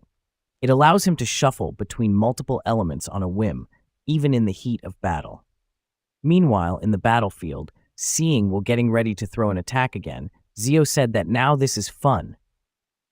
But suddenly Will disappeared from his place and reappeared behind him using the power of thunder, and was getting ready to slash him with a sword primed with an ice affinity.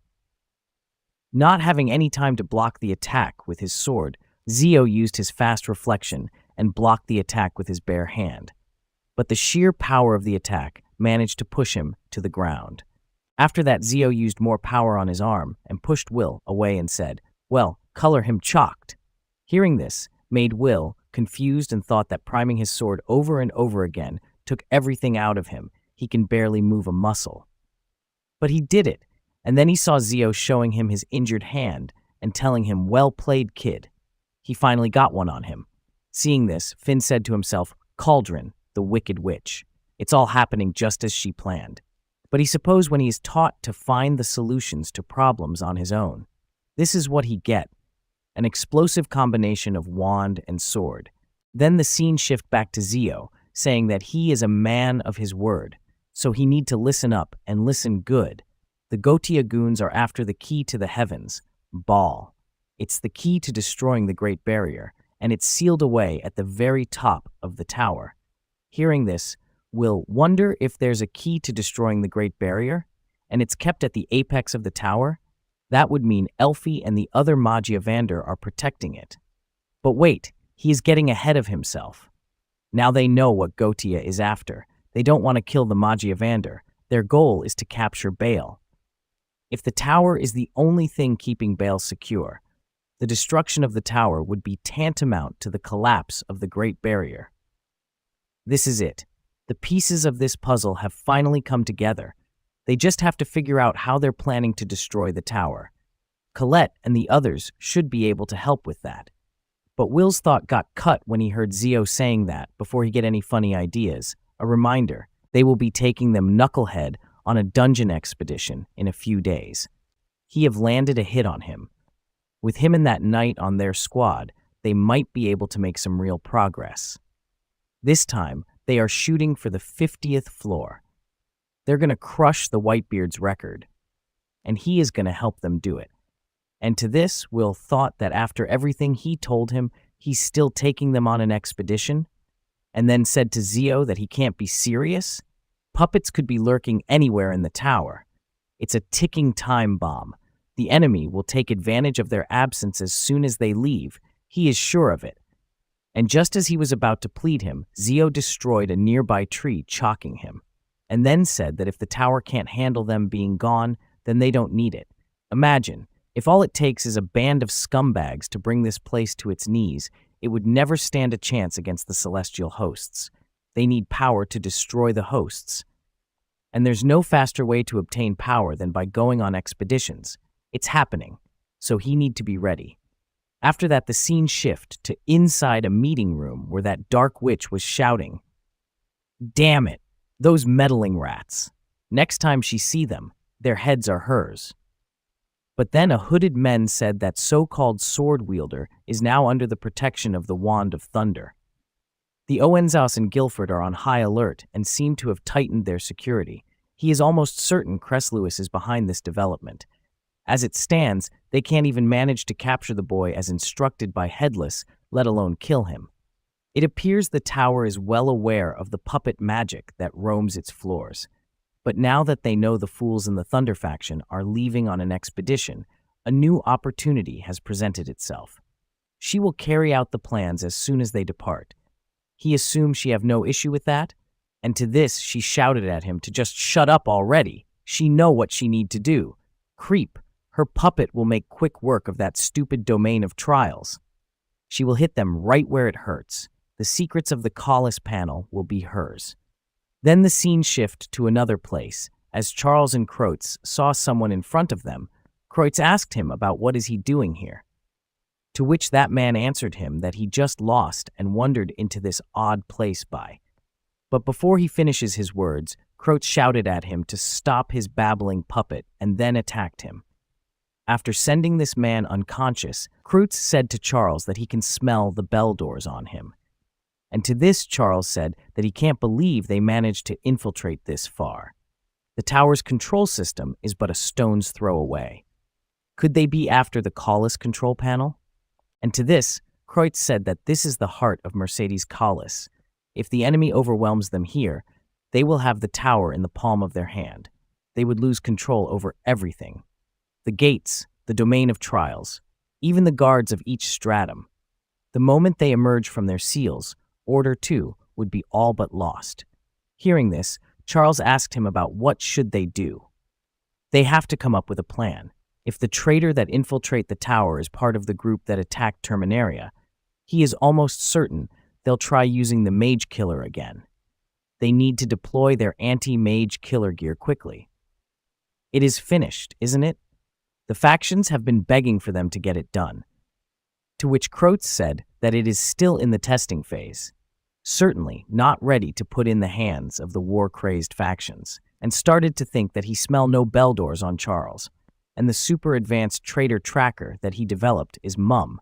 If he meant ill or was plotting to betray him, his tracker would have picked up on it. Simple as he is, his deputy is clean. But if Cress Lewis intel is to be believed, the only person he can trust is himself. Best to assume that everyone who approach him is hostile. Until the situation changes, he shall trust no one.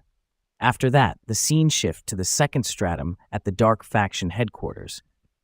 Mike shouted that one of their senior faction members was captured in the Upper Institute. Is she serious?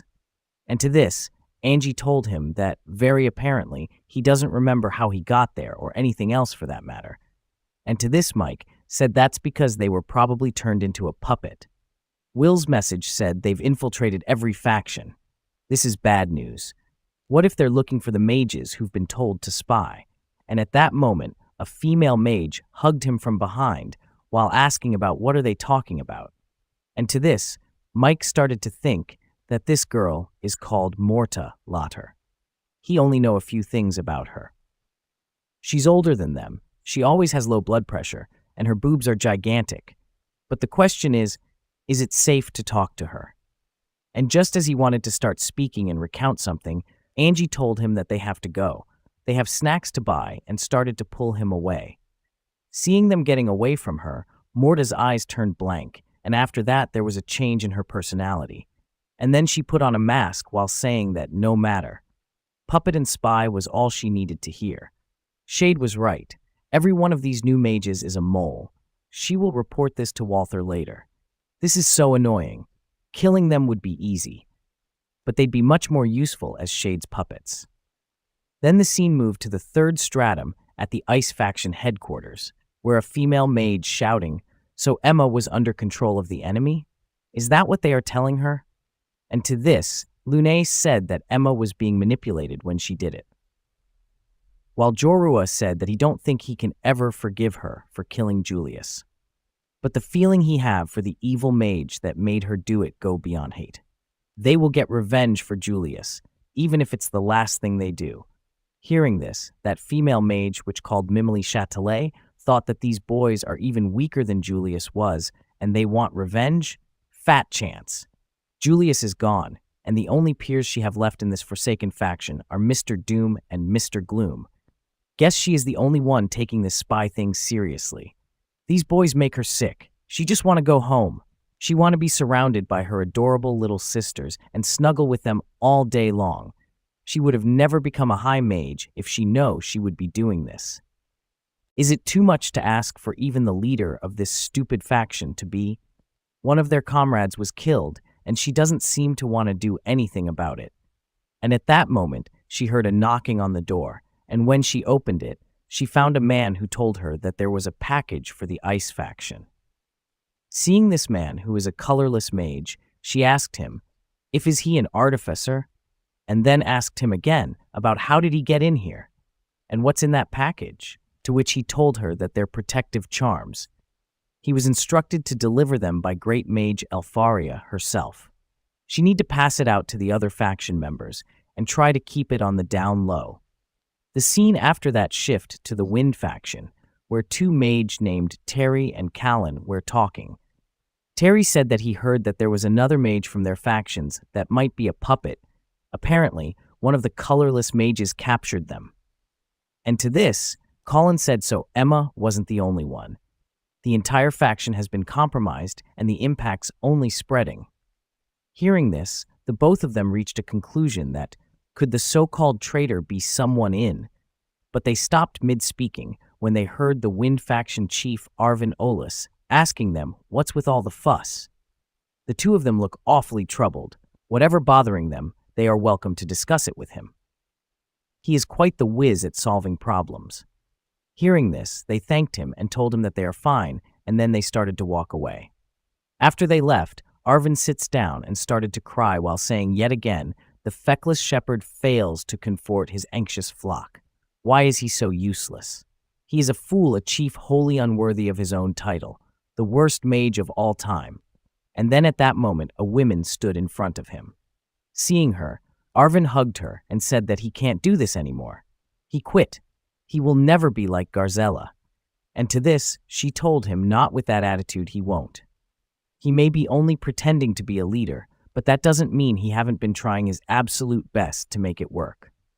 Hearing this, Arvin started to beg her to give him his candy, while saying that without it, he don't think he can. And to which she refused, and said not yet at least. He need to wait a little longer. He will be fine. He can do it. She know he can. Then the scene shift to Will's room, and we see Lahanna asking him about what should they do now. Letting this sit would only be putting the tower in danger, to which he answered her that he have a plan. Meanwhile, away from them, Finn stood at the top of a building and said that the tower is mired in speculation, with nary a suspect to point a finger at. Makes one wonder, who's really pulling the strings here? As they say, only time will tell. 3 days later, the Thunder faction expedition team was in front of a huge gate. Then Lahanna asked, Will, if something wrong? To which he answered her that he was just wondering if it would be easy to access the peak of the tower from the outside. And to this, Lahanna said that it's not only hard, it's impossible. The apex is protected by an abundance of carefully crafted spells that would intercept any would-be interloper. And they're practically invisible to the naked eye. Only during special events like sky races and Terminaria are these spells, for a lack of better word, deactivated. But the magic is engraved directly into the tower. Anyone who tries to penetrate it would quite literally be obliterated. In short, it's without question. That infiltrating from the outside is extremely difficult, and to this Will said that he see. And at that moment Guilford shouted, all eyes on him, now. From here on out, They will be departing on a dungeon expedition as the Thunder faction. They need to slaughter every fool monster, thrumph over every labyrinth, show them their thirst for power. They need to keep in mind the Wand of Thunder only wants for one thing, and that is pure might. All right, they need to move out now.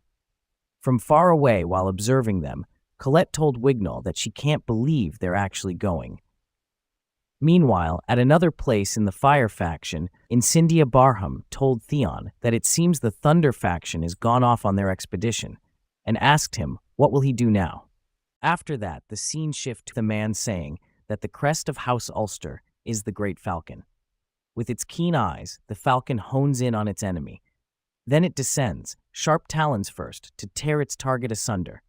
They are a house of hunters, forever pursuing their foes to the ends of the world, the embodiment of fiery destruction. But the time has come for the descendants of the Great Falcon to evolve. It appears that the man who was talking is the head of House Ulster, Caesar Ulster, and he was talking to the young version of Theon. Anyway, Caesar added that from their ancient beginning as Bertilions, they were driven by vengeance, retribution, rebellion, and as harbingers of fury and spite, they laid waste to any who stood against them. Theirs is a history of immoderate destruction, of wanton ruination. That bloody history ends with him.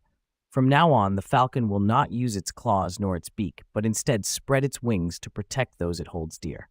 After that, he approached Theon and said in a deep voice that a fierce blaze of passion burns within him, yet he is a tender, kind soul. That is why, as the rightful heir to this house, the responsibility of protecting his mother and Cyrene falls on him. And to this, Theon agreed. Then the scene shifted to inside a room where Theon walks in, and there was a sick little girl on the bed. Seeing him, she said that she heard about what father said. She is so sorry. She can't believe he thought it'd be okay to put the weight of their entire house on his shoulders. And to this, Theon told her that there's no need to apologize. He is the oldest boy, after all. It only makes sense for his father to entrust the safety of their family to him. There's nothing for her to be sorry about. Hearing this, she said, but she thought his dream was to become a Magia Vander. And this surprised him, so he asked her how. Why does she know? Cyrene's answer was that when she was by the window, she could hear him talking about it with Lyral and the others. She wished she wasn't ill, so he wouldn't have to give up his dream. And to this, Theon shouted, "Who said anything about giving up? Is not giving up anything, not his dreams or his responsibility to his family." This answer surprised her, so she asked him back, "He is not." And to this he said, "Of course not. He is gonna do both. He can become a Magia Vander and keep their house safe, and he will do it all to protect her." Hearing this, she started to laugh, and when he asked her what's so funny, she said that she was just laughing because at that moment the scene shifted to the present time. At the moment, Incendia Barham told Theon that it seems the Thunder faction's gone off on their expedition. So now what will he do? He have what he need. The technique, the incantation, the knowledge of guardian circles. He fulfill every condition necessary to call forth a lion of his own. Though it's unfortunate his magic lacks a certain level of refinement and magnitude, he should have no problem summoning a cub at the very least. All that's left is the will to do it. Does he have what it takes? Seeing the lion was getting ready to attack him, Theon tried casting the spell, but unfortunately it didn't work, and this made him vulnerable to the attack. After getting thrown away, Theon thought that this is ridiculous. Why is he being put through this nonsense? The Black Flame Lion is a secret spell passed down only to ascendants. How does he expect him to know it when he haven't even stepped foot in the domain of trials? But his thoughts were cut when he heard Incendia telling him that he think it's too soon, doesn't he? That he couldn't possibly know how this spell works? He can't hide his excuses from him. He understands better than even him that this task is absurd, perhaps even nonsensical.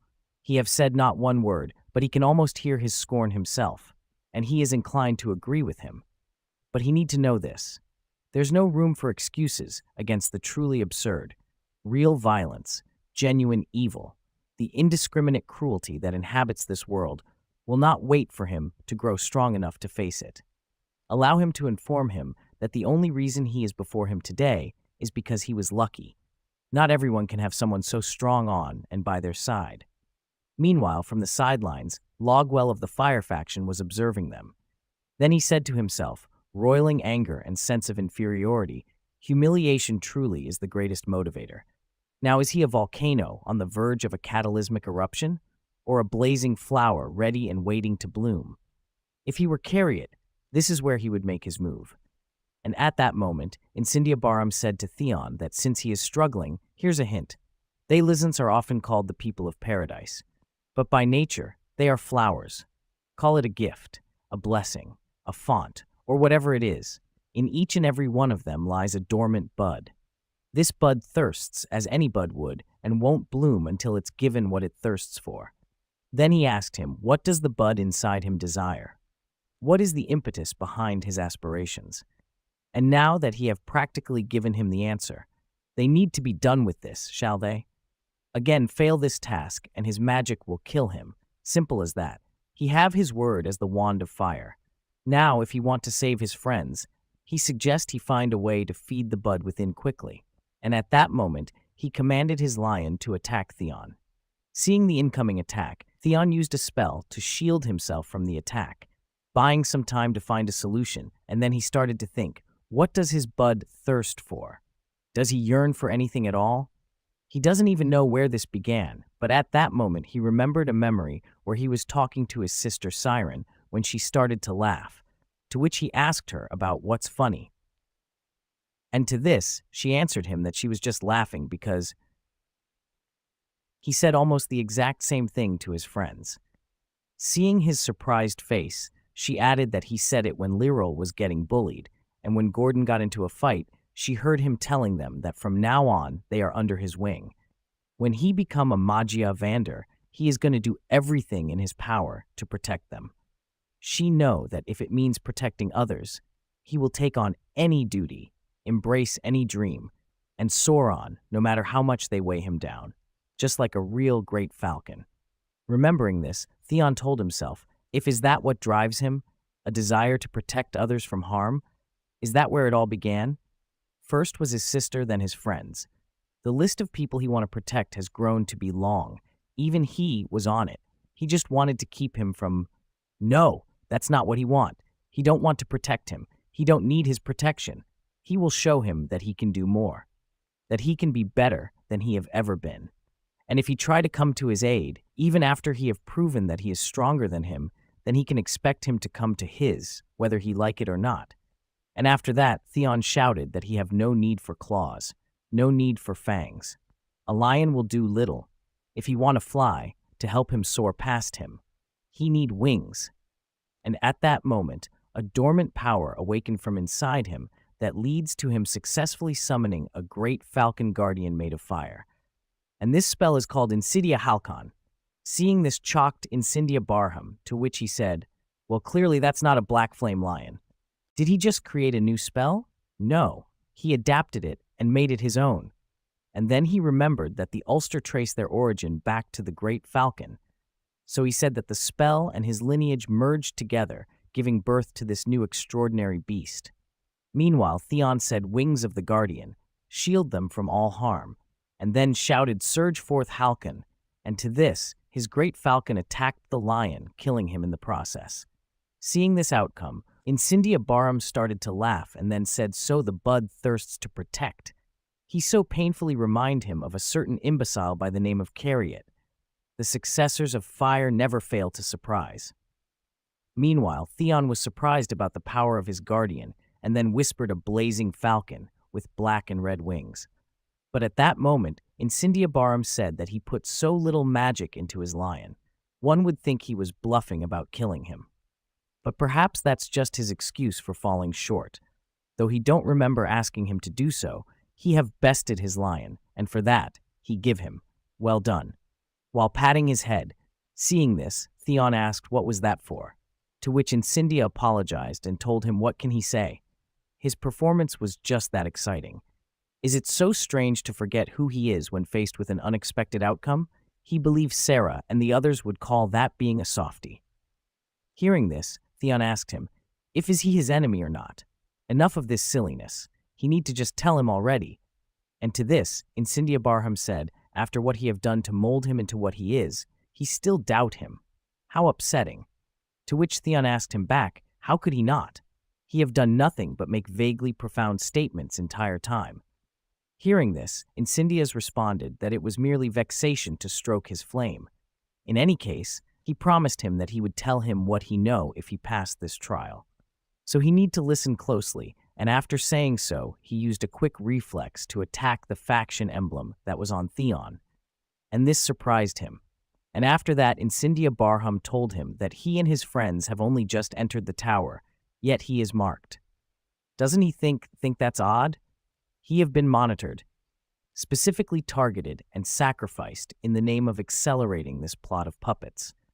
It's as if whoever's behind this already know they were spies. Let him put it this way, and then pointed at his emblem and added perhaps their conversations haven't been as private as they all think they've been. Hearing this, the only thought that was in the head of Theon was that's impossible. Meanwhile, in a dark room, a man surveilled numerous conversations, eavesdropping on them remotely. And then he summoned many magic circle and said, "Attention, a message for all comrades. Thunder faction currently clearing the 20th floor. No sign of retreat. The party is close at hand. Prepare to sing and dance." At another remote place, a masked man said, after hearing those messages, that this world is warped, a grand stage of lies and deception, constructed by the very mages that sealed off the stairway to the heavens. But tonight is the moment they restore truth. Rise, Gotia, comrades in devastation. Let their crusade begin. And just like that, there was an explosion in many places simultaneously.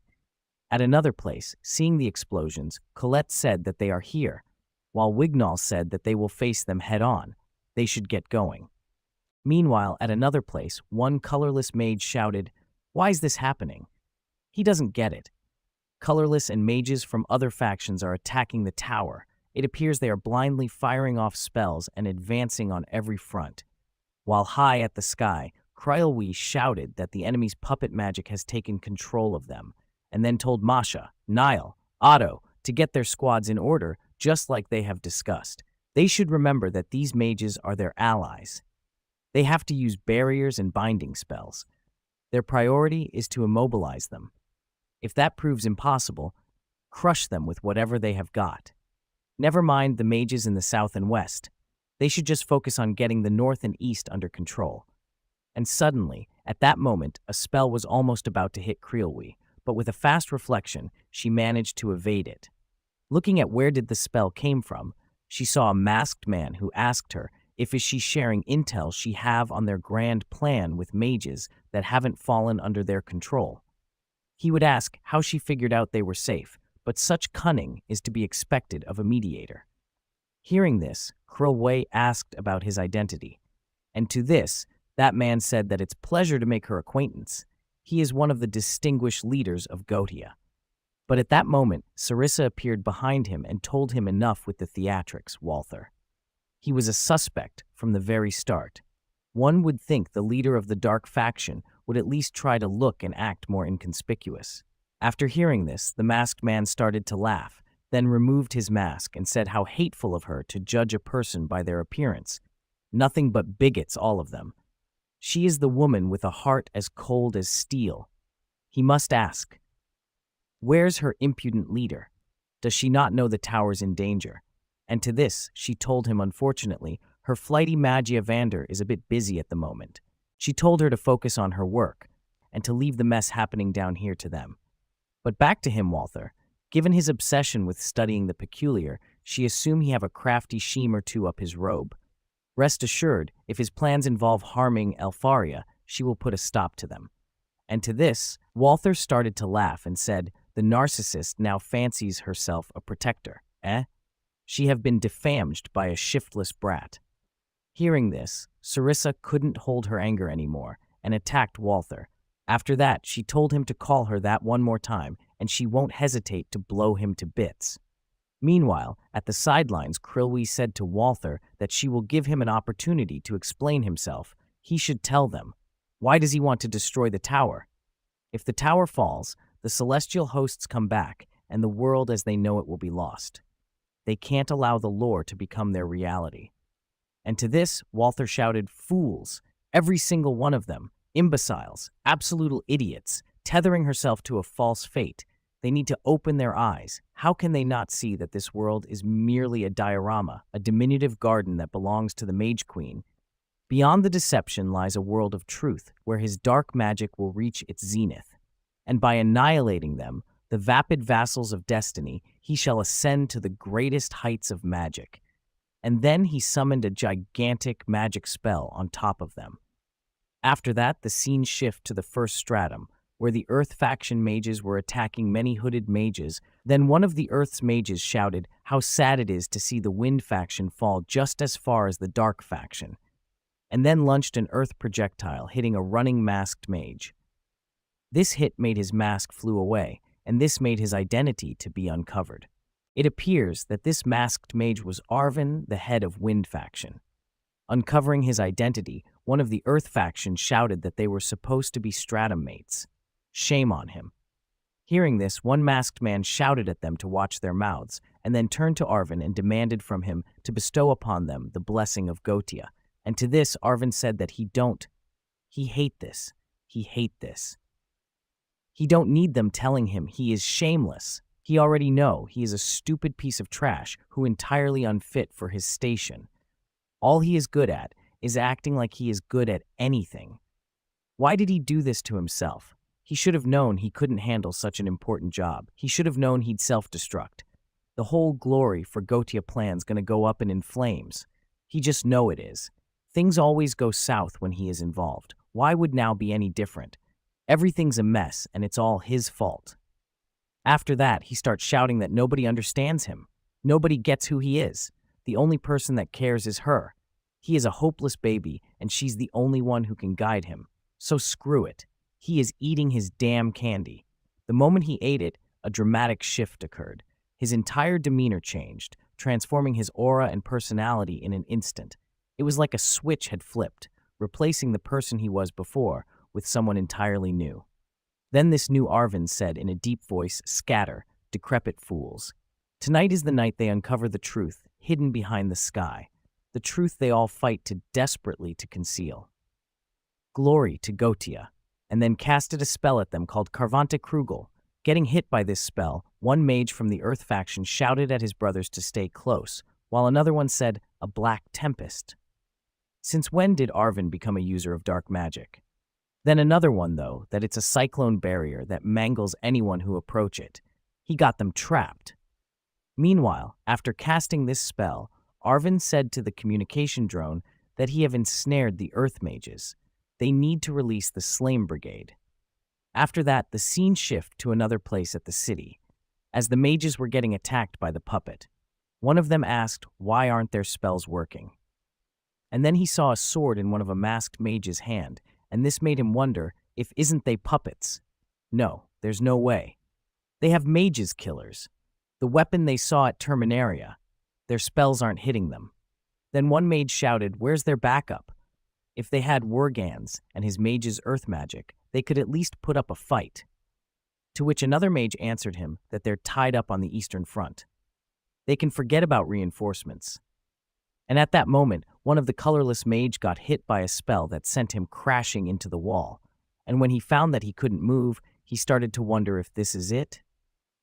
This is where he die? He doesn't know what's happening, but this is different from the monsters at Terminaria. How are they supposed to win against an enemy with magic when their own spells don't even work on them? It's ridiculous. Tony and Mary have turned into puppets. They have been fighting at a disadvantage from the start. They are going to die.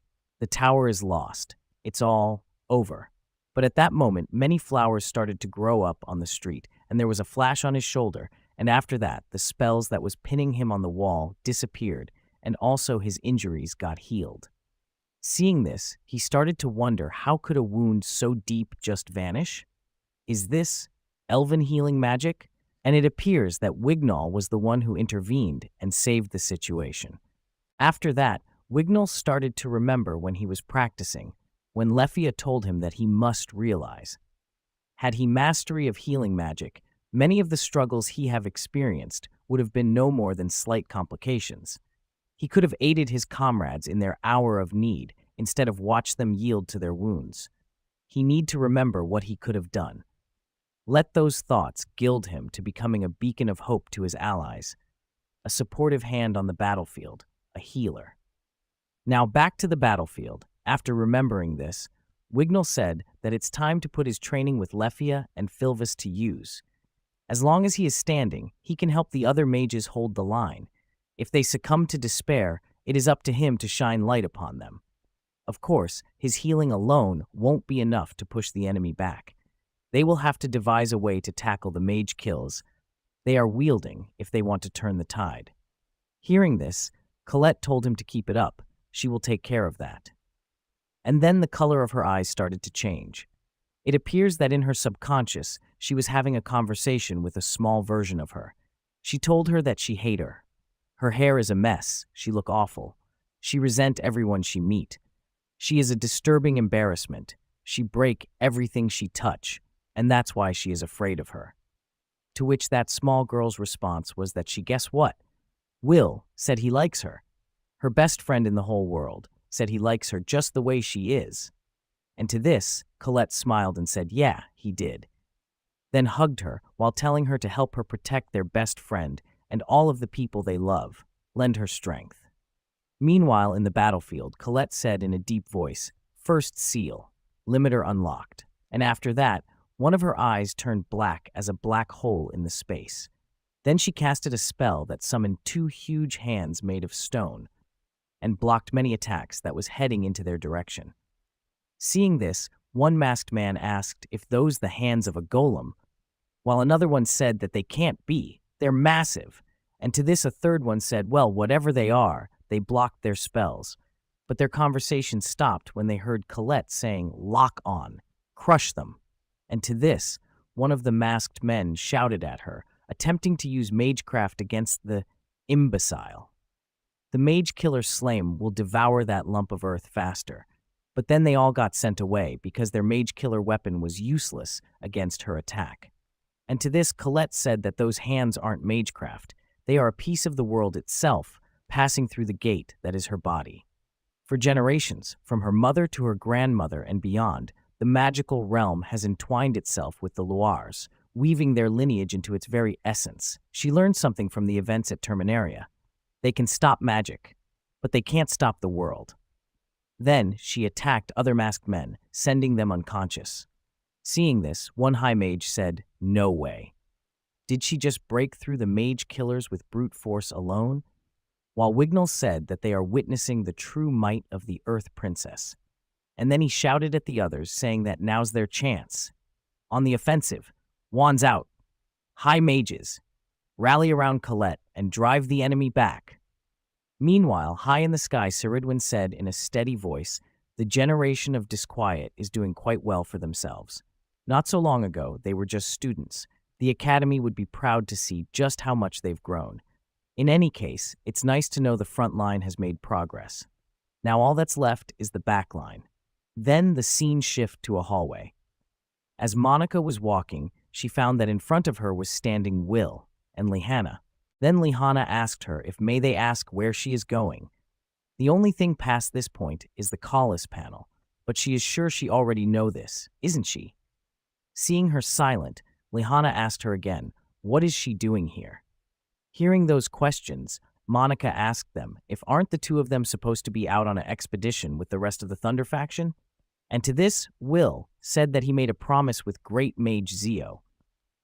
He have told him that staying to fight will make him strong. He know this. It will give him the strength to protect the tower and everyone inside and outside of it.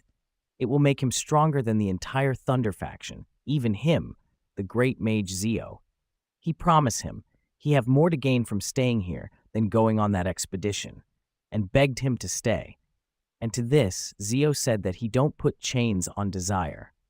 So now they share maxims too. If next he see him having gone soft, he is lighting him up himself. Got it? As for the dungeon exploration, they have lent their uniforms to a couple of their friends and had Miss Ceridwen cast a spell to make them look like them. That gave them the freedom to come here. to lie in wait and watch for anyone looking to shut down the Collis panel. And to this, Monica said, "Wait, is that why they think he is here? She just came to see if everything was secure." Hearing this, Lihanna asked her if is that right? If that's really why she is here, then she can leave. They are all the security this area needs. Seeing her still standing there and silent, Lihanna asked her again if something wrong. She don't look so good. She is curious. Why is she here instead of on the front lines helping the other mages? Is she perhaps wasting her time? That wouldn't bode well for their plan, wouldn't it? Puppeteer? Hearing this, Monica couldn't stand still anymore. And then there was black smoke gathered around her body, and after that, her appearance changed to the black witch that killed Julius. After that, she shouted, "Dirty rats. They have got it all figured out, don't they? She had up to here with their damn meddling. They should say goodbye, 'cause this time Shade's gonna shut them up for good." After that, the scene shift to 25th floor, inside the dungeon. Olgan asked if Will and Lihanna were spying on them. Damn it. He should have known something was up. Now this explains why those two have been acting so fishy. And to this, Millie Azaza said, okay, now she is convinced the towers really messed up. If they were the one spy, why would the higher-ups tell them that there might be a traitor among the new recruits? And to this, Guilford said, mutual surveillance. They were hoping to bring the traitors to the fore by having them keep an eye on each other. The enemy wouldn't be swayed by the tower's intel. They move according to their own agenda. Then at that moment, Zio appeared and said, causing confusion by intentionally muddying the waters. Just the Whitebeard doing what he always does, watching the chaos from above and reading every move as both sides scramble to make sense of things. As long as he's at the top, the tower ain't going anywhere. After that, the scene shift back to Will and Lihanna. At the battlefield, after the puppeteer told them to say goodbye, she casted a spell that summoned many chains from their shadows. And to this, Will said, nice try. But he have already seen that. And with a swift movement, he cuts them to pieces, while Lihanna used a spell to boost her speed and then reappeared in front of the puppeteer, attacking her. But the puppeteer managed to block the attack and started to think that these narrow hallways aren't doing her any favors in dodging her stupid thunder spells. And as long as the brat with the blades around, there's no use whipping out a mage killer.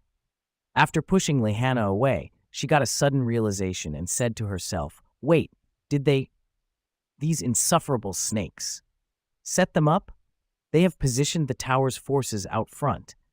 And those thunderdolts, who are supposed to be out in the dungeon, in the rear, giving them the option to catch them off guard.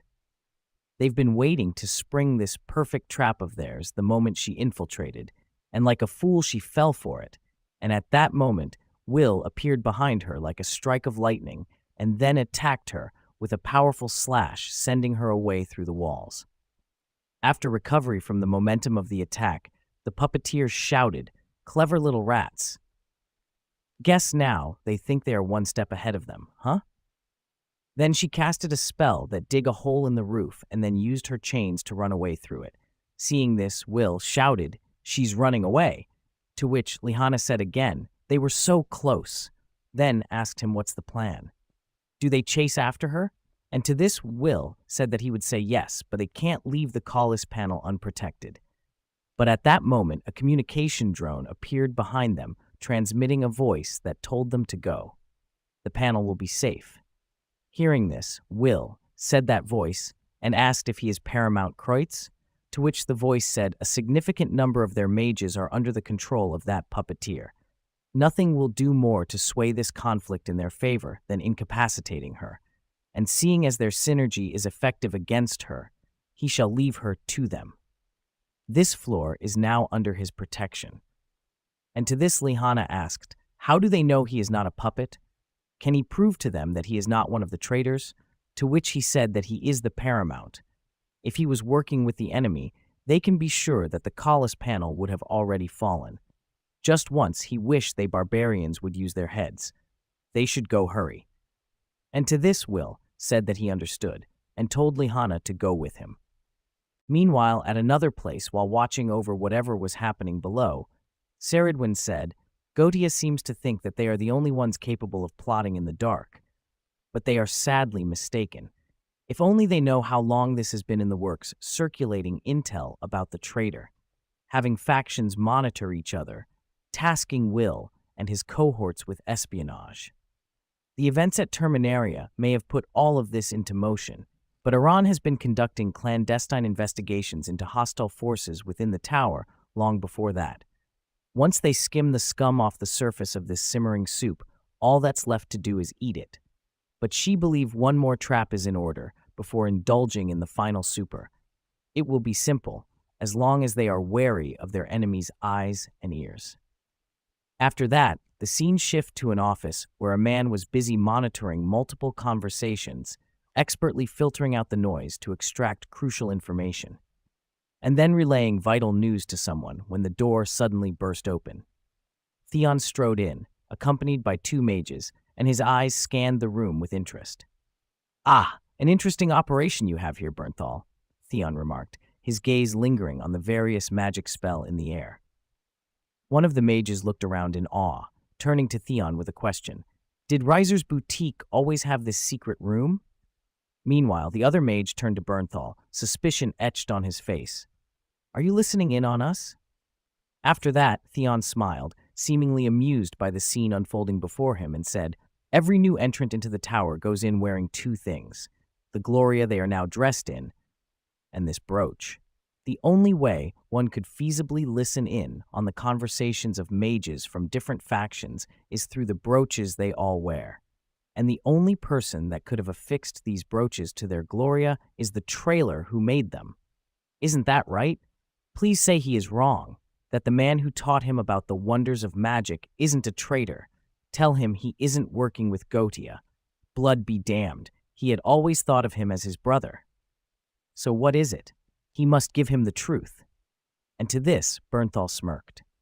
After that, the scene shifted to another place where Kreutz was listening to the magic drone, saying that they have arrived at the innermost part of the tower, stationed just outside of the Callis panel. Nothing to report. And to this, Kreutz told them to stay put and fortify their defenses.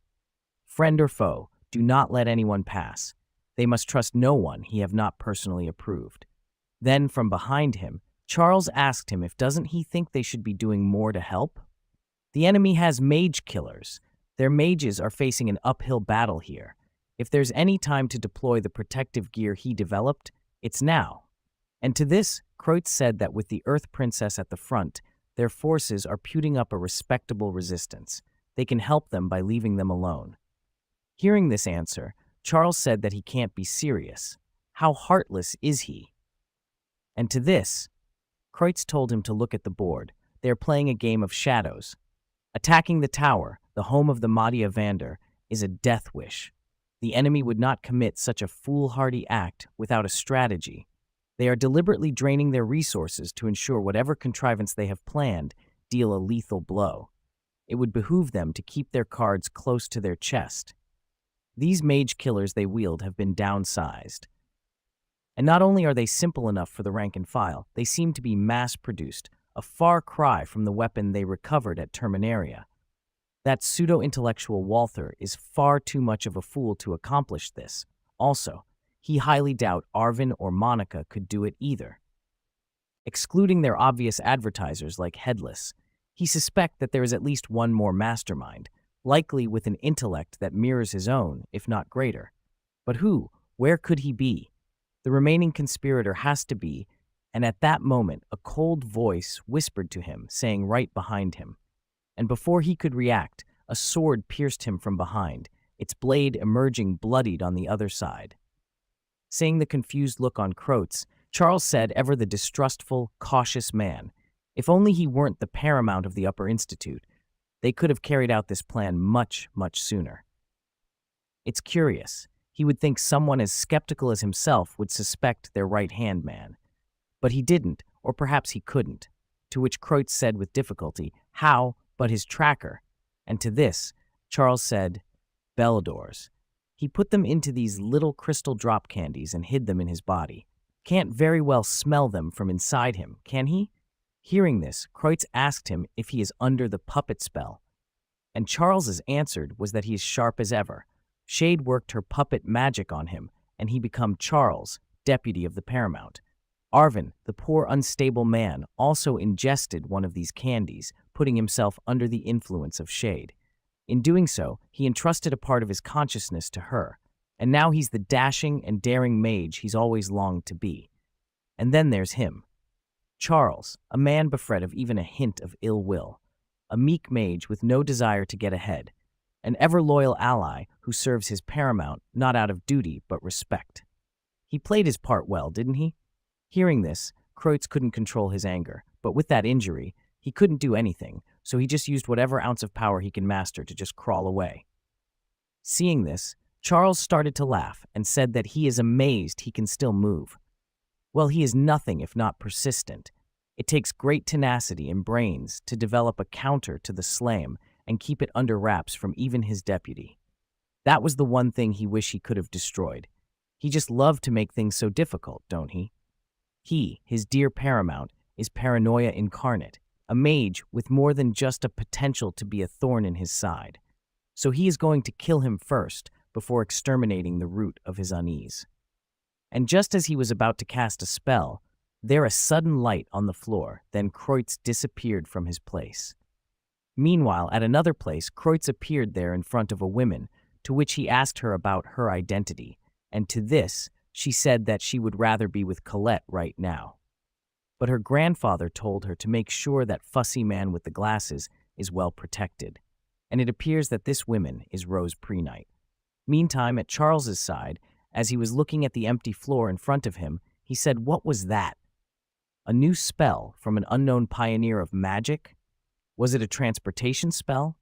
No, it transformed the floor into mud to help him escape. This generation of disquiet is getting on his very last nerve, but no use dwelling on it." After that, he summoned many communication drones and told Morta to prepare to activate the circle, to which she asked him if he is sure. None of the Magiavander are even here yet, and to this he told her to just do it. After that, he added that a message for all Gotia comrades.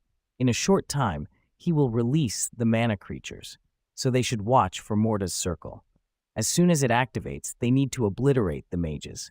Now they can carry on with the plan. After that, he put on a mask and said to the void, "Run all he like, Paramount Kreutz." There's nothing he can do to stop him from turning this floating castle into his grave and then casted a spell that attacks the floating castle. And this surprised everyone out there. After sending the castle crashing into the city, Charles shouted, commencing stage 2. Let's see how long the tower can keep up this game of shadows. Shall they? Meanwhile, at another place, there was a person who was walking with a difficulty while mumbling to herself that she have to help them. After that, the scene shifted to the person saying to Julius that when they first met, she thought he was the warmest person she had ever met. But when they met again at the academy, she found that warmth had been replaced with ice. It made her sad to think that the kind boy she thought she knew was no more. And to this Julius said, "Well, damn, this is all that no-talent idiot's fault. Being good just isn't for him." Then he grabbed the hands of Emma and told her to not be like her brother. Don't be like Ian. Hearing this, she said that he proved her wrong. He never stopped being that boy. He helped her, even after she did what she did to him. And it appears that all of this was Emma remembering what has already happened while walking. Then she told herself that the elves who treated her told her what he did. If he hadn't cast this isol on her, there would have been no saving her from her florophagia. She doesn't know who melted the ice that encased his heart, but she owes him her life, and she will make things right. And at that moment, her thoughts got cut, because in front of her was standing the two adjutant of the elves' factions. Then Adjutant Lefia asked Emma if she is sure she want to go, while Adjutant Filvis told her that there's no telling what might happen to her if she decide to fight alongside the other mages. And to this Emma shouted that she have never been more sure of anything in her life. She have to fight for Julius. Hearing this, Lefia said very well. As her caretaker, she give her permission to join them. Filvis and she have their hands tied with other duties at the moment, so they won't be able to help her. But they hope this dagger will prove useful. Seeing Emma taking the dagger, Lephia added that she can go now, and may the grace of the great three be with her. Then the scene shift to inside the city, where everyone was shocked when they saw what had happened to the castle.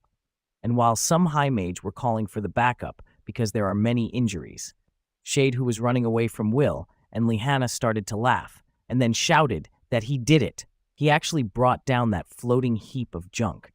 That Charles is a man after her own heart. And this news shocked Will, to which he said in doubtful voice, "Charles? Is she talking about Kreutz's Charles?" While Lihanna asked if he was working with her the whole time. Hearing this, Shade stopped mid-track, turned to them and asked them, "Chalked?" She turned him into a half-puppet and had him infiltrate the tower to annihilate that pestering paramount and that insipid institute he heads. Charles kept her waiting for a good long while, but damn, did he deliver. Hearing this, Will told himself that if they've taken out Kreutz, then the Cawless panel is in serious danger. There has to be something he can do, a strategy he can implement. And at that moment, he heard from behind him a voice shouting that they found them. And when he turned, he saw that they are the friends of Julius. Then they heard Lunes telling Shade that she is going to pay for what she did to Julius, while Jorah said that they will not rest until they avenge him. To which Shade said, "Oh yeah, and who might the two dum-dums be? Wait, she know who they are. They are the little rats that hung around that idiotic ice prince. She take it they are looking for a new puppeteer to pull their strings." But at that moment, Lihanna shouted at Shade to spare them from her drivel. They take her out, and this war is as good as won. And if she were her, she wouldn't like her odds. And this made Shade laugh, while saying, "Oh, but she do. Beating a bunch of brats who can't do anything will be a breeze." Then shouted at a drone that it's the time. Meanwhile, far away from them at a rooftop of a building, Morta said that she got it, and then told 7 hooded people that it's time they can go now, and then took the lead to cast a spell while saying that now that all 8 of them are in position, they can get this mage hunt started, and shouted Chaos Blood. Slay Magland. After that, everyone in the city found that their magic has been cut out. They can't use magic anymore. Meanwhile, Will and Lihanna thought that whatever this circle is, it's affecting their macers too. They think he know what's happening, but that's impossible. Seeing the chalked face on them made Shade start laughing and told them that it's a barrier imbued with the power of the Slame. A crazy circle capable of stripping everyone in it of their ability to use magic. That is unless they have a special Slame of their own like she do. Then the scene shift to the first stratum, where Arvin said that it's only a matter of time till Charles destroys the Cawless panel, and without magic, there's nothing they can do about it. While in another place, Walther said to Sarissa, first, it's bye-bye to the Cawless panel. Then it's hello to the floor guards. The tower will come crashing down, and Baal will finally be theirs. Gothia wins. They need to face it. The tower is lost. They lose. After that, the scene shift back to Will and his friends. And at that moment, Lunas shouted, "What's happening? He can't cast any spells. This is pathetic.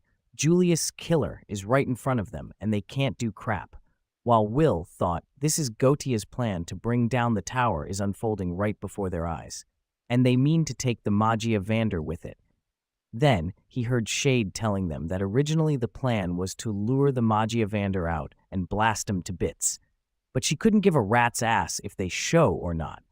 They can sit at the top of their tower and watch them destroy it for all she care. Hearing this, Will thought that the first stratum is a dead zone for anyone that uses magic. The Magia Vander in danger and calling for backup is out of the question. Almost everything is working against them, but his thoughts got cut when he heard Colette shouting that they might not have their magic, but they still have a sword. And to this Shade said back that a sword's not going to save them this time. She brought just the thing to deal with him, Blady Boy. It's all part of the plan. And then summoned many mana creatures. Seeing this, Lihanna wondered if those are Walth oozes and said that this doesn't make any sense. How is a member of Gothia able to command mana creatures? And to this Shade said Charles, unless she know another mage that could have done this? Now that castle's under their control, the the creatures are free to roam and wreak all the havoc they want. Seeing that some mage are in danger, Will intervened and saved them, and start thinking that he would try to use Prime Pathos, but this is just too much for him to handle on his own. He can't deal with these creatures and the enemy's magic. At this rate, he won't have any room to protect Lihana and the others. Their spell covers the entire first stratum. Until he disable it, nobody's going to be able to fight back. Then, he looked at the sky and said, "That looks like there's 7, no maybe 8 cast points. If he can get rid of just one of them, they will be back in business." However, at that moment, Shade said that she see what he is doing. He is trying to figure out where the barrier starts, aren't he? A little too late for that. It's over, Blady Boy. He is hers. He should say goodbye to his useless friends. Nothing more pathetic in this world than a mage who can't use magic. But at that moment, Emma appeared behind her and stabbed her with a dagger. But with swift reflexes, Shade evaded it, and then asked Emma, "What's the matter?" Didn't anyone teach her that dagger are danger on them? And then kicked her, sending Emma flying away. After that, she asked her again, is that how she repay her adjutant for looking after her? She stabbed her in the back? Hearing this, Emma shouted back, "Monica, she will never forgive her for what she made her do. Julius saved her from her control, and she is going to return the favor by—" But Shade cut her mid-speaking and said, "Oh, so she want to talk about Julius, huh? Let's get their story straight first, shall they? That icy brat died because of her. Emma, she killed him. She stood right in front of him, put her wand to his chest, and blew a hole clear through him, with a wind spell, no less. Make no mistake, it was all her doing." And to this, Lunais and Jorah shouted at her to stop lying to her. She is the one that killed Julius. Emma was under his control. She forced her to do it. And to this, Shade shouted, "Who's lying? They mages fell under her control because they were weak. They want someone to blame? They should blame themselves. The strong take from the weak. That is the rule of this world. It doesn't get any simpler than that. And the very mages in the tower made sure they all know it. Their friend was a stone-cold idiot. They showed him what they were capable of at Terminaria. But apparently, he learned nothing. And now he's dead because he tried to save a bunch of hopeless nobodies. Their friend was a loser, and his death deserves to be laughed at." And then she started to laugh maniacally.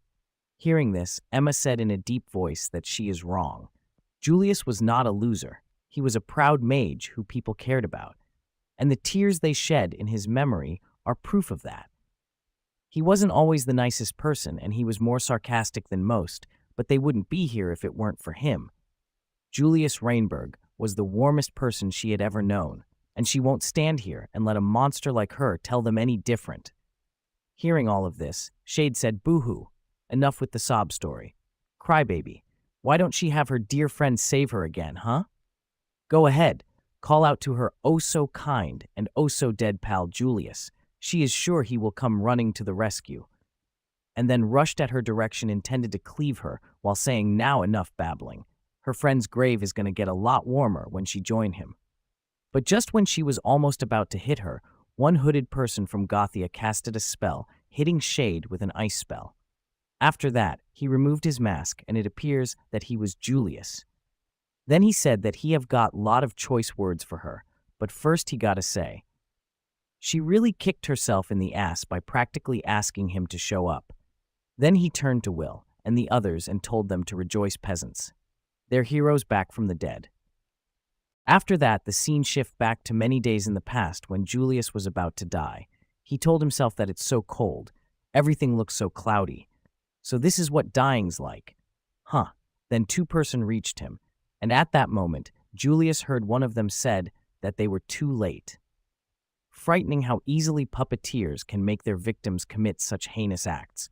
While the other said, "Wait, he's still alive. They must make sure few else know. They should stage his death. With his mastery of Ars Weiss, he will prove useful in catching their enemy off guard."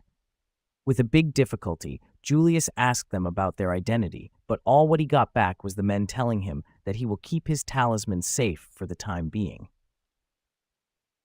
The scene shifted back to the time being, with Julius thinking that just like that, a random mage saved him from the brink of death. Next time he awoke, he was on a bed, safe and sound. That voice, he just know he have heard it before, but his thoughts got cut when he noticed two-person clinging on his, so he shouted at them. How long are they going to cling to him? Damn it, get off of him already. But all what he got back was them crying. So he asked them of, did they forget they are in the middle of a war? They must get a hold of themselves. Then he turned to Mimily and told her to do something to help him, but she also started to cry and asked him if he is truly alive. After that, Will walked into his direction. Seeing this, Julius said to him, "Now, why is he the only one that's not surprised?" To which Will answered him that it didn't take long to figure out that his body was the product of Ars Weiss. All it took was a touch, not even the dead get that cold. The body temperature of an Ars Weiss clone is the exact opposite of its caster's average, around -36 to -37 degrees. Of course he would know. To which Julius smiled and told him that he know just about everything when it comes to great mage Elfaria, huh? To which Will added, but that's not the only reason. He believed in him. He know that he'd never let himself die on them like that he would come to help them in the end. Then Lihana joined the conversation and said that the Albus Vina helped fake his death, and to keep word of his survival from spreading, the higher-ranking Ice faction mages covered it up. Just as Will wrote in his letters to Colette and the others, it seems his interferences were on the mark. Glad to have him back with them. Hearing all of this made Julius smile. Then he said back that it's all right, enough with the emotions. Time to push back. Seeing all of this unfold in front of her, Shade couldn't control herself anymore, so she shouted, "What the? How is he alive? Better yet, how is he able to cast spells?" Meddling maggot, and then casted spells at them, to which Will, with the help of Julius's spell, blocked. Seeing this, Shade thought that it's not a fluke. He's actually using magic in the barrier. Don't tell her that this icy brat figured out a way to. Then she looked at a direction and shouted at them to release the creatures. All of them. Let them massacre the whole stratum. And just a few seconds after this, many more mana creatures started to pop up in the first stratum attacking the mages. Seeing this, Julius turned at Mimily and told her to use the gem, the protective charm she received from the Upper Institute. She need to attach it to the base of her wand and cast away, and just as she did this, she noticed some smoke getting out of her wand. And after that, she launched a spell at the mana creatures, to which it worked. Seeing this, Lunas and Jorua also tried to do the same, and it also worked for them. Observing them, Mimily said that the barrier's effects have been nullified. These charms, could they be the gear to counteract the effects of the mage killer? Meanwhile, in the sky, while Croats was getting carried by some earth invocation, he said that they are using his anti-slame, to which a mage told him that he is looking awfully smug for someone whose butt was just saved. To which Ceridwen said that thankfully they already assigned them to a select few mages. He should rest assured they did it as surreptitiously as they could. Wouldn't want the traitors to find out about them after all. Hearing this, Kreutz shouted that they were more than assigned. They were stolen, by that impish ice maiden no less. And to this Ceridwen said, well, clearly Gotia was getting on her last nerve. Can he blame her doing something so drastic? But he shouldn't worry. The only mages that were given anti-slam were high-level casters, such as herself, and the entire ice faction. Then the scene shift to Sarissa's battlefield, and we see her attacking Walther with a spell. Getting hit, he shouted, "Ice?" What is the meaning of this? She isn't even supposed to be able to use magic in the first place. This is ludicrous. What in the world is happening? To which Sarissa told him back that they figured out how to deal with this so-called wonderful work of magic they developed. And believe her, he would just hate to hear how long ago they got it done. Meanwhile, at Colette's battlefield, also one high mage from the Ice faction joined them. At a rooftop far away from there, Monica said to herself that this is looking pretty bad, so should she keep up the barrier or what? To which Julius appeared from behind her and asked her, what say they take it down? He can't think of anything less charming than hunting mages. Can she? And this made her smirk. But after a few seconds later, everyone saw an ice destroying one of the 8 pillars of the magic spell in the sky, and this made it fade away. Seeing this, Ignore told Colette that they are back in business. They should go for an counterattack. And just as everyone was about to start the counterattack, Arvin appeared in front of them and said that he think not. The game is over, and they are the victors. And just as he said, so there was an earthquake. And this made everyone to wonder, where's all this shaking coming from? Then the scene shifted to Sarissa's side, and we see that Walther started to laugh, and then he told her that all of that effort only for it to mean absolutely nothing. How awful it must feel to know how hard she and her ilk struggled, yet still face utter destruction. Her end is but an inevitable. Now that Charles has reached the Collis panel, after that the scene shift to Kreutz's voice coming out from a drone near Charles, saying, "Garrison mages, come in. He demand an update now. They need to answer him. Damn it, Charles is he. What is the status of the Collis panel?" Meanwhile, Charles reached the Collis panel and started to tap on it. After that, many spell gates appeared around him, and it appears that each gate has a specific floor and faction's name. Looking at them, Charles chose the one named Shauna Lock of Thunder, and said, "There they go." After that, the scene shifted to the Earth's faction floor, and there, Arvin told them, "Fools, this war has been nothing more than a grand distraction. The longer they took to defeat them, the further they fell behind. How embarrassing it must feel to be utterly outplayed." While at the first stratum, Shades started to flee while shouting, "Time's up, rats." See what happens when they take their sweet time? Now watch as they gut the tower before they can gut them. Enjoy the show and say goodbye to the seals while they still can. Seeing the preparation for all the guards come down is going to be a real treat. Hearing this, one of the mages said, "Wait, are they planning to dispel the guards' partitions?" To which another one asked, does she mean the tower's going to start overflowing with the things they fought during the bloom? And to this, another mage said, so not just the ones on the first stratum, but everyone until the 50th. To which another mage intervened and said that's got to be thousands, maybe even tens of thousands of monsters, all rampaging to destroy them and the tower. Hearing this, Lihanna told herself that this is Gautia's plan to bring down the tower, while Will told himself that they failed to stop them. After that, the scene shifted to Colette's side, and their Yegner told her that they have to get to the Collis panel. If they can subdue the intruder, maybe. But Arvin cut him mid-speaking and asked didn't he hear them? It's over. Then Arvin and others shouted, "Release them. Do it. Now Charles. Let them forge a new legend." Meanwhile, at Charles's side, he said in a deep voice, "Unseal partitions. Disabile magical interceptors." Looking at the charging spell, Charles smirked and added, "Good night, sweet tower." And just like that, many guardians started to appear in every floor. After that, Shade said while laughing that the victory goes to Gautia. Good riddance, wretched tower. But at that moment, a calm voice echoed from behind her saying, "By his word shall flames soon fly. So encroach the fires of conflict and bring with them invitable ruin. High and true, the bugles signal the outbreak of war, and all is consumed in a tempest of strafe." Sensing something unusual, Ignore looked at a direction and said, "What's that outpouring of magical energy? Could it be?" No. And at that moment, his collar started to react strangely. At his side, Colette asked him, is that a remote circle coming from his collar? Then that voice echoed again, saying, "Descend, O crimson inferno, O ruthless flames. Thou art all incarnate, the ultimate eradicator. With thy blaze bring closure to this maelstrom of war." Hearing this, Arvin asked what's happening, while Walther and Shade asked could it be a spell by Amagia Vander.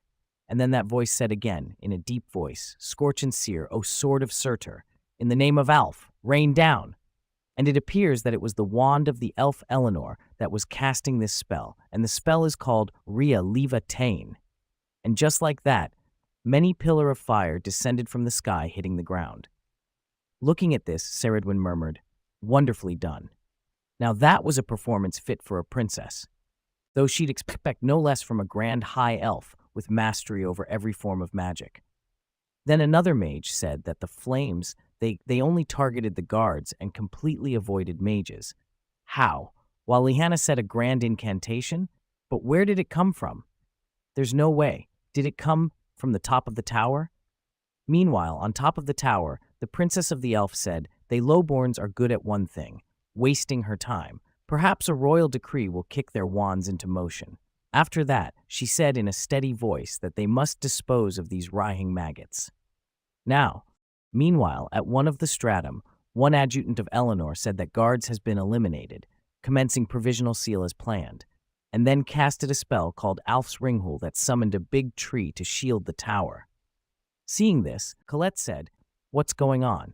First the Zoctonia disintegrating right in front of them, and now there's some tree covering the tower." While Wignall asked if did she embed a remote circle in his collar and shoot them down from the top of the tower? No way. From all the way up there? He couldn't even cast a spell from that far away, let alone snipe a bunch of monsters. It was her, Eleanor, who cast a hyper-distance spell. Then he felt rumblings, and then he asked if Hazard has affected the other floors too?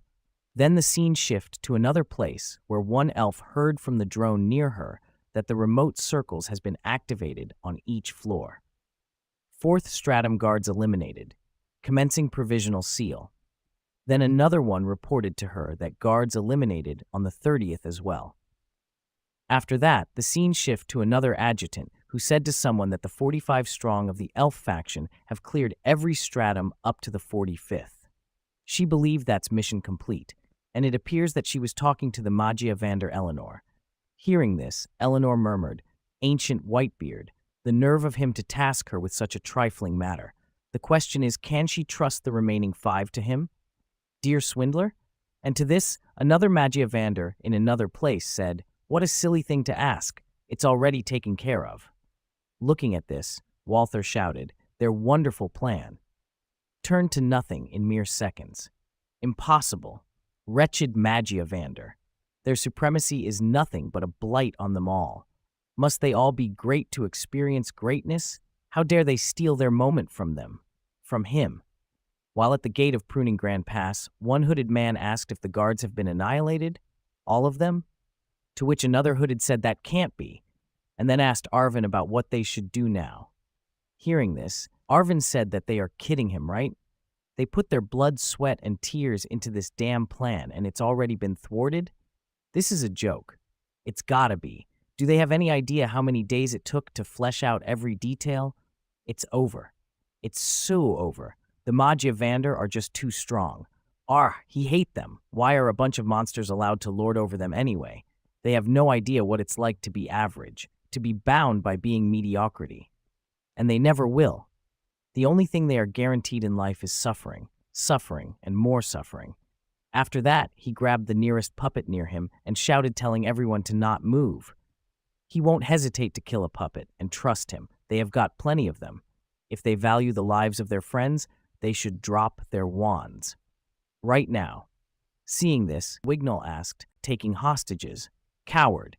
And to this, Arvin said that he said drop them. If a massacre's what they want, they will gladly give them one, and then start thinking that the plan's a bust, but they still have Shade's puppets. As long as the Magia Vander don't join the battle, they still have a chance. He just have to make this gambit count. But at that moment, he heard the puppet murmur something, and this shocked him. Then suddenly there was an explosion. After that, many hooded mage from Godia got attacked by ice spells. And after that, many puppets started to change its shape into the shape of Elfaria, the Magia Vander Albus Vina. Meanwhile, at the sidelines, when Walther saw this, he asked if was this shape-shifting magic? Then he heard Elfie telling Arvin that his force of 544 puppets is quite impressive, but ultimately meaningless. After all, what good is his legion when some 300 of them are her? And this made Lahanna say to herself, "Wow," and here she thought the hostages just exploded. Then Sarissa said that froze Lal is great mage Elfaria's powerful shape-shifting spell. It allows her to transform into a different person by completely masking her body in ice. After hearing this, Lihanna said so she combined her clone and shape-shifting spell? At this scale? What isn't she capable of? But her thoughts got cut when a mage shouted, "Wait, it's not just great mage Elfaria. Julius is also in on it." And to this, Julius said that he wouldn't have been able to do this if his survival wasn't covered up. He padded the numbers a bit with his own Ars Weiss clones to help great mage Elfaria focus on controlling several hundred of her own, while handling her other task. It was all orchestrated to swap out the puppets with their clones.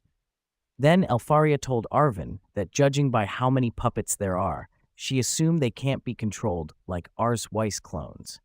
So, with the exception of half-puppets such as himself, victims are mostly left to their own devices. They can only be given singular orders, like lay waste to the first stratum. What's more, how much of their perspectives can be shared with their so-called puppeteer is limited. And then glanced at Shade's direction, then asked him if she is right. If he had such power over his puppets, he would have noticed that they replaced them a long time ago. Then the scene shift to Eleanor's place, where she said awfully haughty for someone wine dumps her work onto others. Their faction castle is practically overflowing with those damn puppets. The puppets in those sectors were already replaced with Great Mage Elfaria's clones. At another place, Ceridwen said that sadly, they couldn't take care of all of the puppets before the hostilities started.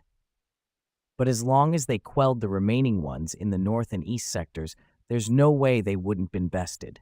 It's almost unfair how powerful the Magiavander are, isn't it? Feels like cheating. And to this Emily shouted, but wait, everything was carried out so swiftly. The only way it could have gone this well is if they already knew the enemy's strategy beforehand. While another mage asked if has all just been according to plan, he don't understand. Why would they even let things get this bad? To which Iris said that it's to force out every bit of corruption. The foul elements that have infiltrated the tower must be eliminated. Creslu and a select few others were the only ones privy to this plan. Not even the Magiavander were made aware until the last minute, which in hindsight may have been a mistake considering Great Mage Elfaria's strong reaction. The traitors in the Wind and Dark factions were somewhat known to them. What they didn't know was how deep the betrayal went and how many there truly were. The mastermind in particular was a figure they couldn't pin down until the very end. To bring it all out into the open, they drew out their plan and made it look as if they were backed into a corner. And it was a success, thanks to Will and his friends. After that, the scene moved back to when the friends of Will were interrogating Bernthal, and how they were shocked and asked him if he said he is a secret agent for the tower. And to this he said back, indeed he is. He is at once the 10th generation owner of Boutique Riser and a covert operative of the Fire faction. He hid listening devices in them and their friends trapping at the behest of the tower. Trust, it pained him to do so, but orders are orders. Hearing this, one of Sion's friends turned to Sion and told him that thought he figured something out the way he ordered them to come with him. But this is just really embarrassing. And to this Sion shouted at them to shut up and turned to Bernthal and said to him that if he was telling the truth, then why was one of the Magiavander talking to him as if he knew some foul plot was afoot? And to this Bernthal asked him if he mean Great Mage Carriot. He know him. The man loves his dramatics. Hearing this, Sion asked him back about what does he have to say about that nasty smirk he just flashed them. That's not the kind of smile he expect to see from an ally. And to this Bernthal said, that. The moment he said he thought of him as his brother. He was so overcome with rapturous joy, his lips may have crooked into a not-so-friendly grin. And for that, he is sorry. But at times, to fool one's enemies, he must first fool his allies. His orders were not to spy on them, but to listen in on the enemy's conversation to ascertain the truth. To be honest, they had expected some of them to become puppets, which would have, in effect, allowed them to infiltrate Gotia. And if they are wondering who checked the listening device for the girls, it was Cresluis. Boundaries and all that, they understand. And to this, one girl said that she always thought this was kind of weird.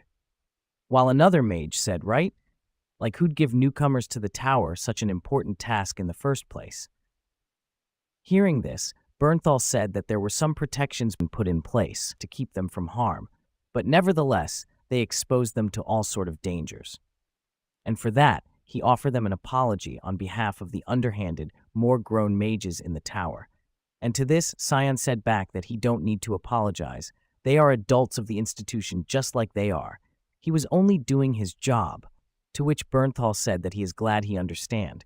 That aside, he is afraid a punishment is in order, Master Scion, for treating him like one of the male factors.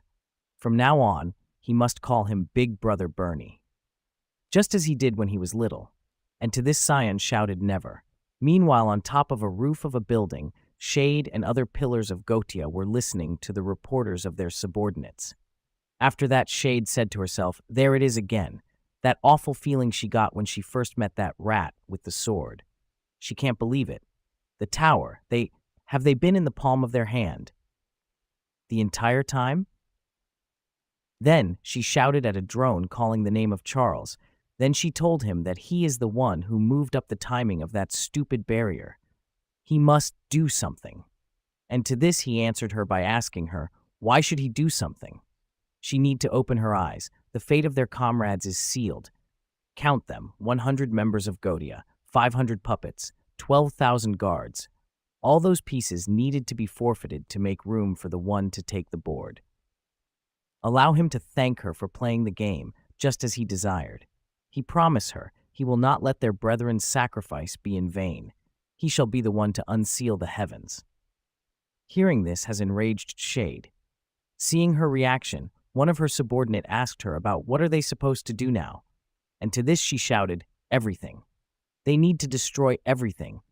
Bring out every last one of those vile beasts in the tower and drag their bodies across the streets. Meanwhile, at the sidelines, Lihanna said to Will that their movements have changed.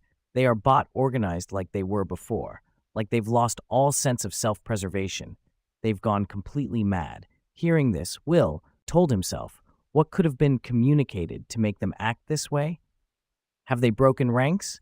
This could all just be a distraction to achieve their ultimate goal, and he started to run in a direction while telling Lihanna to come with him. As for Julius, he will take care of things here. To which Julius shouted at him, telling him, less talking, more moving. He must go do what he gotta do, what only he can do. And to this, Will started to run away while telling himself that victory for the towers within reach. But Gotia can still win the day. And when he heard Lihanna telling him that they need to do this, he shouted back, saying, right, it's time to take Charles down. After that, the scene shifted to Charles riding on a flying golem and then going out of the tower, while shouting, go wild, kill each other, he don't give a damn. While they squabble like fools, he will make Baal his. Meanwhile, at the first stratum, a man said to a drone near him that the flying golem prototype's been activated. It's just broken through the tower wall, and it's going up. Is he flying straight to where the Magiavander are?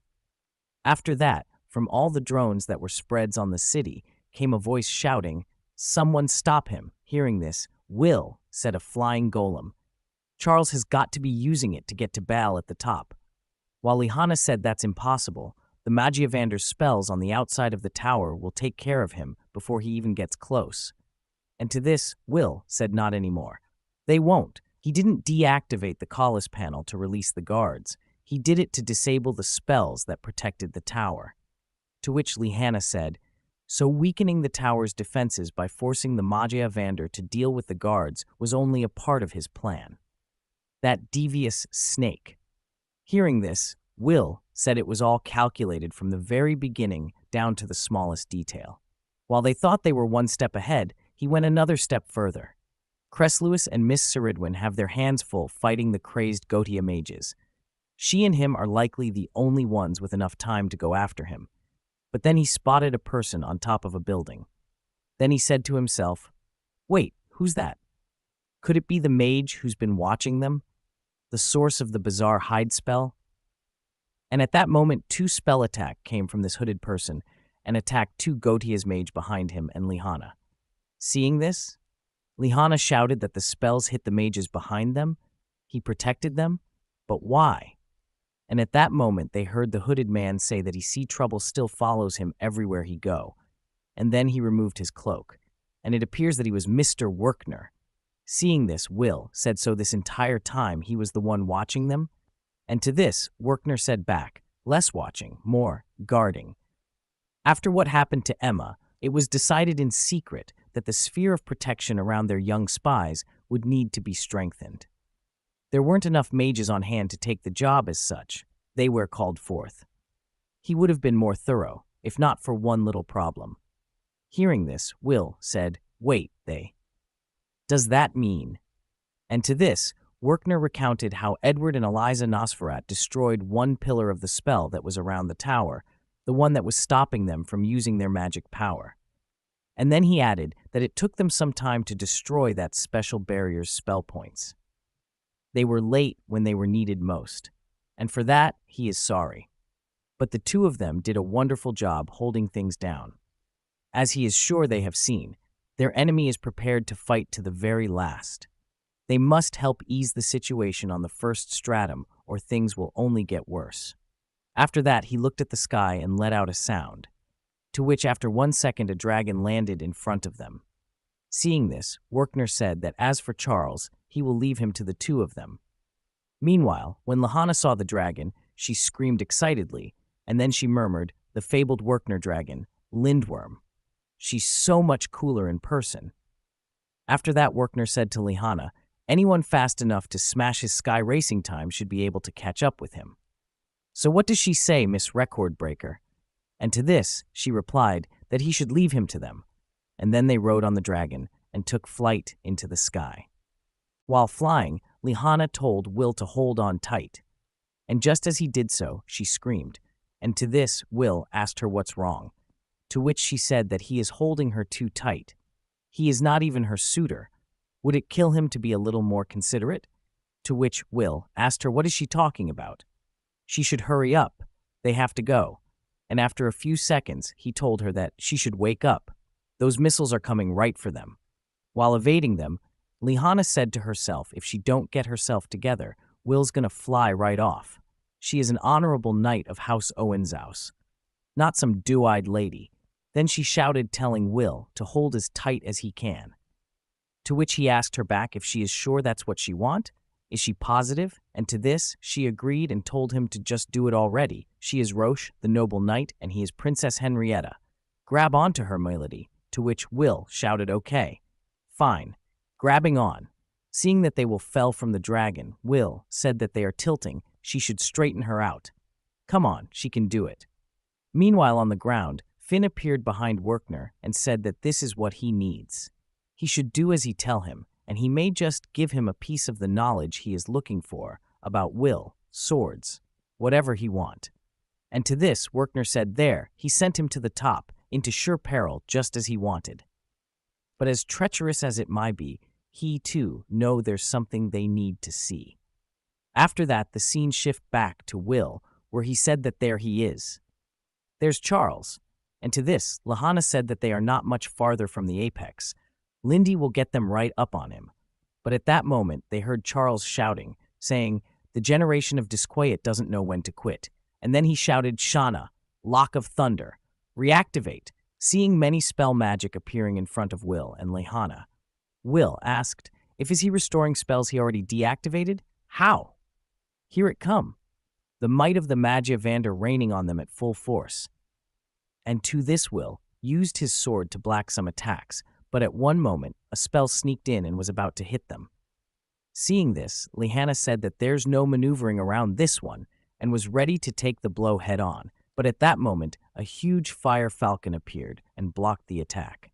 And this surprised them. After that, they heard Theon shouting, telling them to not dare stop now. She and Will need to go on and take that flunky to the top. And besides him, Bernthal said now, that's a form of the House Ulster's falcon he have yet to see.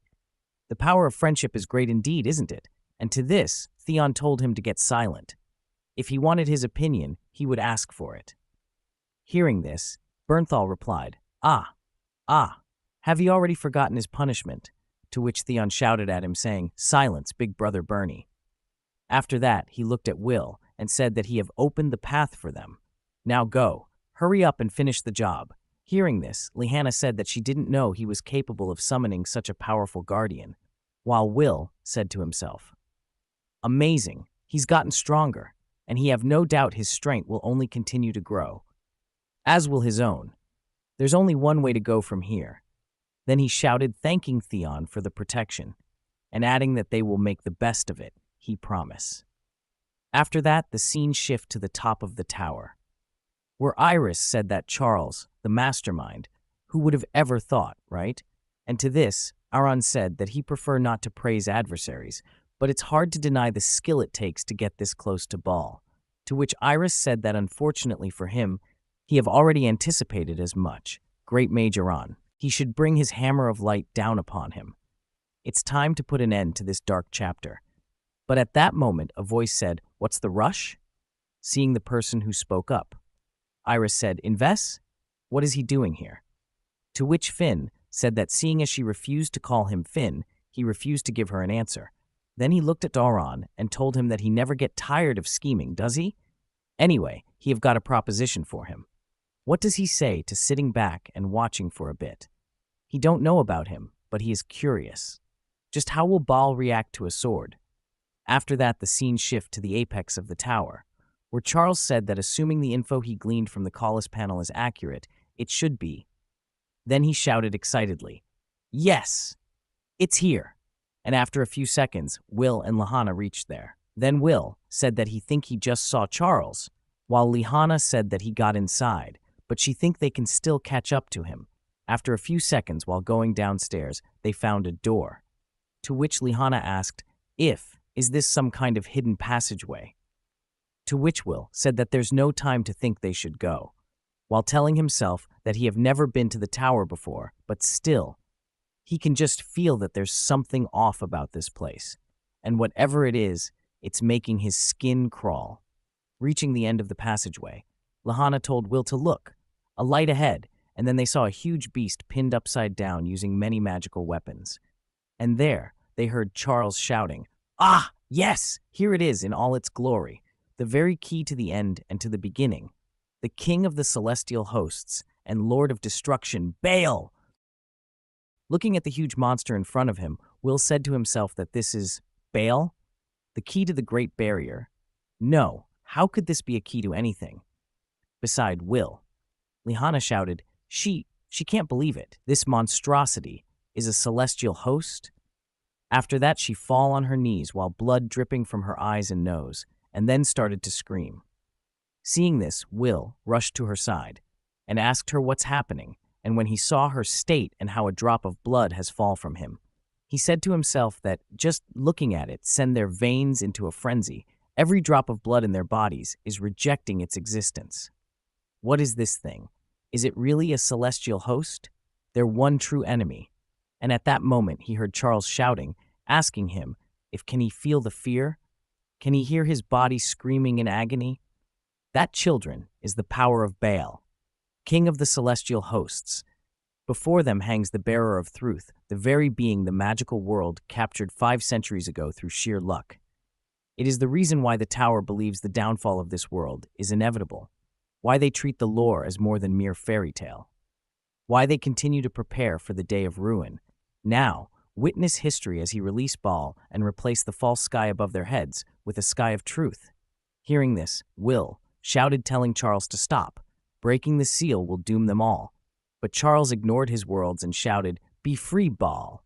Wreak havoc! Bring this twisted world to its knees!"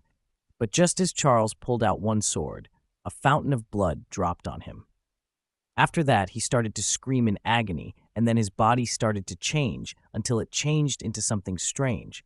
When Will and Lehana saw the process of Charles getting turned into a monster, they got shocked.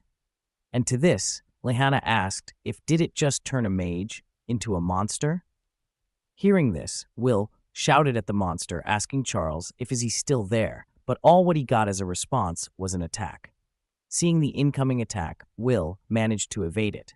But he got surprised by another attack from another angle, but luckily Lehana intervened and blocked the attack. After that, she shouted at Will, telling him to not hesitate. That thing is no longer a mage. It's a monster. After that, she evaded another attack from the monster by jumping into the sky, but to her surprise, many vines appeared from the ground and attacked her. Then she got sent flying by the beast, hitting the walls. Seeing this, Will shouted, calling Lehana. But at that moment, the monster attacked him, to which he barely evaded. After that, he told himself that something different. This monster's not at all like the ones they have fought before. He can feel the hatred he have toward it coursing through his entire body, a primal revulsion, a deep disgust. But he have to fight. No matter how much he want to cry or laugh himself insane, he have to do this. He have to fight. Hesitate now, and it'll turn all of them into monsters. After that, Will evaded another attack and started to run into the direction of the monster. And just as he approached it, Lihana attacked the beast and also Will with a lightning spell, to which he used to prime his sword into lightning element and then slashed at the monster, cleaving it into two half. But to their surprise, they saw the monster regenerate in front of them. After that, the monster used his mouth to cast many spells at the same time, attacking them, getting hit by the spell. Lihana asked, how is it able to cast such powerful magic with just a scream? There wasn't even an incantation. To which Will said back that it's unbelievable. Whatever that was, it was stronger than most high-grade spells. This is it. If they allow this affront to mages, to all life, leave this place. Their world is doomed. After that, the scene shift to the drone saying to everyone, alert, the enemies turning themselves into bombs as a last-ditch effort. Great Mage Elfaria has committed her energy to defending them. Use her clones as shields.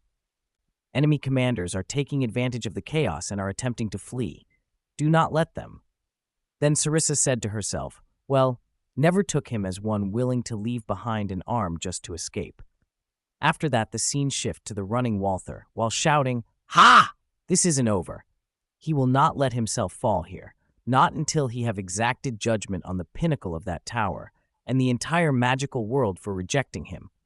And at that moment, he heard an ice-cold voice saying that he see old delusions die hard, Linden. Seeing the source of the voice, Walther shouted saying, Edward! He dare confront him. They are faction brothers. Hearing this, Edward said back, brothers? He don't recall associating himself with a dogmatic simpleton. To which Walther said that he can deny him all he want. He fell as short as he did from becoming a Magiavander. He know the hate he harbor for those gifted few, for the world that kept him from true greatness. He is a failure, a fallen mage turned educator, forced to teach remedial magic to little children, who he now defend. An ordinary man like him could never match his genius. He will not let his purpose be belittled by an inept mage who ran from the tower with his wand between his.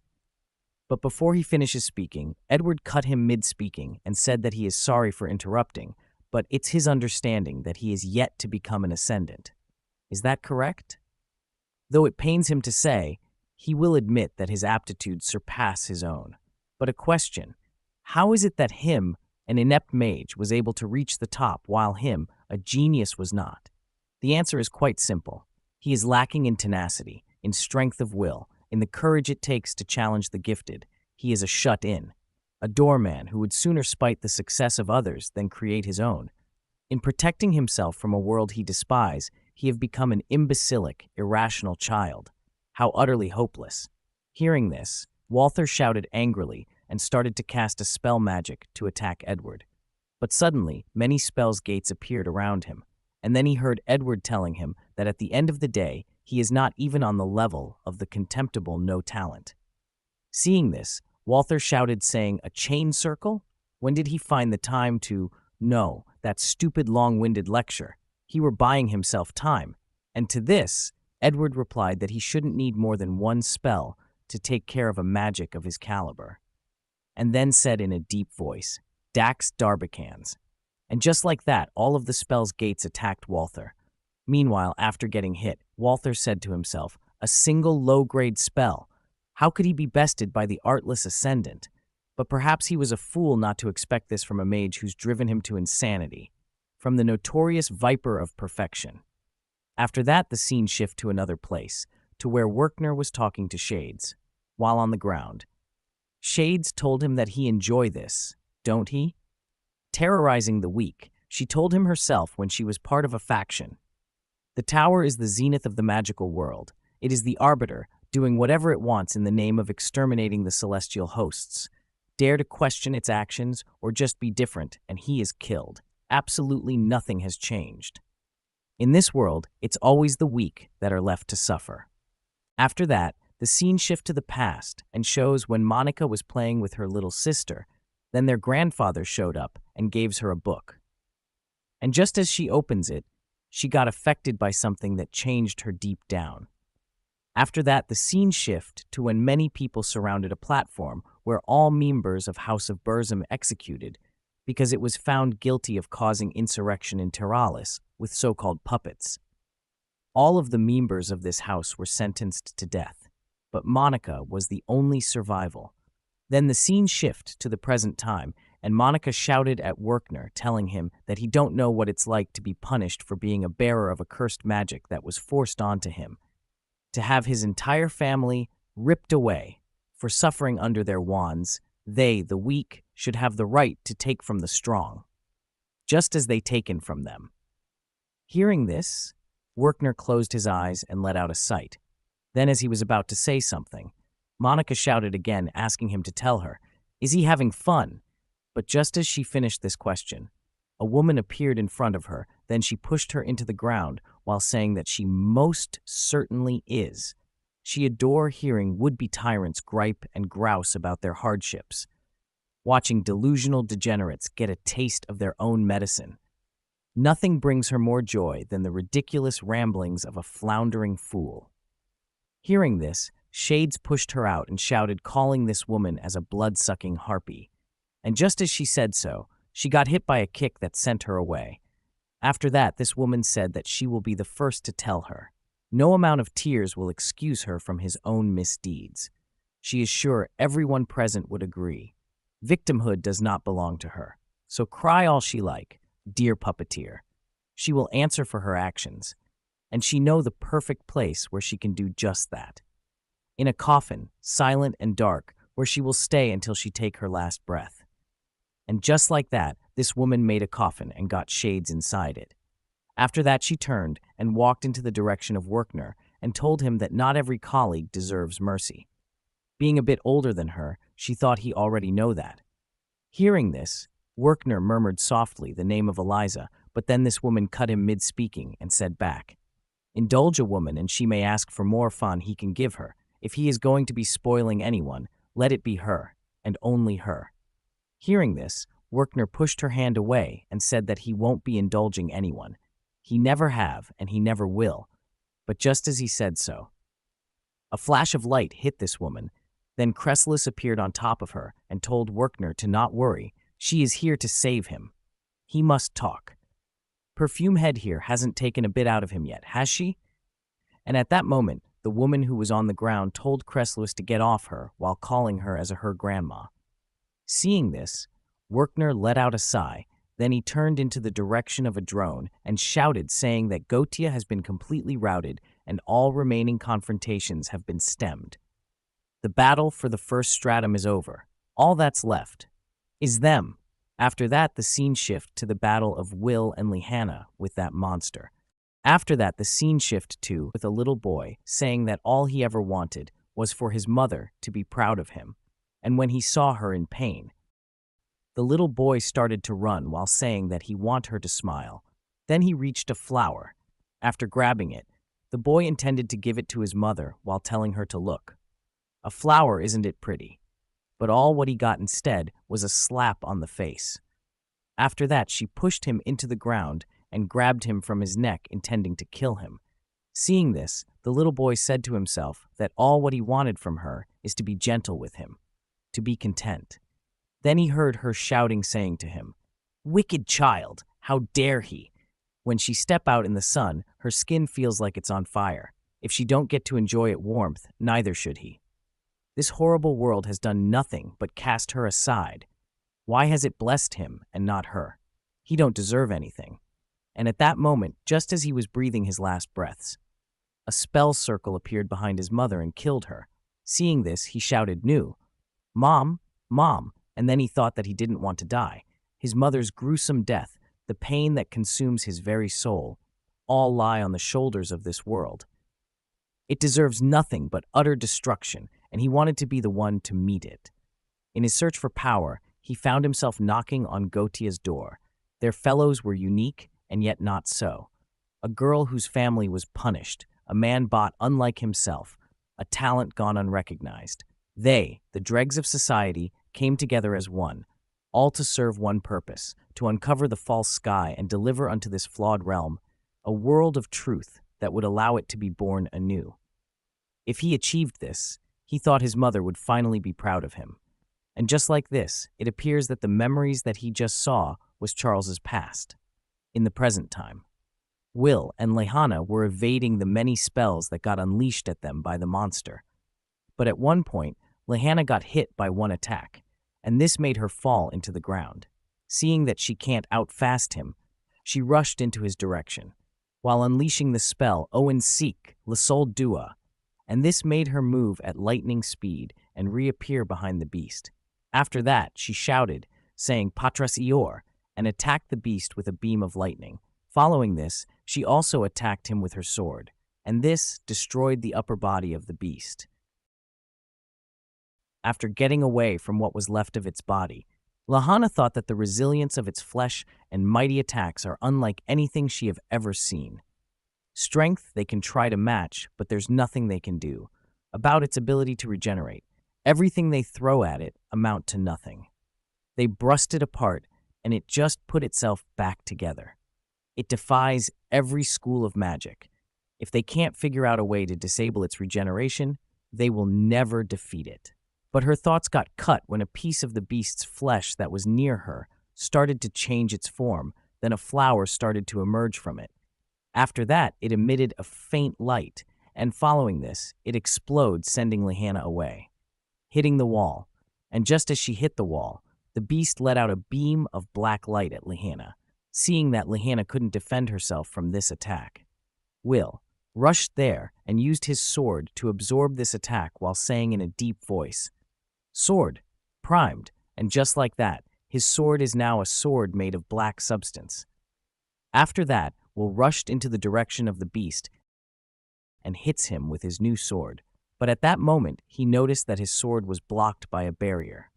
Seeing this, Will shouted, saying, "Do it, cut through, push, push, remember what's at stake," and at that moment glanced at the pained face of Charles.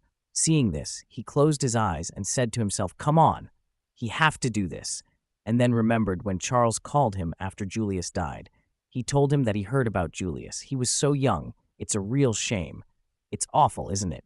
How so full of sadness this world is. If he could, would he change it? What kind of world does he want? Will? Hearing this, Will asked what? And to this, Charles said back that he don't know about him, but he would like a world where everyone has a reason to smile. And just as he remembered this, Will opened his eyes and evaded a deadly attack. Then he retreated away from the beast and shouted, asking, Is he there? Please say something. Charles! Charles! And at that moment, Charles said to himself that he was so sure that funding the truth would earn him his mother's approval, but nobody told him that the truth would be thus frightening, this monstrous, this disgusting. Why? Was he wrong? It hurts so much. Mommy, please, save him. Someone. Anyone. And at that moment, Will saw another head pop out from the beast and heard Charles begging him to help him. Seeing this, Will said to himself that he's in pain, crying out for help, begging to be freed. It's all right, Charles. He will defeat him and free him from his suffering. And just as he said so, Will's eyes flashed with a weird light. Then he said in a deep and cold voice, Prime, Pathos Tyrus Wiz, reloaded. At the sidelines, when Finn saw this, he murmured, saying that reloads lack the punch of a sword primed by an outside source of magic. Question is, can he make it work? And at that moment he heard Will saying load, brust, Elglass Frost, L1. And just as he said so, many image identical of Will appeared around him. And after doing this, Will said to himself that learning Prime Pathos from Miss Ceridwen was the first piece. Mastering Tactical Reload with Zeo was the second. Now to complete the puzzle, with third and final piece, Elfie's Magic. If he want to free Charles, he will need help from everyone. And then all the clones of Will shouted in unison, saying, Come to him. Prime, Pathos revived. Tactical Reload. And just as he said so, each clone of his changed its element to a specific one. Seeing this, Lehana shouted, saying that she can't believe it. He's loaded his sword with just about every element save light. He's not just rapidly shuffling between elements in the middle of a rapidly shifting battle. He's combined multiple techniques to do something even greater. At the sidelines, when Finn saw this, he smirked and said, All right then, let's see it. Shatter his expectations. Show him the unknown. Will Serfort. Meanwhile, in the battle, Will and his clones rushed into the direction of the beast, and each one of them started to launch an attack using their unique element. And just like that, the beast got attacked by different spells that was taken from one of the Magiavander or Will's friends. Seeing this, Lihanna said that he put so much power behind his assault, and it's still not enough. Then she heard Will calling her name and saying in a deep voice, "Prime Pathos revived. Dualis Wis, tactical reload." Hearing this, Lihanna said to herself that he believes in her. He trusts that she will rise to meet this challenge. She is a knight, and when a knight's companion calls her to action, by her vow she must answer. And just like that, the two of them used their fast speed and started to attack the beast. While doing this, Will said to himself that there's only one way to defeat an enemy that can regenerate. They must lay waste to its flesh faster than it can heal itself. And with lightning-fast speed, they will overwhelm it, as only the Thunder faction can. While remembering what that man from the Thunder faction was telling them in the training. Run faster, harder, never forget their teachings. Speed is law. Shine brighter, move quicker. Show the world how tenacious they are, maggots. Now, boom loud, storm forth, become a thunderbolt, and then at that moment they moved as fast as a strike of lightning and attacked the beast, destroying it. And just as the beast turned into ashes, they started to hear Baal laughing maniacally. Hearing this shocked Will and Lihanna, and just as they were wondering what should they do, they heard the steady and cold voice of Finn, saying, "Yuck. Nothing more irritating than this thing's laugh. Enough, Baal. You are no god." After that, the scene shifted to Finn saying, "Another dawnless morning." Still not used to it, even after all this time. Then he felt something behind him. And when he saw that it was Will, who came, Finn said that it's nice to see him here. He did call him, but to be honest, he didn't think he would show. And to this, Will replied saying that he thought he would be stupid not to. To which Finn said back, "Well, welcome. He is standing on the closest spot to the magical world's fake sky. So how does it feel to have made it to the top of the tower?" And to this, Will said back that all he can say is, he wish he had done it with Elfie. And this made Finn laugh. After that, he said to Will, "That's as bad." But to be fair, the mages were just as busy as the Magiavander. Aaron might have had everything in the palm of his hand, but that doesn't mean nothing was lost. There are people to mend, building to restore, adversaries to question, holes to fill, all of which will take some time. Seeing Will was silent. Finn said with a smile, not interested in small talk, he guess? All right, well, as a reward for surmounting Baal's cruelty, he will answer whatever question he have. But just one, ask wisely. And to this, Will asked him to tell him about this power that he have. About Wis. Hearing this, Finn replied saying, "Interesting. Is he sure he don't want to ask about Baal instead?" And to this, Will said that Wiz and that thing are somehow connected. He can feel it. He thought an answer to one might give him an answer to the other. To which Finn said back, "Very sharp and correct. Wiz is an almighty weapon, created to eliminate the celestial hosts and by extension Baal, though it would be more accurate to say it's in the middle of being created. 5 centuries ago, with the help of Mage Queen Mercedes and the original Magiavander, the denizens of Utopia, the Lysants, fought back the celestial hosts and captured Baal, but they soon found that Baal was undying. Neither was mage nor sword could kill it. Hearing this, Will asked, "Not even Mage Queen Mercedes or the Magiavander?" To which Finn said back, "Nope, not even them." So they decided to try mixing the powers of wand and sword. By combining the magical might of a wand with the physical brawn of a sword, they sought to fashion a power capable of destroying the otherwise indestructible Wiz. In other words, him. Hearing this, Will asked if is he Wiz? He was created to kill that monster? To which Finn replied saying, "Well, not him personally, but the blood that runs through him." The interlacing of wand and sword's lineages began 5 centuries ago, to integrate the anomalous sword into this world ruled by magic. It was known that assessing the balance of both bloodlines to draw out their respective strengths, and fully realizing the ability to prime magic would take time. That is the reason for the Magiavander's Great Barrier. It's no more than a part of a centuries-long plan to create Wiz, the world's greatest power. This is Mercedes's legacy, a vow to weave a Wistoria of wand and sword. After hearing this, Will said that he don't understand. He don't know anything about his lineage, wand or sword. He don't have parents. He had lived in an orphanage with Elfie for as long as he can remember. How can he be? And to this, Finn said back that no thanks to a personal blunder, the bloodline of swords ended some 10 years ago. He thought they would have to start the process all over again. Then he met him, a bearer of both lineages, their last and only hope. He don't know who thought it would be a good idea to hide him from him. But, damn it, he found him, and that's all that matters. And to this, Will said back, he is a little too casual about all of this. To which Finn replied saying, well, that's about all he have to share on Wiz. But then Will said that he still have questions, like what exactly is he? To which Finn replied saying that's a secret. What part of just one question don't he understand? Hearing this, Will asked saying, then what is the celestial hosts? Hearing this, Finn started to laugh and said back that also a secret. And to this, Will said in a weak voice, fine, just answer this. Does he think they can actually win against that monster? And to this, Finn said back that he would like to say it's possible, but as they say, only God knows. Hearing this, said back, wait, Finn, what does he mean by God? And this shocked Finn. Then he glanced at Will and said that it was just a slip of the tongue. Of course.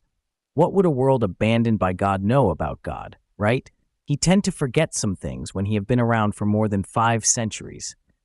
Hearing this, Will said to himself, he's been alive for over 500 years? Then he said that he don't, but just as he said so, there was an explosion and an ice pillar rose up from the ground. That sent Finn and Will away. After that, Elfie appeared on the platform and rushed into Will's side. After that, she asked him if is he all right? Getting so close to Elfie, Will said to himself that it's been a while since they have been this close. She is so cute. Everything about her is cute. Her brows, her nose, her hair, her teeth. But then he remembered something, and then he said back that he is fine. But what about Finn? And to this, Elfie replied, telling him to forget about the tiny man. Does he have any idea how much trouble he caused with his stupid tests? Test this, test that. Hearing this, Will said back, really? To which Elfie replied saying, yes, really. And every time she tried to get rid of him, he comes back with a vengeance. Don't waste your time worrying about him. And to this, Will said back, if she say so. So, how did she know he was here? To which Elfie said that Great Major Ron told her. She was so worried about him. But when she came to help, he was gone. He left her to go gallivanting who knows where with Lihana. And to this, Will shouted saying, what? Come on, if he pulled her away from the battle on the first stratum, who knows what would have happened? Hearing this, Elfie replied saying, excuses. Then what about when he let Lihana into his room, huh? To which Will asked, how does she know about that? And to this, Elfie replied saying that the genius detective Kiki here told her all about it. Apparently he is cheating on her with Sion, Coletter, Julius, Wignall, and now Lihana. What does he have to say for himself? Hearing this, Will replied saying, okay, hold on. Now he is convinced she don't even know what cheating means. And to this, she said that he is only supposed to have eyes for her. And then she jumped on him, pushing him to the ground. After that, Will said back, 10 years and nothing has changed with her, huh? Then he heard her saying that this place is as close to the sky as it gets. She wanted to be the first to come here with him. Hearing this, Will said that he is sorry. To which Elfie said, but at least she got his letter. What he wrote made her smile. Hearing this, Will said to himself, thank goodness he had Kiki deliver a letter to Elfie too. He said on it that it possible the Magia Vander will be targeted, but he will do everything in his power to protect her. Remember, his heart is always with her. Then he heard Elfie saying that his words are like a spell that warm her heart. And to this, Will said back, but he didn't really get to protect her at all of anything. She helped him. To which Elfie said that's fine. She prefer it that way, actually. She don't always have to be protected. She like being the protector. It gives her a chance to help the ones she love and hold them close. After hearing this, Will asked in a firm voice, if does she know about Baal. And to this, she said that she did. They showed it to her almost as soon as she became a Magiavander. She can't count the number of times she had wanted to just quit and go back home to him. But then she thought about what would happen if she threw it all aside, how much the world and him would suffer, and she couldn't do it. She is sorry, Will. And to this, Will told her to not be. There's nothing to be sorry for. If he were in her shoes and was shown a monster like that on his first day, he would find it hard to give up too. He think he finally understand why the academy and the tower are so uncompromising, why they expect their students and their mages to be multi-talented, the best of the best. Hearing this, Elfie holds his hand and asked him if does he think it's asking too much to someday want to see the sunset? Would people forgive her for wanting to see beyond this sky? And to this, Will smiled and asked, why wouldn't they? Let's do it. When this is all over, let's go see the sunset. And this shocked Elfie. Then she heard Will saying that after they take care of the celestial hosts and Baal and protect the world, he is positive they will let them. They will have to. And when that time comes, let's go see it together. Promise? And to this, Elfie smiled and replied, saying promise. After that, the scene shift to the room of the Fire Faction's Magiavander. There Werkner, Edward, and Cresslewis were standing in front of a throne. Then Cresslewis said that he have got some nerve. She don't know about him, Mr. Magiavander, but they are extremely busy. He better have a good reason for summoning them. And to this, the Magiavander replied saying, well, he appreciate them taking time out of their busy schedule to join him. Hearing this, Professor Werkner said back, if he may ask, for what reason have he called them? They aren't even part of his faction? To which the Fire Magiavander replied saying, right he is. Nevertheless, he and Cyndia Barham, the Wand of Fire, have summoned them all here to render them an order. To which Edward asked back, what order?